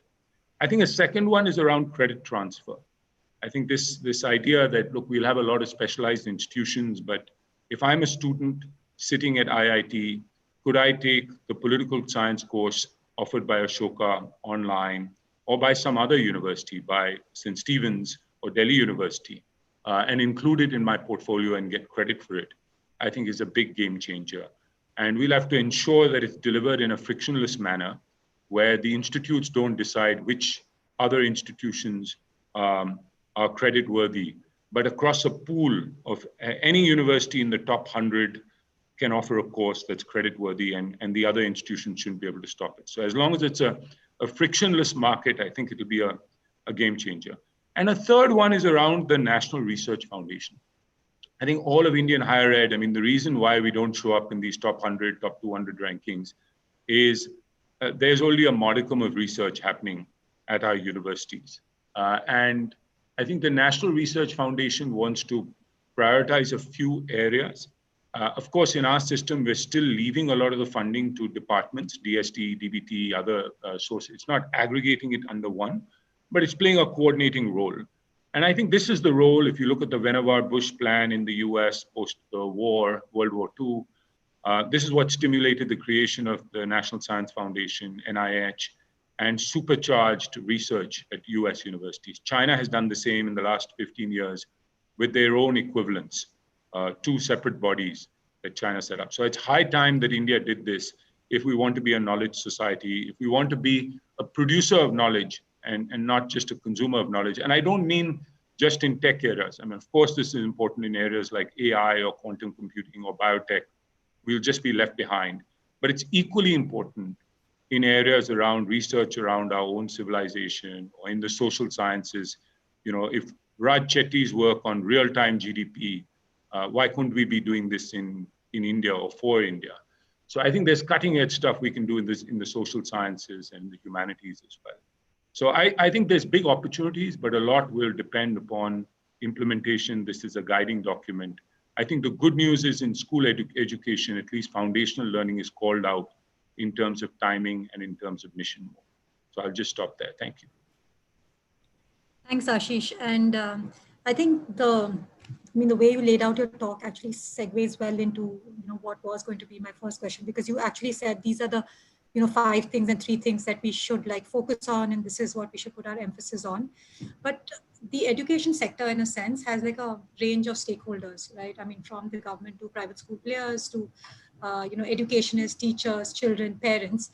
So if you had to look at if you had to pick, say, the 3 or 4 large stakeholders in this space and the change that they can drive, how should they be prioritizing this, right? So what should the first 2 things the government should be prioritizing? Similarly, what should be stuff that the way the private school system works, how should they be thinking about it, right? Private school players.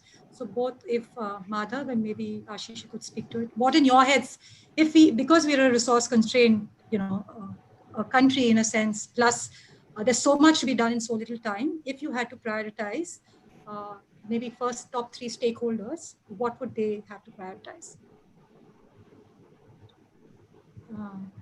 Who's going first? Ashish? Madhav, Yeah. Go ahead. In a way, the policy has set the priorities. And Ashish mentioned that. In fact, there is a passage in the policy that says that if you don't achieve the universal foundational numeracy and literacy, then everything else is going to be lost. So clearly that is one priority and the topmost priority, and for which everything else should be geared. But I think the way we think of priorities has to change. If you say the priority of the government, then what happens is you're looking at one person who says, look, I can't do 10 things, I'll do 1 thing. But don't forget, this is a huge system. It exists in faraway places. Once upon a time in the little village, there was no education worth talking about. And now you see today that kids coming from small villages are also now shining in the board exams, whatever their worth is, or becoming, IAS officers and so on. This is a spread. It's almost like cricket. Once upon a time, all cricketers came from a little piece of Mumbai, and now they are from far-flung places, and they are the heroes of India. So that it is spread and it's all over the place.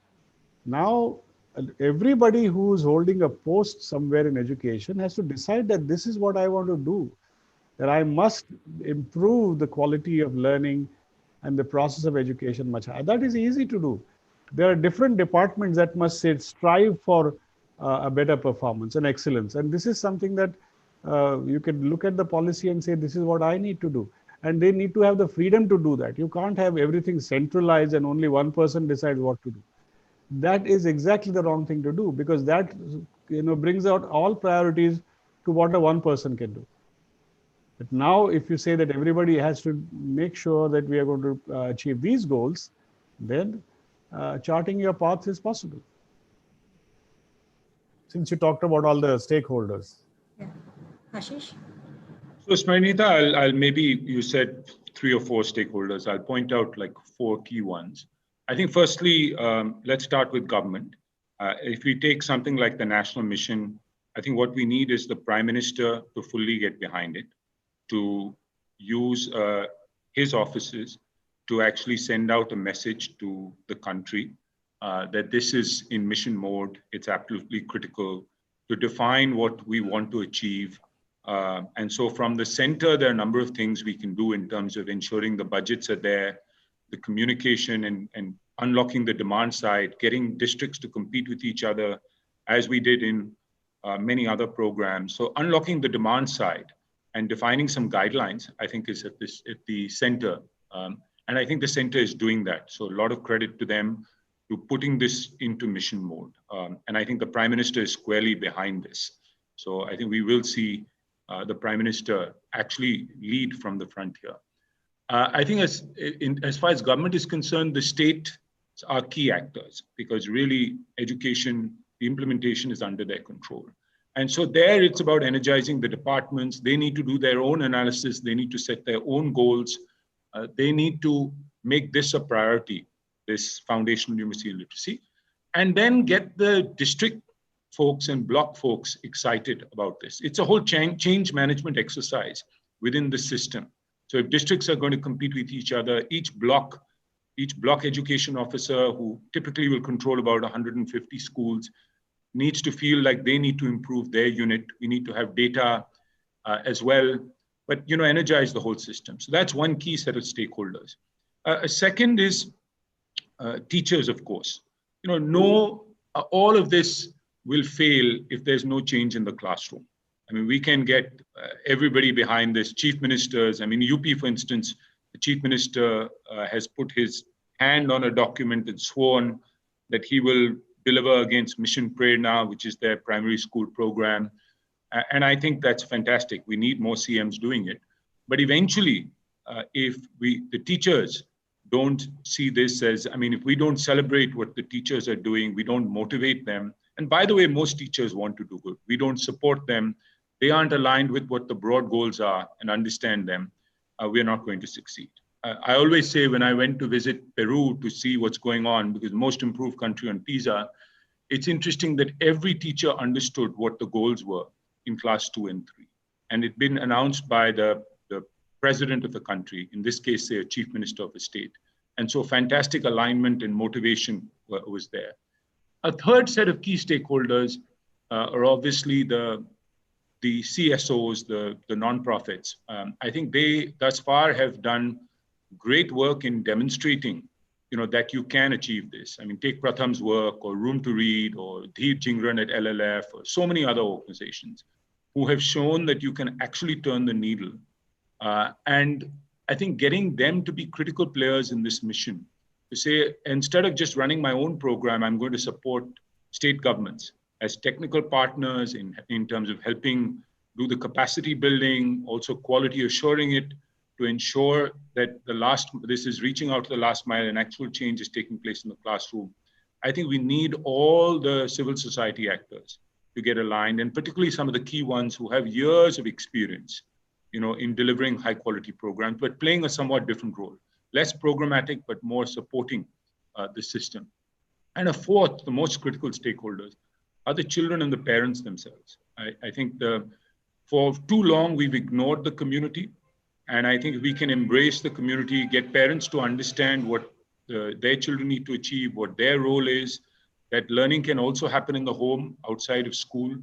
So I think these are the four key stakeholders. And I think if we can motivate these four stakeholders and find the appropriate roles for them, we have a shot at really seeing some change in the next 5 years. Thanks, Ashish. Madhav, I think, you spoke about barrier-free education, as you spoke initially. And I wanted to ask you about that. And we also have a question from Shraddha. And she's asking, how do we make education barrier-free when there are thousands and lakhs vying for a few seats, right? There's that aspect of it, but also the aspect of there are economic, social, gender barriers in India, right? That kind of prohibit a lot of things, right? That allow for differential access in a sense to many things, right? And education is one of them. So how do we think about making this barrier free? I think when you spoke about it, it was from how can technology enable it, but there might be other things, at play as well, right? So if you could speak to, what some of those things. I don't think I have a formula for how to make it barrier free. I think everybody knows, everybody feels that there are too many barriers. If I want to do something, I can't do it. And somehow these institutional barriers are boxing me in. But let's take an example. If you're looking at the information technology industry or even the communication industry, I don't think where you got your degree from or whether you got a degree from at all makes a difference. Because the employers or whoever is actually looking at the work you do and how it is done. So there is an example there that the universities and the institutions don't actually make a difference. If you are able to do certain things, the things that you want to learn are available online. You can learn from peers, you can learn from other people. That's possible. Now, let's suppose if I say you're talking about commerce education, whatever, 15-17% of Indian students go for commerce education. And actually you come out not knowing much because people are just giving you textbooks. But suppose if different CAs and accountants were allowed to help students learn simple accounting. And if you had a course like now the new education policy allows you to go for a 1-year course or say that I want, why would that not be possible? Why do I have to go to a college or a university to learn accounting? I can learn it here. Why should that not be possible? There are some fields where this barrier will exist for some time to come. In the olden days, when there were no universities and colleges, there were practitioners who were training others. I'm not saying it's entirely possible to do exactly like that, but now look, what has changed is once upon a time, which is like 50, 70 years ago, India's literacy rate was very low. Today, we are approaching 80% literacy. By the way, that is what China was in 1992. Now, so there are more educated people in the country, and these educated people actually can transfer what they know to other people. This is possible. They're doing it as tutors and so on and so forth. So now the only thing that remains is examination and certification. Now, even there, the reality is changing dramatically. If we train people in vocational skills, and what we find is that employers start looking for people who say, okay, I'm ready to learn, because most of the country actually learns on the job. Vocational skills are not learned not learned formally in institutional processes. So when you want a good plumber, what do you want? What do you do? Are you looking for, maybe you look for an app now, but actually the way you go is you ask people, do you know a good plumber? Can you recommend somebody? All this recommendation business is also happening. So the way we certify, the way we assess is outdated today. If you change that, the barriers will come down. So if I know accounting, I should have like you take a GMAT, like you take a GRE. It's there. There's a standardized examination. If I take that examination, it means something, and that allows me to get admission in the universities overseas. Why can't there be a simple accounting? I'm not stuck on accounting, looks like, but on any other skills, there could be simple examinations that I should be able to take any time. Now, that technology for that is available. I think we need to start doing that. That's already happening. People are hiring. Nobody, I don't think anybody is really looking at your certificates and what good your degree is and so on. They are looking at what you know. And in a small, as I said, this is the employment market, the salaried job, formal market is really small. And in the larger economy, people are finding their livelihoods not based on the degree that they earn, but what they know and how they come about, how they organize, how they think. So this is already happening. It's a question of saying, recognizing it, and say, okay, there are no barriers, and you are allowed to learn, allowed to earn a certificate, and move forward. It's possible to do. It's a matter of employers will have to first of all decide that I'm not necessarily going to ask for a degree certificate. Once you're over that, you're fine. Yeah, I think it's interesting you're saying that, right? Like the frame of reference when people talk is always about jobs, whereas it's like more than 95%, of like work is beyond formal jobs. And I think applying that mindset is an important way when we think about, whether it's like the knowledge we acquire or the certificates we need. But the other important point you also made is about employers having to change their mindsets about what is important, right? Graduates from a particular kind of school or university, or like the skills they have, and maybe there's some work to be done on that. There was another question. I'm just going to jump into questions from the audience just because there seem to be quite a few. One of them is how do we make funding models available so that higher education is more accessible? Maybe Ashish, you could speak to that. So I think higher education, by and large, is accessible if we're looking at it from a money standpoint.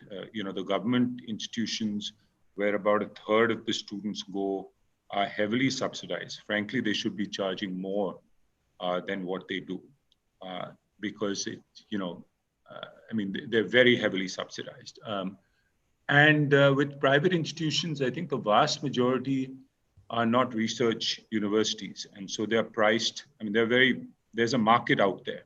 And so they price so that supply matches demand. It's only a few, even though Ashoka is a non-profit university, we still have to price high and we still lose money because we're a research university. I think it's important to realize that firstly, we're at 26% GER. I know the document talks about getting up to 50% eventually. To me, the more important goal as opposed to massification of higher ed, because I think as Madhav said, is it really critical that 50% of students, go to college? Or is it more important that they come out with certain skills, competencies, certification that can, get them a job? I do think the policy at least addresses part of this with these pathways, 1 year, 2 year particularly. But I think we have to look at our higher ed system really the way, this Carnegie classification that came up 50 years ago. I think all higher ed institutions are not the same. There are research universities at the top of the pyramid that produce knowledge, have PhD programs, the top students, IITs and other places like that go there. They'll be future leaders for the country. And out of the 40 million students in higher ed, maybe at max 500,000 or 1 million will be there. Then you have the next 5-10 million, which is really the technical institutions. And then everything else is pretty much vocational. And we have to just formalize vocational, get this 1-2 year track, or just do it purely online. I think some model, by the way, of assisted online will work at scale. I think synchronous is non-scalable, right? And that's the mode in which we do physical is synchronous. And doing synchronous online, people are doing it right now because they're forced to do it because of COVID. But it's non-scalable. It's obviously engaging if you do it well, and up to a certain cohort size. Asynchronous, the problem we've seen with MOOCs is that dropout rates are very high. Now, when you get into the for-credit market, obviously it'll be better, the continuing rates, but people do need support. And so I think some halfway house of figuring out a course facilitator, which doesn't have to be a professor, on top of a asynchronous course, right? And some higher fidelity around the assignments and assessments. I don't think we're fully there. But I think the raw ingredients are in place. And some of what we've done early on with NPTEL and SWAYAM, we made some progress, but I think there's a long ways to go if we have to get it right. But there is an architecture we can get right, in the near future. And by the way, for-profit companies are doing it ahead of some of the not-for-profit or government actors. Yeah, and I think one of the attendees, S.K. Sharma, actually had this question saying, how do you make education inclusive for poor students? And I think you've addressed some of that. If there is assisted, technology, because I think the big fear is, and we're seeing it now play out during the pandemic, is as you use more and more technology in the current situation, can it, broaden the digital divide? Right now, you clearly have the digital haves and the digital have-nots. So how do you so some of the things you said is, it'll take some time to get there, but like, what are some of the things that we have to kind of think about in the next 3-6 months? Because children who don't have access to technology, or their families don't, are going to lose out, right? And then you're going to put them at a significant disadvantage again. Yeah. So again, yeah. Yeah, so first, look, I think Madhav said it in the beginning, it's a very, very tough year. I don't think whatever we can try pushing links to people's text messages and giving them YouTube links or whatever else. I mean, TV, interactive radio, I think systems should try everything, but it's no substitute for children being back in school. I mean, there is no new normal here. I mean, we need to go back to the old normal. And so I think the single biggest thing on the school side we can do is think intelligently about how you reopen schools.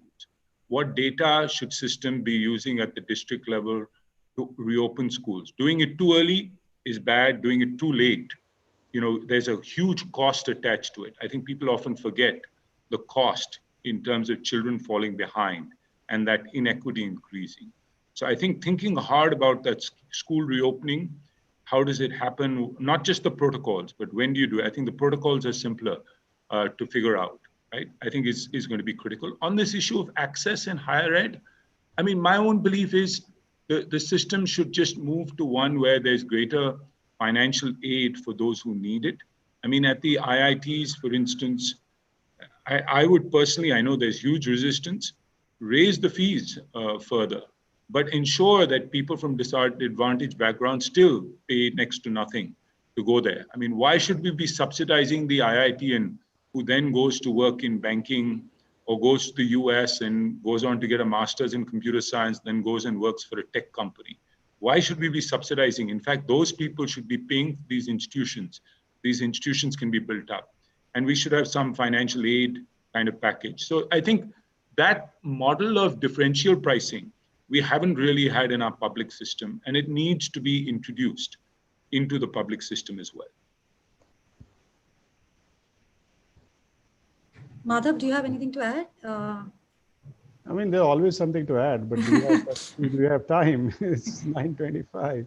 Yeah. No, I think I'll just add another point, which is not something that comes from what you just said, but we are talking about technology as though it is going to be the end, really the silver bullet. I don't think that is true.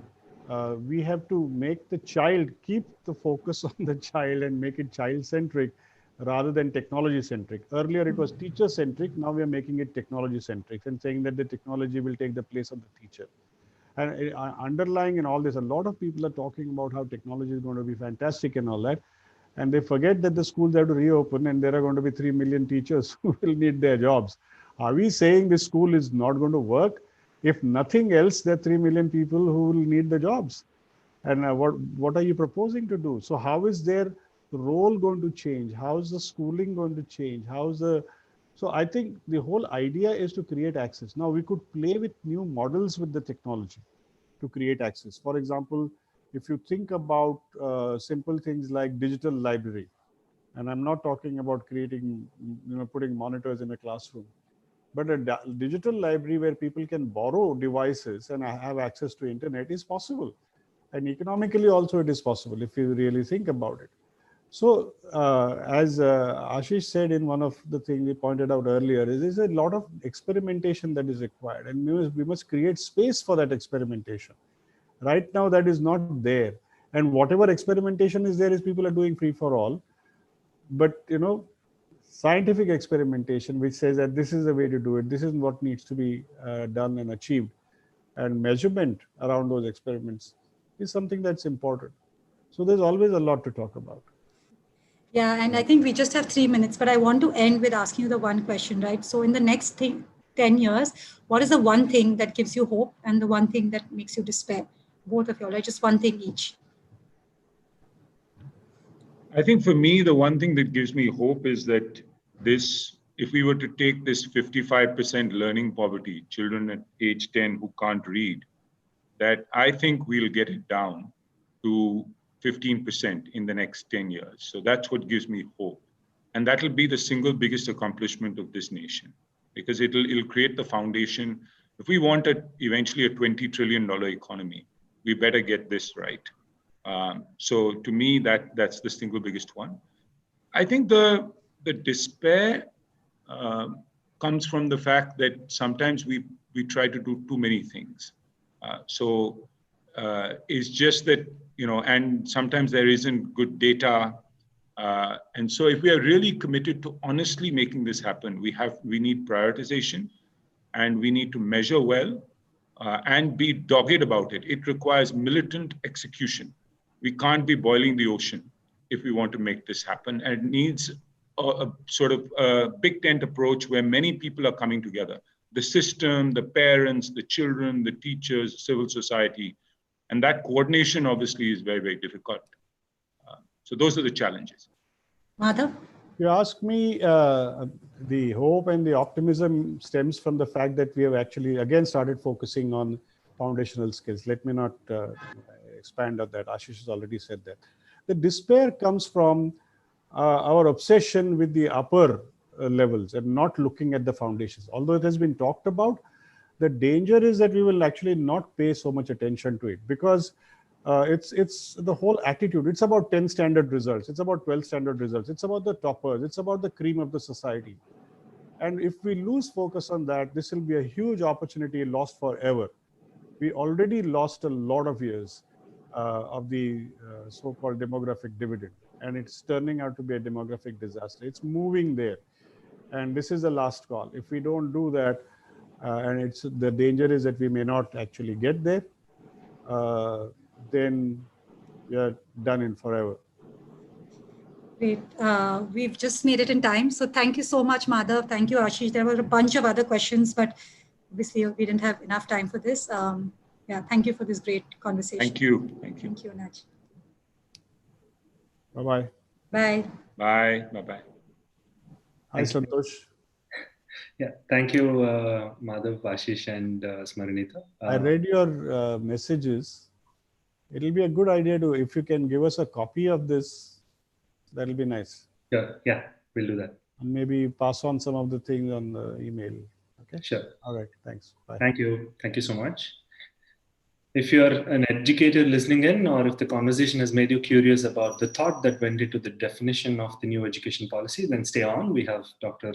Kasturi Rangan, chairperson of the NEP, in conversation with Mr. Mohandas Pai to give you the behind the scenes insights that will come up at 11:45 a.m. IST. Next up, we have a stellar panel on the economic development of India through equitable access to energy. The panel will attempt to push the energy access discourse beyond mere lighting to the role it can play in stimulating economic development, and also analyze the impact of the pandemic on energy access and its future direction. For this, I'd like to invite Anjali Garg, who will be moderating this panel. Anjali is an energy specialist with the International Finance Corporation, a member of the World Bank Group. She has 18 years of experience in the energy sector, including stints at World Bank and TERI. Anjali was recognized as one of the women leaders in the Indian solar sector in 2019. Anjali, pleasure to have you here, and over to you to steer the next 60 minutes. Thank you. Thank you so much, Santosh. I hope you can hear me well. Yeah, please go ahead. Great. Thank you so much. And good morning, everyone. And first of all, a very happy Independence Day to all fellow Indians. Thank you so much for joining us, this morning on this very, very special day as we talk about a topic which is very close to my heart, which is economic development through equitable access to energy. And Santosh just gave us an outline of what we are trying to focus on in the next 60 minutes. Before we begin, I would like to thank the organizers for organizing this wonderful forum, the Nudge Foundation in partnership with the Rockefeller Foundation and the Skoll Foundation. Honestly, a 24-hour non-stop event is no mean feat. I've been doing a number of webinars during COVID times, and each webinar takes so much of effort and so much of time. So hats off to you guys. Congratulations. In this panel, I am joined by three very, very eminent personalities. We have Reema Nanavati ji. She is the Director for Rural Organizing and Economic Development at SEWA, the Self-Employed Women's Association of India. We have Dr. Ajay Mathur, currently the Director General for TERI, the Energy and Resources Institute. And we have Mr. Ashwin Dayal, who's the Senior Vice President for Power and Climate at the Rockefeller Foundation. None of our panelists actually needs an introduction. All of you know them. Therefore, I'm not going to spend our precious time doing that. I have actually known all three panelists for a very, very long time. But I've never had the opportunity to have a conversation with all of them together. I have had one-on-one conversations. I worked in TERI, but I never got the opportunity to work with Dr. Ajay Mathur there. But I've very closely been working with Reema Ben, and I've been interacting with Ashwin for many, many years now. So it's an honor and a pleasure for me today to be in conversation with three such panelists who I really look up to. And I think the topic today is very, very important. It's SDG 7, which calls for universal access to affordable, reliable, sustainable and modern energy services by 2030. And we'll get into, what it really means, and somehow what people interpret it many times. But before we do that, I just want to mention that on the logistics side, we have about 60 minutes for this session, and we have to end in time because, as we know, it's a 24-hour digital platform. We will try and keep the last 10 minutes for a Q&A. I know that a number of people have joined from different platforms. So please use the chat section and the Q&A sections in the platform that you have joined to post your questions. The attempt would be to take as many questions towards the end as possible. So we'll try and wrap up the main content of the conversation in 45 to 50 minutes and then spend the last 10 minutes on Q&A. Before we get into the discussion, I wanted to share some of my thoughts, and then I will request our panelists to come in. For me, why is it important to continue to talk about SDG 7 and continue to talk about universal access to energy? Is even though a lot of people say that so much progress has happened, we see numbers, and especially in India, where the Saubhagya scheme has been an amazing scheme, an amazing initiative by the government of India, which has connected almost everyone that we have in the country. So why do we still continue to talk about it? Why is it important? Globally, number of people without access to electricity has fallen from 1.2 billion to about 789 million in 2018, 2019. Renewables are doing very well. A number of countries are launching new programs every day. So why is it that, we still continue to talk about it? For me personally, it is very, very important for all of us to keep in mind that SDG 7 is just not about electricity access. It is a lot more than a basic electricity connection. It is about ensuring universal access to electricity, to clean cooking solutions, increasing the share of renewable energy, increasing our progress on energy efficiency, and also increasing international collaboration. So it's not just about providing a connection or providing a clean cooking solution to an household or to an individual. It is a lot more than that, which is why for me, it is very, very critical, that we continue to talk about it, especially during these days. The COVID crisis has, hit everyone very, very hard. And, as a lot of people say that it has been a great leveler, but in my view, that is not the case. It really brought in the disparities. The urban India, which has all the connections and everything at house, we are sitting and doing these digital platforms, whereas people who do not have full energy access, only they know what they are going through right now. Honestly, initially the COVID crisis also gave me sleepless nights, not just, on what's happening in my personal life or professional life, but, what is really going to be the full impact of this crisis on energy and poverty, and it's really not known, which is why it's important to talk about it. But it honestly, it has taken, it's disappointing that it has taken such a pandemic and such a crisis for all of us to realize the importance of energy in the health sector, in the education sector. Parts of the world, stakeholders have always been talking about it, but now almost everyone talks about it. Everyone talks about how will the vaccine reach, if there is one, how will it reach the rural poor, how do we really address health issues right now in areas where we do not have energy access, where ventilators cannot function 24/7. So it has taken such a big crisis for all of us to talk about it. These are now becoming dinner time conversations. But also at the same time, and this is something I've been saying in other webinars that I've participated, is that I'm an optimist. I try and look at the positive things of life.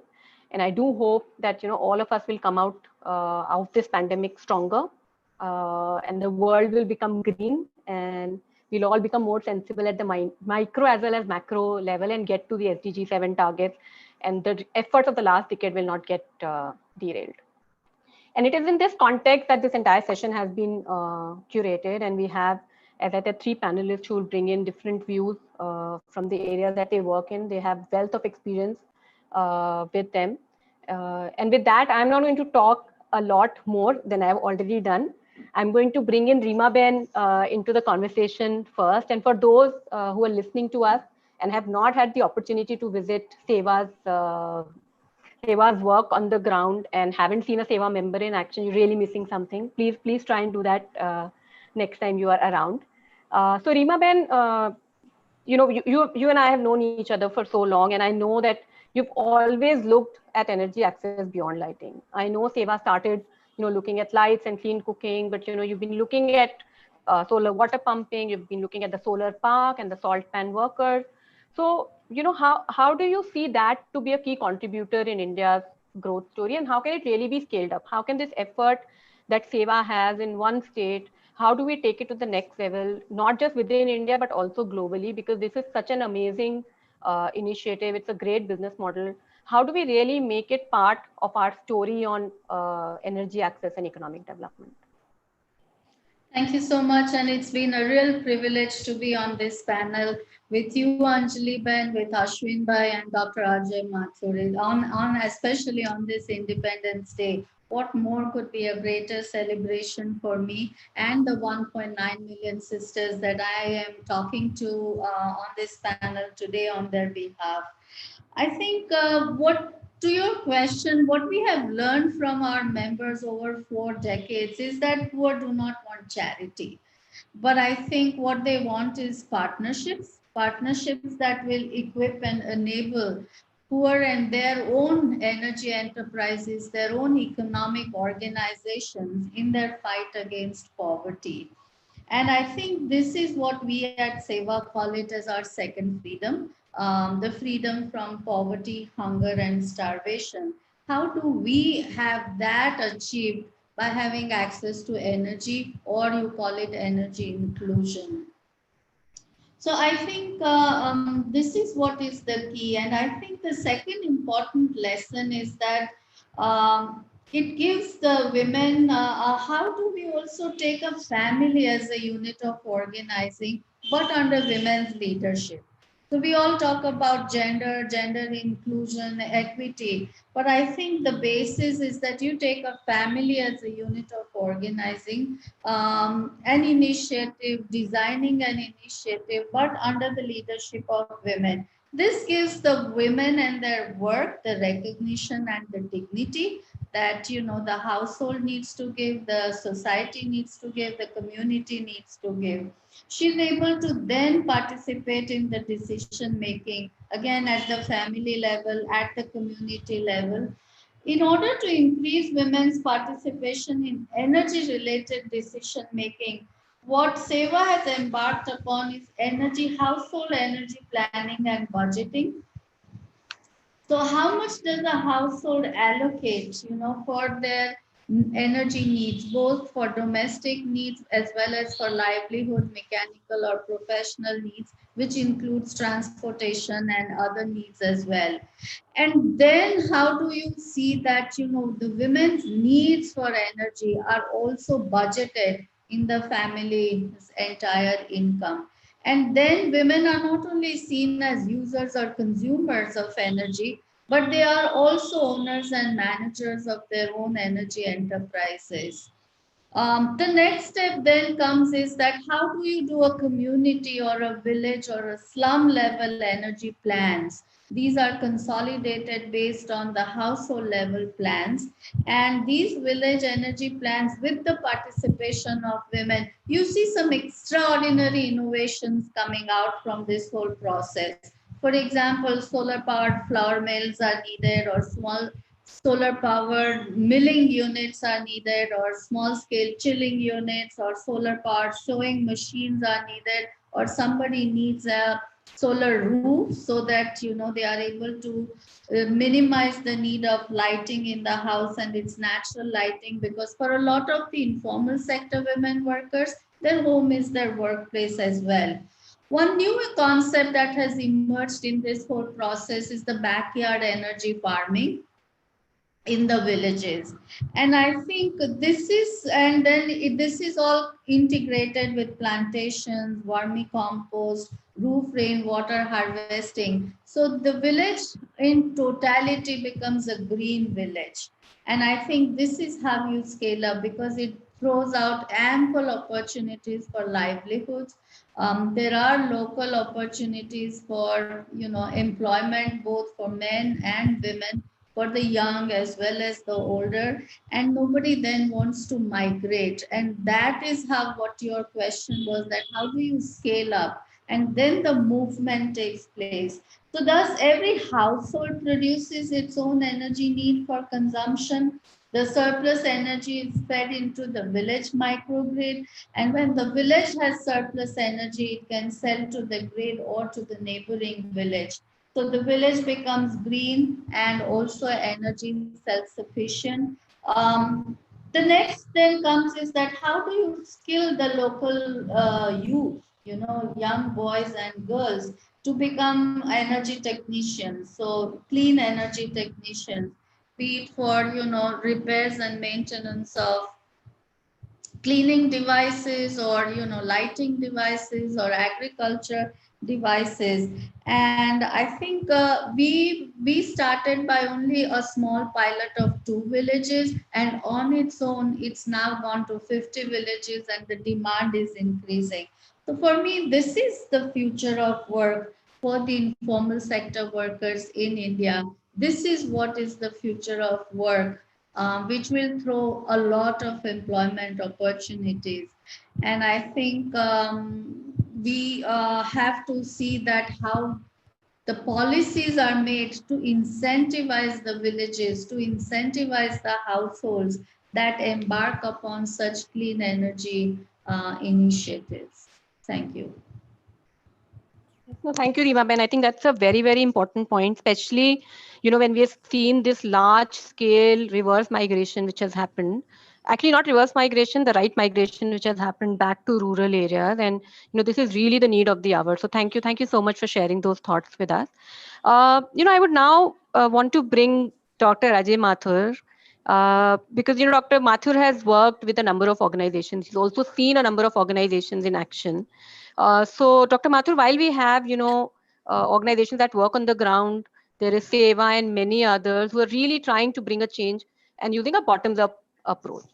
But you personally have looked at those organizations, but you've also been involved in policy making. You have worked with multilateral, bilateral organizations, and now at TERI, where you work on both the sides. So you really have, an understanding and awareness of the entire spectrum that we deal with all the stakeholders.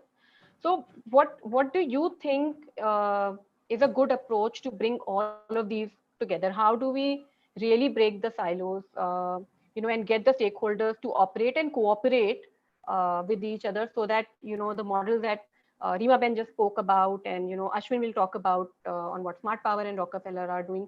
How do we really take them to the next level, and how do we respond? And I'll also want you to bring in COVID here, and how do you get organizations and individuals to stop looking inward and actually look at the impact of their actions on the world?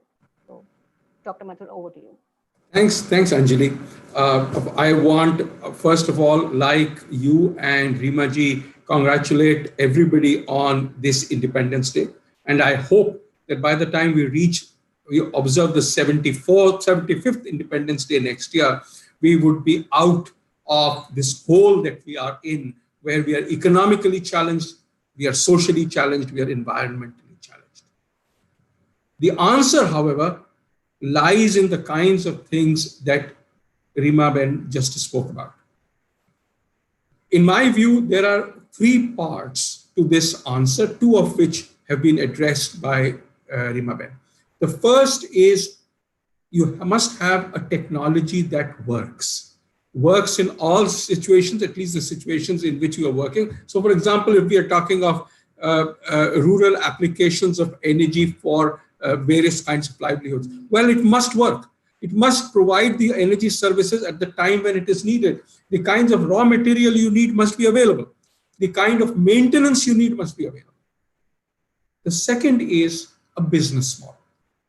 It's very good to say that this technology works, but people should be able to provide it and make money from it. That's their livelihoods. We are not talking about huge incomes, but we are talking about incomes that enable decent livelihoods.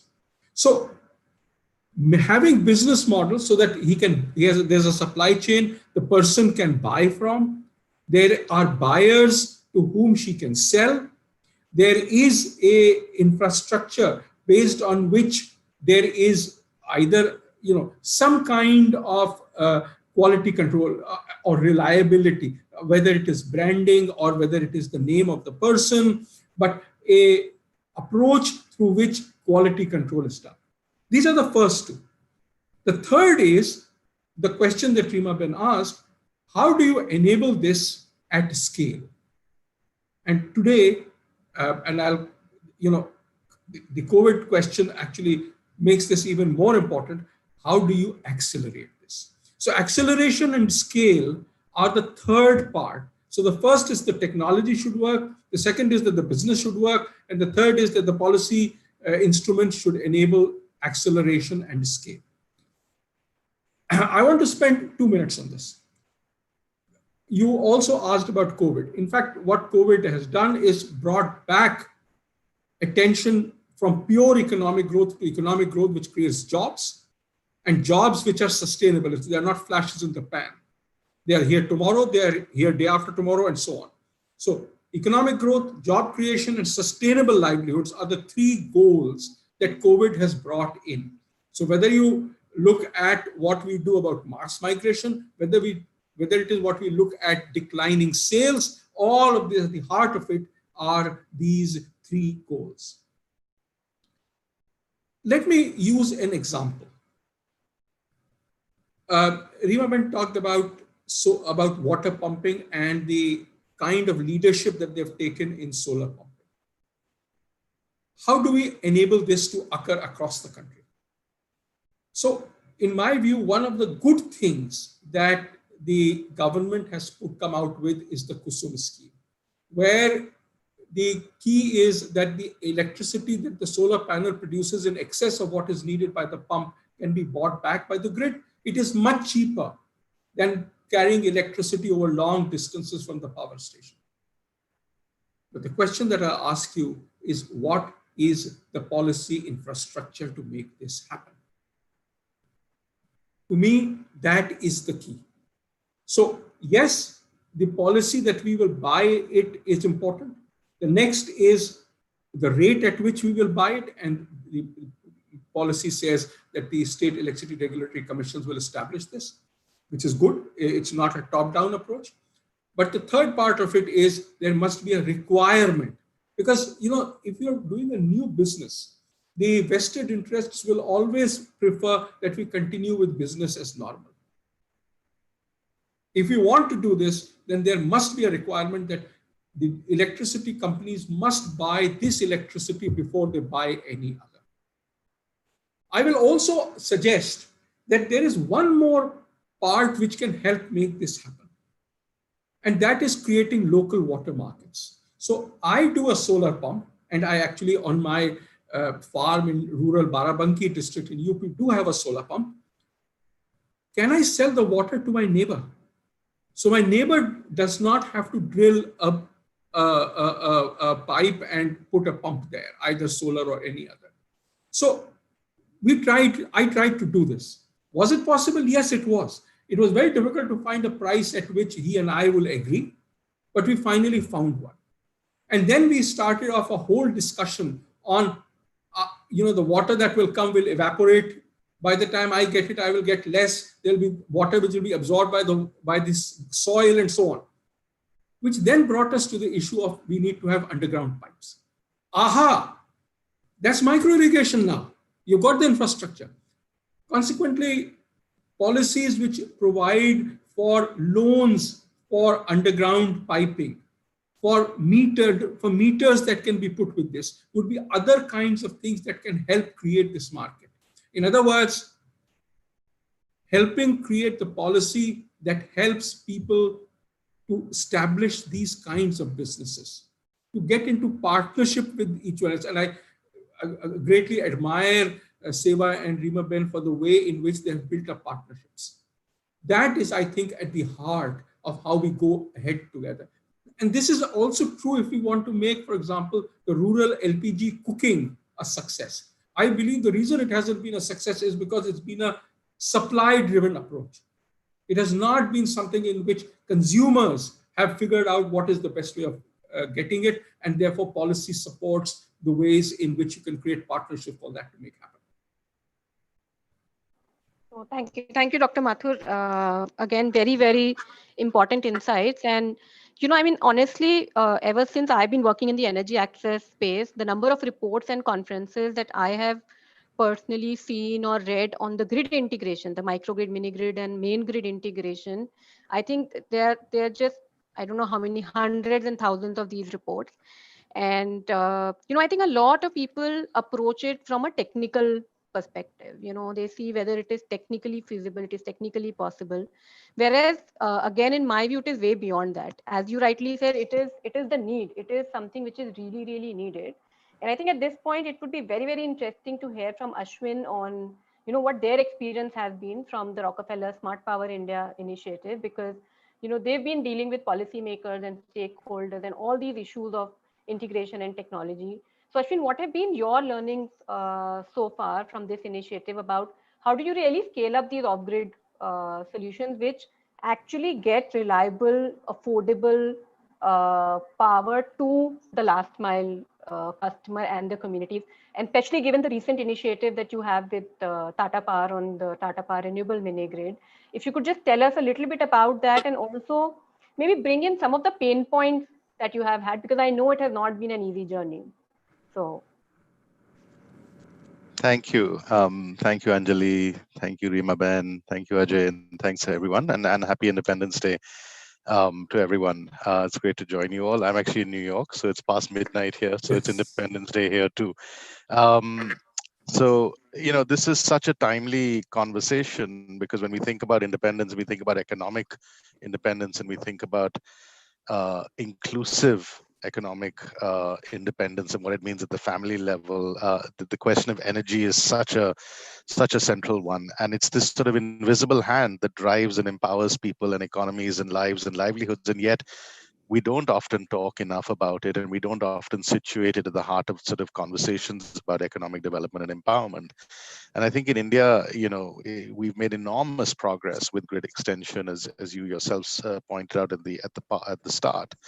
But what we've learned also over the last 10, 15, 20 years is that even as the grid is extended, even as hundreds of millions of people have been connected with basic access, that if you really want to lift people's economic opportunities to the next level, it's not enough just to have the connection. You need to have the capability to consume power. You need to have an entire ecosystem of other investments that are coming in alongside that.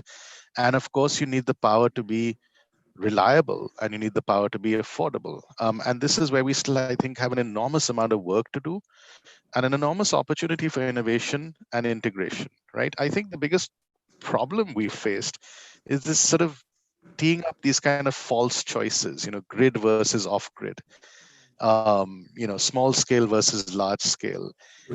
This is, I just think it's actually a counterproductive kind of conversation to have. It's not an either or. It's not about one system being better than the other. The reality is that actually we have an unprecedented opportunity to blend different scales of technologies and actually create the smart grid of the future that delivers power to people when they need it for the purpose they need it. So I think that's really been the ethos behind our work on trying to support the off-grid and mini-grid sector. Not to say the grid has failed, so let's do something else. Most of the mini-grids that we are supporting, and there are about 350 of them in India now, serving, benefiting about 350,000 people, which is still at the end of the day a very small number in the Indian context. Most of them are operating alongside the grid.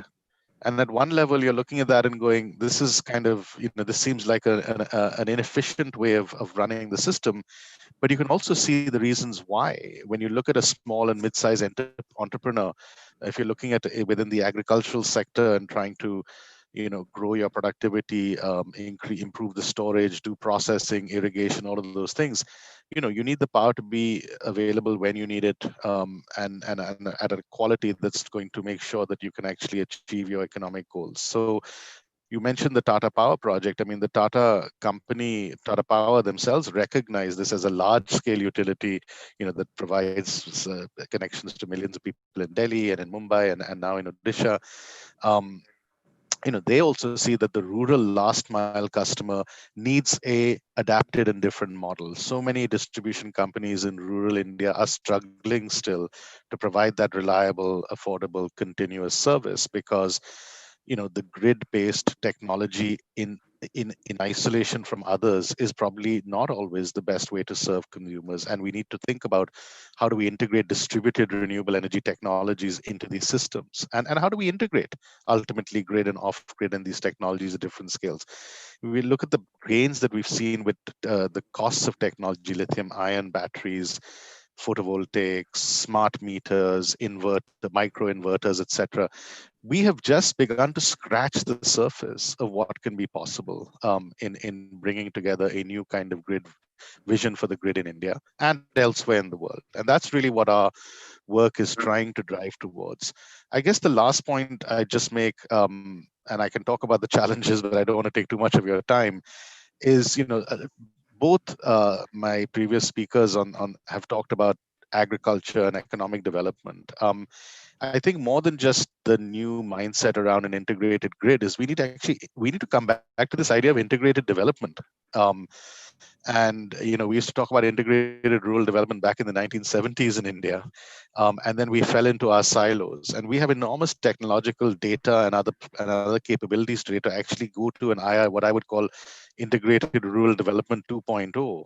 And I think energy, health, agriculture, and other economic activities thought of as a sort of an integrated approach is something that we really need to try and encourage a lot more of if we want to see the full potential of these new technologies realized on the ground for rural Indians, men, women, and all over the country. And in the context of COVID, when we've seen frankly some setbacks in terms of economic activity, energy consumption, this is a perfect time to be thinking about it. The government has recently announced the Ag Infrastructure Fund, I think 1 lakh crore investments planned, but this is going to be entirely dependent on there being reliable energy available for these investments to flow. So let's start planning those things together. Right. No, I mean, very, very important, because the number of reforms that the government has announced, especially in the agri sector in the last 3 months, if looked at in isolation, I really don't know where they will go. But if we actually look at it holistically, as you said, I think there is this potential for us to really change the way rural India operates and works. So thank you so much. I want to continue talking to you, Ashwin, because you spoke about technology.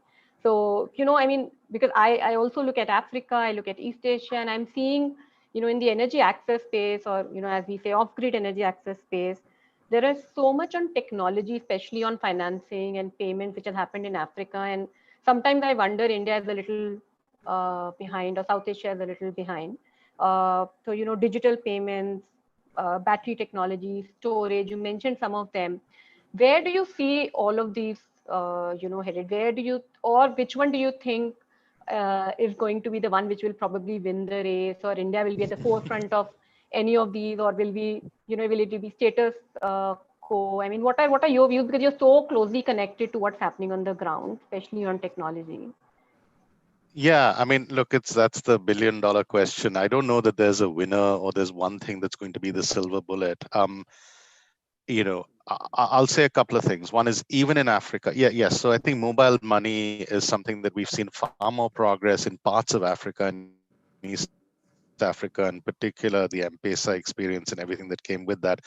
That I think we just need and I think we will get there in India with a sort of revolution on that front. And there's quite a lot of work happening around that in India at the government level and elsewhere. But even in Africa, I was having a conversation with some technologists the other day. We've seen lithium-ion batteries, for example, come down 90% over the last decade. Yet the landed cost per unit of lithium ion in Africa is still 3 to 4x what you get in what you would realize in an OECD economy. So there are so many other constraints to technology actually being translated on the ground. So I'm not coming at this from a pure upstream technology innovation point of view alone, but it's the application piece, it's the regulatory frameworks, it's simple. I mean, not simple, but frankly, aggregate procurement, volume guarantees. We need to have bold, ambitious joint ventures that can really translate these technologies. And this is where I think India can play a huge role. We have, we house the International Solar Alliance, which is a global partnership that's thinking about these kinds of, how do we get advanced market commitments? And I think if we really get behind the distributed renewables sector in India, not just declare victory on rural electrification and say, we've electrified everyone, so there's no role for distributed, but actually that is the next generation of a functioning smart grid. India can then be the driver of volume procurements that can then benefit the rest of the world. And when you have companies like Tata Power coming in and saying, we want to build 10,000 mini grids in India, that's a solution, not just for India, but for the world, because that will open up the market in ways that we haven't seen as yet. So I have a lot of optimism about the role that India can play, even though the energy access conversation tends to be focused more on Africa for other good and obvious reasons. So I think we need a global approach to this, and I think India will very much be at the heart of that. Right. And also, I think the microfinance institutions in India play a very, very important role when it comes to kind of replicating the digital payments. That's very, very insightful. Thank you. Thank you so much. I want to quickly move back to you, Dr. Mathur, is because, we've spoken a lot about connections, energy access, technology, but another key component of the whole SDG 7 topic is energy efficiency.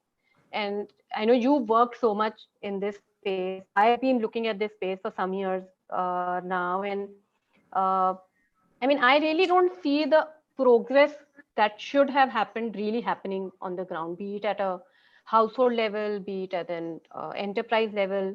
And for me, this has become even more critical with the Saubhagya scheme coming in and giving electricity connections. And if we, as a country, what we really want to happen is that all these 26 million households move up the energy ladder. It means that over the next 3 to 5 years, we want them to buy products. We want them to buy household appliances. We want them to buy productive appliances. But, then the need of the hour is also to really build the market for energy efficient appliances to get to the rural market. So what is your view on this whole space of energy efficiency when it comes to energy access and equitable access to energy? Because I don't think it can be equitable if they don't have access to the right appliances. And I'm talking about both at a household level as well as an income generating asset level.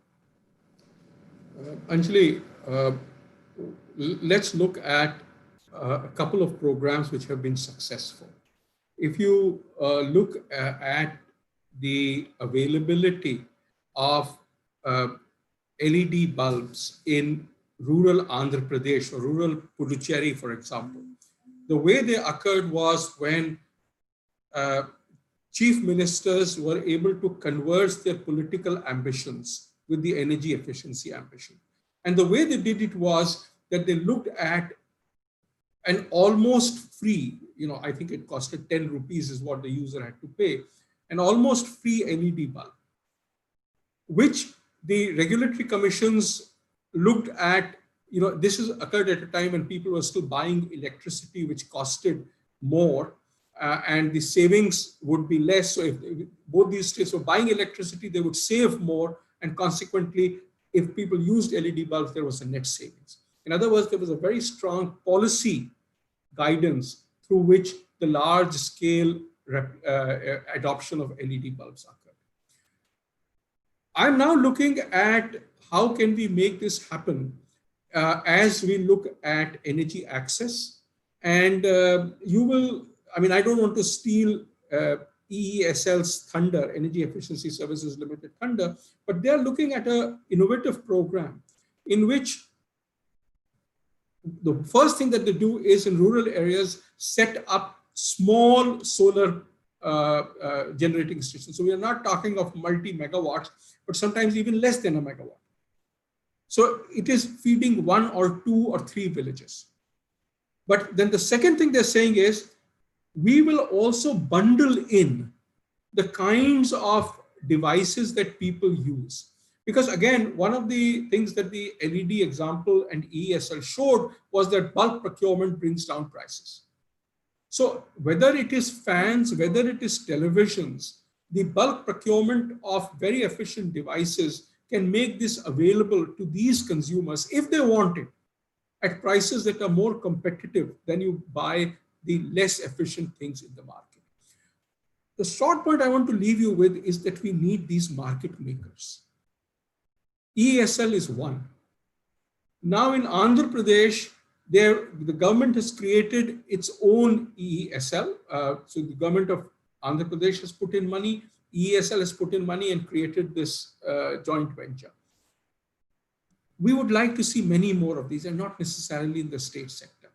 Though being in the state sector, one of the things that they do is they have the clout to get the electricity distribution companies to pay them. Having said that, and understanding the kinds of risks that these people take, my own belief is that energy efficiency is really a question of aggregation. Because, if you want to set up a megawatt or 100 megawatts of generating power, one large capitalist can make that decision. But if you want to save that much, there will be millions of people who will have to make a decision. So you need coordinating agencies. This is where I think we need to focus. Yeah. And which is where, also again, I go back to Seva, where, we have millions of members, and these are the organizations that could also help, in this whole initiative of taking it to that next level. And with that, Rima Ben, again, I want to come back to you because, we've spoken about Seva's experience with, I know it started with lighting and then clean cooking. We spoke about solar, the Green Haryali initiative, the village level. But what have been the major issues that Seva has faced in getting energy access to its members? What have been those issues really on the ground? Because it's one to talk about policy and an integrated approach and technology at a macro level, but what really happens on the ground, and how can some of those barriers be addressed? And how can we really communicate to those sitting at the policy making tables to help organizations like Seva continue to do the great work that you are doing?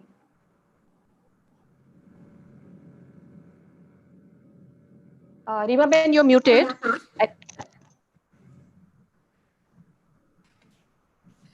Sure. I think what I want to put on record here is to your question about the challenges.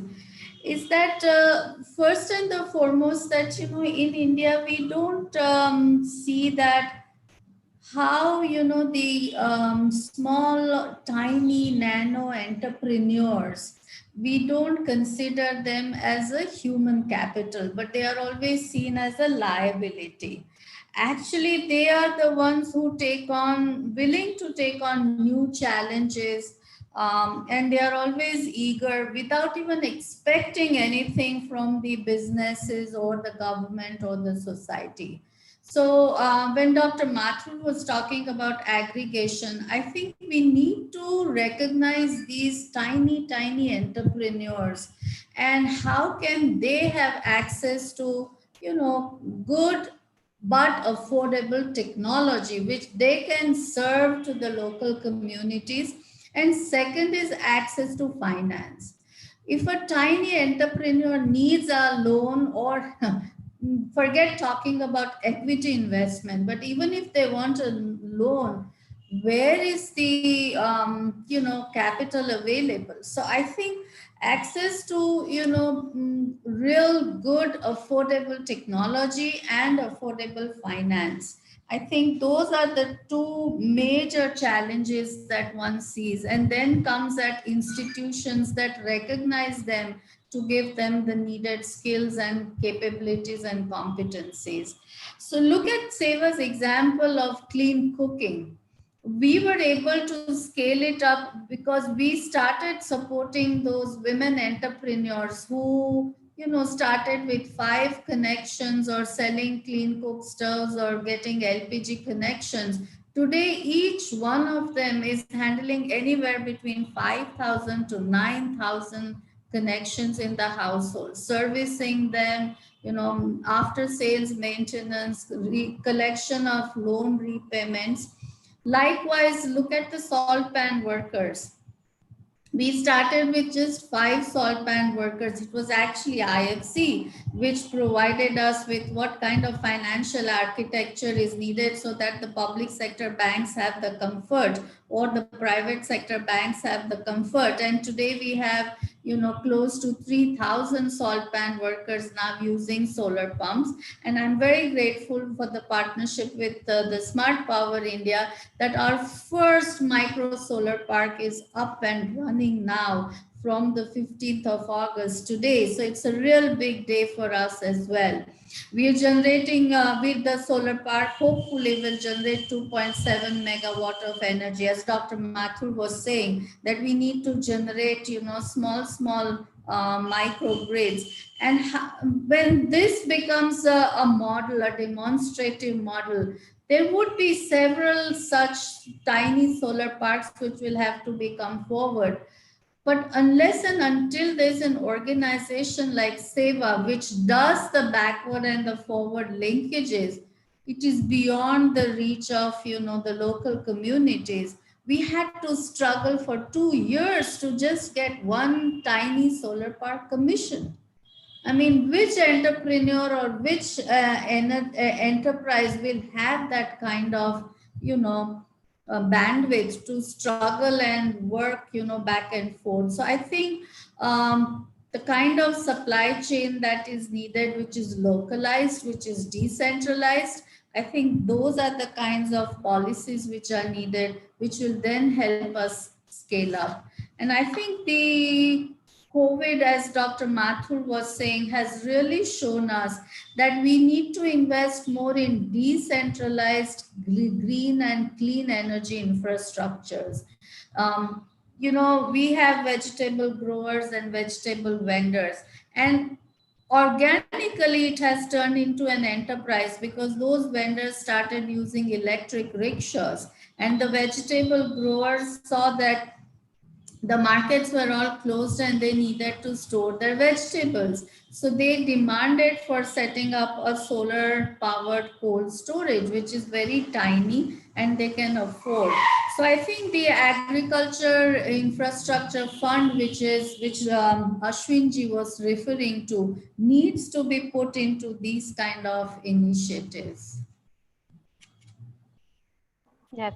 Thank you, Rimaji, and congratulations. I look forward to visiting the solar park as soon as the situation settles. Please, I would invite all of you, Dr. Ashwinji, first and the foremost, as soon as the travel ban is. Absolutely. In fact, I'm also looking at some of the Q&A and chat boxes, and there's so many congratulatory messages for you. So congratulations from all of us on this. And I think I'm going to move to my last question. I'm also conscious of time. One last question to Ashwin before I go back to all of you with one same question to all of you. But before that, to Ashwin, again, Ashwin, you through the Rockefeller Foundation Smart Power Initiative are again very, very closely connected to communities, and you've really seen the impact of COVID. So can you tell us a little bit more about it, especially with relation to energy, the demand for energy or the lack of demand for energy?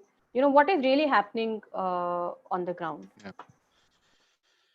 Yeah, no, sure. I mean, it's obviously a really, really critical issue, and we are still learning, we're still observing, and I think this is an area that needs to be closely watched. So obviously, once COVID hit and we started to see the economic impact with the lockdowns, not just in India but in other markets as well in other countries, we were very concerned about what this will do to the disruption to economic activity, and for us, we were in a position to be able to assess that through understanding what people are doing with energy consumption, right? The India has actually seen a fairly significant drop, saw a fairly significant drop in consumption outside the home, and we were tracking this through the mini grids that we work with and the data from that. So we actually partnered with a group to do remote surveys and phone-based surveys covering about 1,500 or 2,000 households. And so in the very near term, there was about a 70% drop in energy consumption within the first few weeks but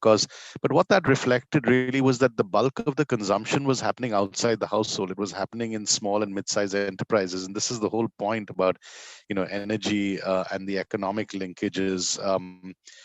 That has over the last few months, on average, it's been at around 40 to 50% reduction. That's obviously gone up again. I mean, the gap has started to narrow where economic activity has picked up and where once closures and lockdowns came to an end. Of course, we've gone back into lockdown in Bihar. So we're waiting for the data on that to come through. But it's what lies below that that's been quite worrying. When we were surveying households, we were also trying to understand what is that actually doing to your sense of well-being and security, right? Financial security. So 50% of households reporting that they in general define their financial situation as being much worse. 67% saying that they're using savings in order to meet basic expenses that they had not been expecting to. So one of the things that Smart Power India and Jaideep and his team and us decided was, let's implement an e-voucher scheme immediately to actually provide billing relief and in this case it was about 8,000 or 9,000 customers, or maybe about 7,000 customers, where there was a 75% relief on billing in month 1, 50% in month 2, 25% in month 3, and it's administered through an SMS system. To provide relief because people need cash in hands for other things and they don't need to be worrying about paying the electricity bill, but also really importantly to give us a signal of what kind of consumption levels are rebounding, particularly in the enterprise and SME side. And so we're using that data right now to really try and understand how demand is changing and how we can support households and communities who are looking to recover economically. There's some optimism that with the return of with so many migrants returning, perhaps there'll be this a kind of an SME rush, if you like, with new skills, new capital coming into rural India.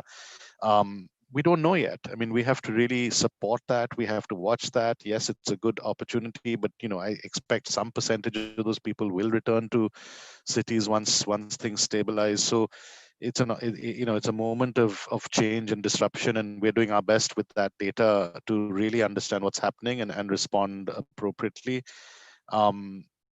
So yeah, that's sort of been our experience so far. The last thing I'd say is, in the midst of all of this, we have a fairly nascent off-grid and mini-grid sector still. We've been working at this sector for almost a decade now, but it's still a young sector. And for it to see its customer base struggling means the businesses themselves also are going to struggle. And so we're also putting quite a lot of effort into helping those businesses stabilize and providing them with some level of cushion so that they can weather the storm.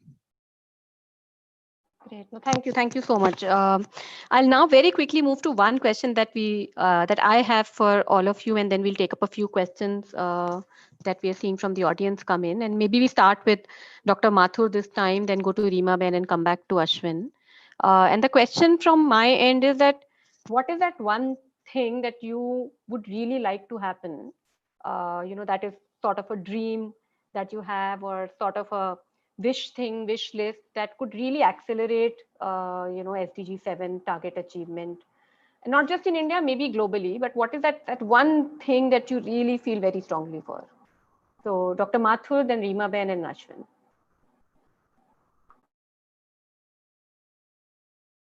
Dr. Mathur, you're muted. Reducing my wish list to one is always difficult.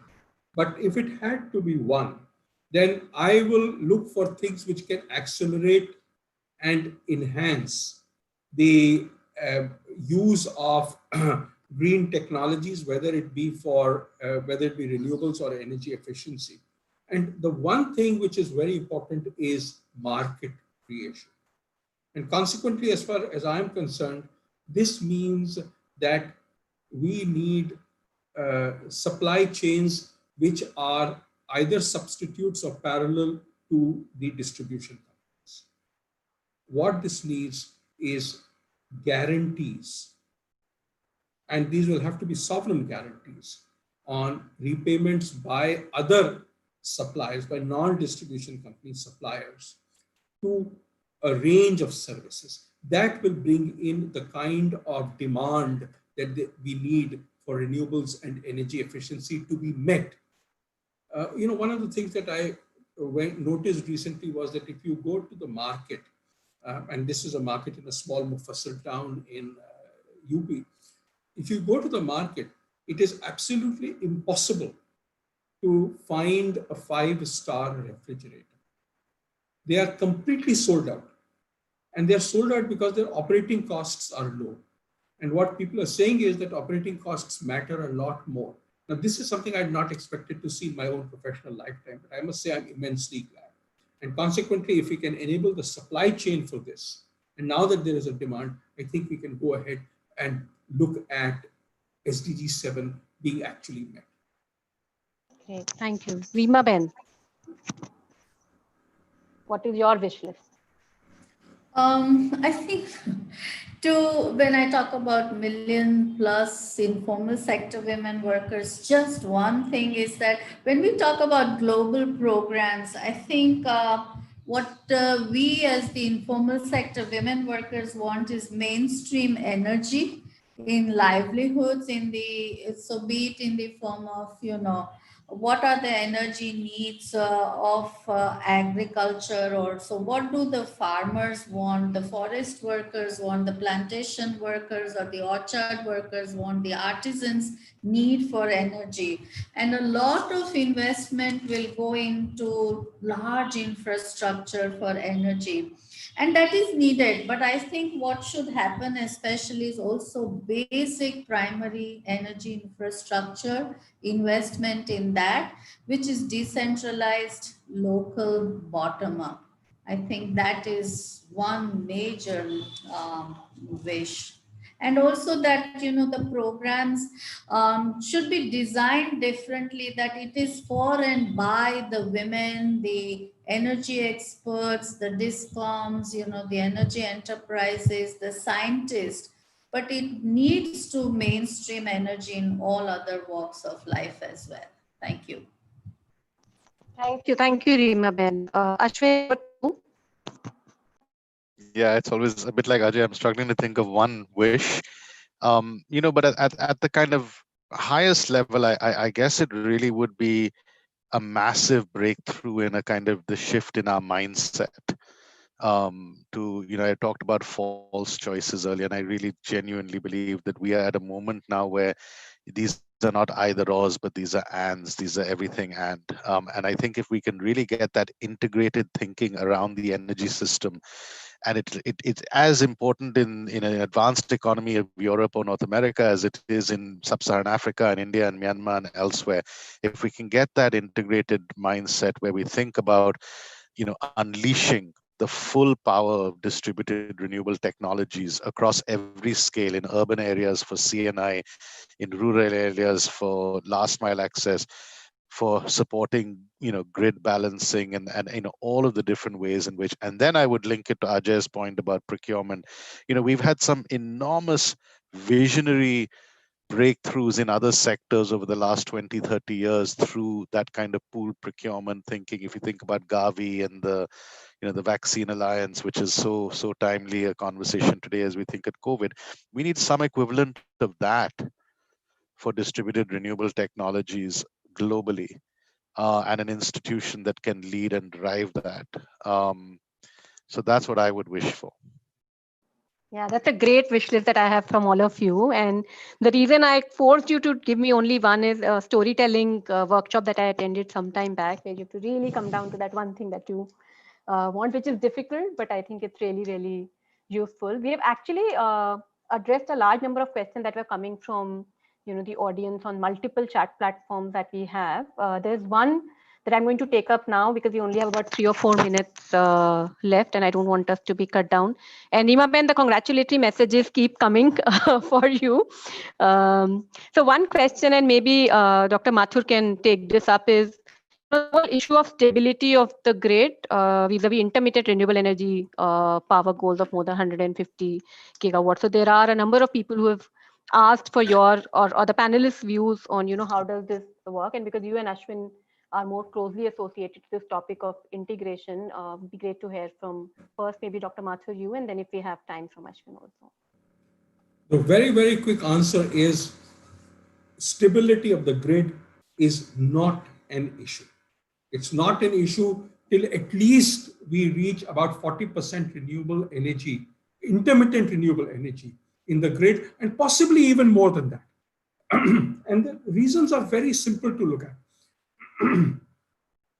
The first is that we have an adequate amount of backup energy, whether it is coal, whether it is nuclear, that can provide the base. The second is that, at least as far as solar energy is concerned, it's fairly predictable. So you know when you need to have the ramp ups or ramp downs. Consequently, as long as we build a system in which there is a requirement for a quick ramp up and ramp down of coal power stations, that's number one. Number two, we build a system in which we provide incentives for people to reduce their loads when they are asked to. So if there's a sudden increase, the electricity company could tell people, please reduce your load by 10%. And if you do so, we will reduce your tariff by 3 paisa per unit or something of that sort. And given today's air conditioning load, it's actually possible. Because all you need to do is to increase the set point temperature of an air conditioner by 2 degrees centigrade, and you get a 1.5% saving on electricity. In other words, it's possible. So that's the second. And the third is, obviously, we are moving towards a future in which we can have storage, particularly battery storage, but other kinds of storage as well, pumped hydro and so on, which can be used to make up the stability at the time when renewable electricity is either just coming in or going out. Over a period of time, the prices will drop of storage. Over a period of time, the amount of coal electricity that we have, which can balance this, will reduce. So these two things will work in opposite directions, but in the same time period. In the early time period, coal will take on the brunt of burden of stability. In the longer time period, storage will take on the brunt of stability. But it is possible. Ashwin, any thoughts? And also I want to mention that we're getting a lot of interest on the chat on the integrated approach that you mentioned. So if there's anything else that you want to tell us about that, any other thoughts, this would be a great opportunity. Yeah, I mean, I think Ajay dealt very, very comprehensively with the question on grid stability. On the integration piece, it's really a very simple point, and it's something that many electricity planners and regulators and investors are looking at, which is, we have to get to a truly integrated model with any given economy of what is the combination of technologies that you need to actually get behind, and how do you do it as one electrification system. So how do you combine grid, mini grid, off grid, as you think about last mile distribution and coverage. This is particularly in sub-Saharan Africa, where the grid has still got a long way to go in terms of being built out. So, there's a whole bunch of different least cost electrification models out there. The question is, how do we get these adopted and really built on strong evidence bases so that we can truly leverage the range of technologies that are out there? And I think right now we're not doing enough to really take advantage of the opportunities that are in front of us. Yes, thank you, Ashwin. And one last question that I have, and then we will close this session, is for Rima Ben.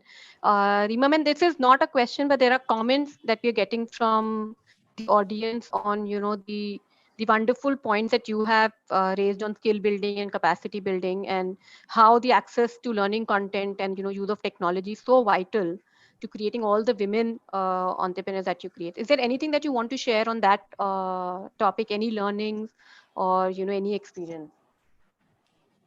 Thank you. I just wanted to say that if we really want to succeed in skilling and building the capacities of women entrepreneurs, this is an era of partnerships, and I think we've been able to do this purely because of partnerships with organizations like Smart Power India, or with the UNEP, or with IFC. And I think that is what, and I wanted to tell Ashwin that you were talking about Gavi, and there needs to be a global alliance. Smart Power India can at least take the lead in building an alliance in India for DREs. And I think this is the time, so I would really call you upon for that. Thank you so much. Thank you, Rima Ben, and Ashwin. There's a task for you now to take forward. So, but thank you so much to everyone, to Dr. Mathur, Rima Ben, Ashwin, for joining us. It is typically a holiday that most Indians believe 15th August to be in, but it's so good to have the day started with a conversation with you. I still remember my days with Teddy, Dr. Ajay Mathur. I never missed a single Independence Day celebration, and I hope at some point the alumni is going to get invited to that. I really look forward to that. But thank you so much, and thanks to everyone for joining. And again, a big thank to all the organizers for organizing this wonderful event. I had a really, really nice time talking to all of you. Thank you very much. Thank you very much. Thank you very much. Thank you. Bye.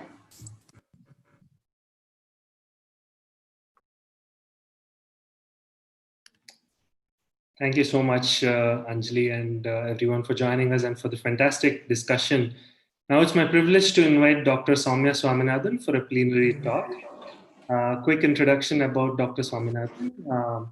A pediatrician from India, Dr. Swaminathan is a globally recognized researcher on TB and HIV, and currently the chief scientist at the WHO. She has over 3 decades of experience in clinical care and research. Dr. Swaminathan has served as Secretary of the Department of Health Research and Director General of the Indian Council of Medical Research, and has published over 250 peer-reviewed publications and book chapters. In this chat, Dr. Swaminathan will share her perspectives on tackling the spread of COVID amongst India's poorest and the measures the government could be taking to protect the most vulnerable. I'm looking forward to hear her speak on the various aspects of public healthcare systems in India, our current readiness and vulnerabilities, and what must be done to build enduring resilience. Dr. Swaminathan, honored to have you join us, and over to you for the next 15 minutes. Thank you so much. Thank you so much, and greetings to everyone who's listening in. I think this is a great initiative, first of all, to get different points of view, ideas and thoughts, especially on our Independence Day, as we celebrate 74 years of independence, and then we're looking ahead to a bright future.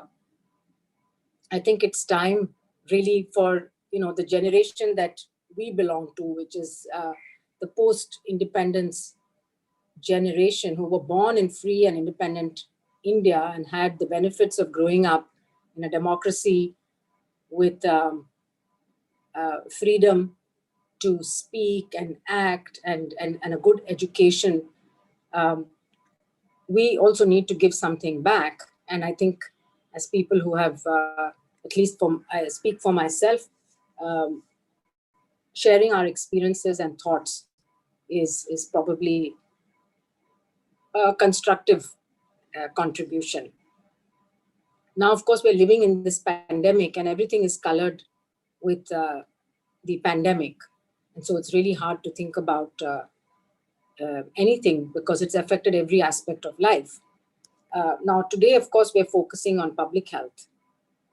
And I think one thing that this pandemic has done has completely brought to the center the importance of public health. And I think maybe that's been the only silver lining, that it has forced governments, political leaders, and the public to appreciate the key role played by both science and by public health. And we've also seen that those countries which have invested in the past on public health, on universal health coverage, on good surveillance systems, on good primary health care, were able to do better. And of course, there are many different pillars when you talk about public health. There are pillars starting from the governance, how the cadre is set up and managed, so the whole management side of it, then the financing, how much of the services are free at the point of care, how much is the out-of-pocket expenses that people are facing, what are the supply chain and the logistics, the data systems, and very importantly, the human resources, the cadre of health professionals, starting from the village health workers, the volunteers like the Ashas in India, for example, the nurses, the doctors, and all the other functionaries we should not forget. We often think about doctors and nurses automatically, but we forget that you need lab technicians, you need physiotherapists, you need counselors and mental health specialists. You need a host of people managing the pharmacy, for example, pharmacists. So you need a host of paramedical staff to really be able to work as a team and deliver quality care. So again, the focus over the last few years has shifted from quantity to quality of services. And we've been expanding the package of essential health services. Countries which are investing heavily in universal health coverage are expanding the package of services. Now, we often talk about protection or health security being the other side of the coin as universal health coverage. So UHC and health security actually go together because the investments that you make in the system actually serve both. And it's clear that for health security, you need an investment in advance. And one of the things, again, that's come to the fore is that while there have been many warnings about pandemics in the past, and of course, the world has seen, previous pandemics, of course, all due to influenza. Most countries didn't take this warnings very seriously till it's actually happened. But at least this gives an opportunity for us to build back stronger and better. I think India has done well in managing the pandemic so far, but the challenges are huge because of the population, the diversity, the heterogeneity of the health systems, the capacity of the health systems in different parts of the world, the type of populations, the overcrowding in the cities, and the lack of access to healthcare in many rural areas. All of these pose challenges. And therefore, I think whatever we do has to be innovative. It has to be flexible. It has to be based on science and data and evidence, and yet allow enough local flexibility to be able to adapt to the local context and the circumstances. And one of the things that I know that India is planning to invest in heavily is data systems and has been doing. We have the unique identification for each individual, the electronic health records, the plans for a national health stack, the National Health Assurance Authority, which has also working mostly digitally. So all of this actually is helping to build the backbone of a digital infrastructure, which would be really needed for a future of healthcare. And again, I think the pandemic has forced us to be quite innovative in the ways in which we communicate and conduct our day-to-day business. And so it's giving us a lot of insights into how we can leverage technology. So while I have been visiting some hospitals, while I have been here in India for the last few days, I was struck by the fact that people are really finding it very difficult to come to health facilities now because of lockdowns in a number of places, lack of public transportation, and the fear of going into hospitals. And so this is an opportunity really to invest heavily in telemedicine and use telemedicine in many different ways. One is the classical patient to doctor consultation. You do it on tele instead of doing it in person. But this could also be leveraged to do training and to do shared virtual appointments. So, for example, if there is a chronic disease clinic, which people are not able to access, people with hypertension or diabetes or heart disease who are on treatment and normally would come to the hospital every month or every 3 months for a checkup, it should be possible now to engage them, not only one-to-one, because that, of course, requires the same amount of time the doctor would provide for an in-person, but a shared appointment where you could have 10 or 20 people with diabetes joining in a session with a doctor, a specialist. And while he or she talks to one patient, the others are actually listening and to the questions and answers, and thereby also learning.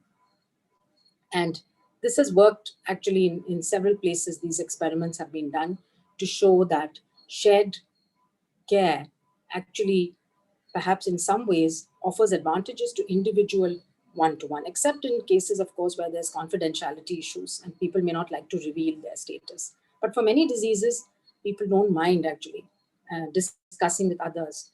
And it's an opportunity to learn from how others are doing, also from your peers. And so I think innovations like that in the health system, and also being able to support and communicate with our frontline workers, whether they are ASHAs or VHNs or ANMs, to improve their performance, they need constant feedback. They need that loop, which tells them what they're doing right and what they're doing wrong. And that could be somebody based either at the primary health center or at the district hospital who does this. And again, it could be a shared platform where instead of the in-person meeting, they all connect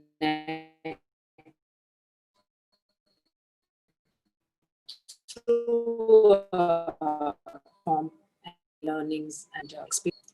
I think building as outlined in the National Health Policy 2017 is going to be very important, and very few states in India today have that. And that is critical because it provides you again a structure in order which you can be activated. It's of course doing its routine activities, but in the case of an outbreak, an epidemic, it can be promptly activated in order to provide a number of different services. Having trained field epidemiologists who know how to do outbreak investigation, who can not only detect an outbreak, but also investigate it and put in place a response. So detection, prevention, and response are the three pillars which form part of the international health regulations that all countries have signed up to, and which sort of guide the way in which we would strengthen the performance in that area. And again, I think this is a time to take a critical self-look at what we have done well, what are the gaps, and what we could do better. I mean, I think an incredible success story has been the fact that from no indigenous testing reagents and one lab that was able to do testing for COVID in January, We now have, I think, 1,500 or more labs across the country, and that most of the reagents are being indigenously manufactured. So it's possible when there's a challenge, we can also take it as an opportunity. But it needs a very holistic approach. A piecemeal approach is not going to work. And perhaps the last thing that point that I would like to speak about is the participation of communities and people. And I was very impressed when I went to Thailand to see their primary healthcare system and how the community really actively participates in providing feedback, in being very close to the local sub-center or the primary healthcare center, and also having gatherings, like they have this People's Health Assembly every year, which starts from the local level, at the village, at the district level, and then goes all the way up to a huge National People's Health Assembly every year, where ordinary citizens come together to discuss their health problems and the solutions with staff from the Ministry of Health, and also with other political leaders like the elected representatives. So I think that's another area where we could strengthen, and which would really help our primary healthcare system if we started involving the community, getting the feedback, having them participate in programs. Because for many diseases, we know that having a curative approach has limitations, especially the chronic diseases. We talk about non-communicable diseases. There's a limit to how much diagnosis and prevention you can do. It's like not turning off the tap, but only trying to control the level in the bucket without when you have a constant tap that's open and filling the bucket. So this is where prevention and risk factors and the other social determinants, environmental determinants, social determinants, economic determinants of health, they come into play. And that needs, again, a separate approach. And it's, again, this becomes an all-of-government approach where the health ministry or the health department actually become the stewards and the champions. But the actual implementation may be done by different ministries, whether it's road transport for road safety, whether it's the food and agriculture department for nutritious food, whether it is the women and child department who manages the schools, and health and education need to go together. So whether it's the finance department, which actually makes the taxes happen, taxes on tobacco, taxes on alcohol, taxes on unhealthy foods. So on the one hand, we have to strengthen our healthcare delivery system, including the human resources, and develop the public health cadre. And on the other hand, it's what individuals, behavior change can do. And at the community level, at the village level, or at the urban neighborhood level, what are the things that they can put in place, including water and sanitation and waste disposal and taking care of local water bodies and trying to reduce pollution. So that, I feel, would be the holistic approach as we look forward to new era, and not only more financial investments, but more investments in health, leading to a healthier population for all Indians. Thank you very much. Thank you so much, Dr. Swaminathan, for your rich and timely insights, which is also a great segue for our next segment. Thank you so much, Dr. Swaminathan. Thank you. Up next, we have Dr. Aquinas, who was an internist at St. John's Medical College in Bangalore and has made a conscious shift from hospital-based healthcare to community-based healthcare and chose to work in Kalahandi in Odisha. She founded Swasthya Swaraj Society, and through her experience serving communities, Dr. Aquinas will speak about the barriers and challenges to access quality healthcare in remote parts of India, her learnings, and what it will take to change this. This will be a recorded video of Dr. Aquinas speaking to all of us.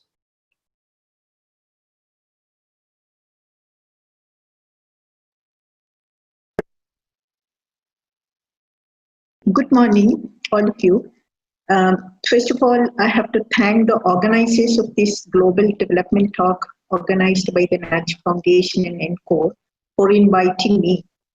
Perhaps I am a misfit in this platform of global experts, but then I thought I should seize this opportunity to represent the people who are outside the development discussions and speak on their behalf from a health perspective.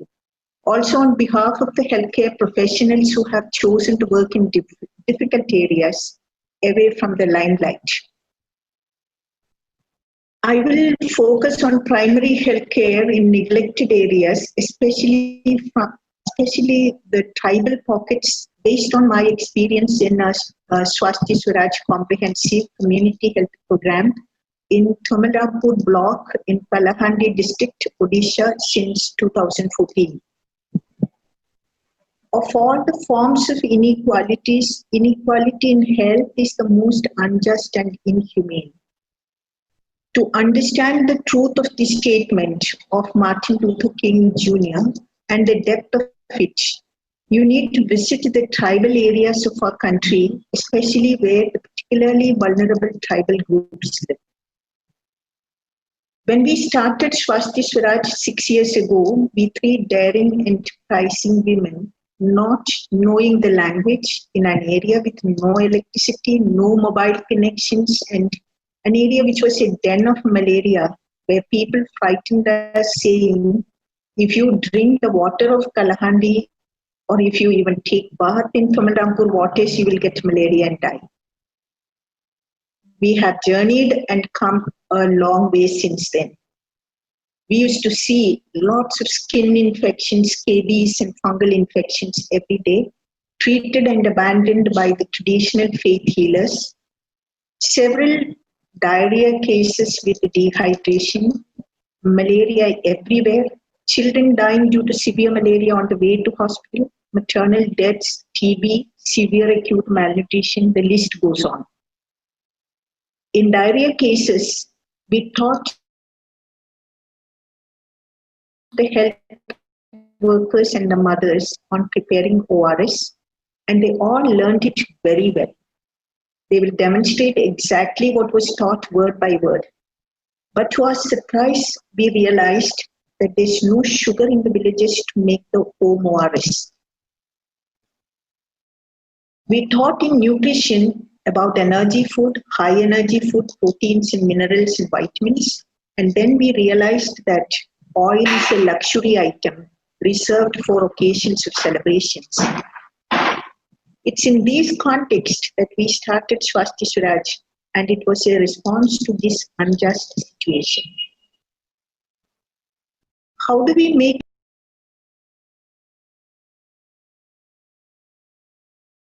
deprivation have become part of their lives? Health is determined by various determinants: social, economic, nutrition, literacy, infrastructure, transportation, mobile connectivity, cultural traditions, livelihood. The livelihood patterns of these people are such that the women have no time even for delivering the baby. Then there is the constant struggle for food, drinking water, shelter. The dominant development paradigm in health needs to be revisited and shifted. Disproportionate focus on tertiary and specialized healthcare is at the cost of primary healthcare, which should be the bedrock of any health system. When healthcare is moving towards higher and higher specialization and becoming expensive day by day, who will provide healthcare to the poor of this country?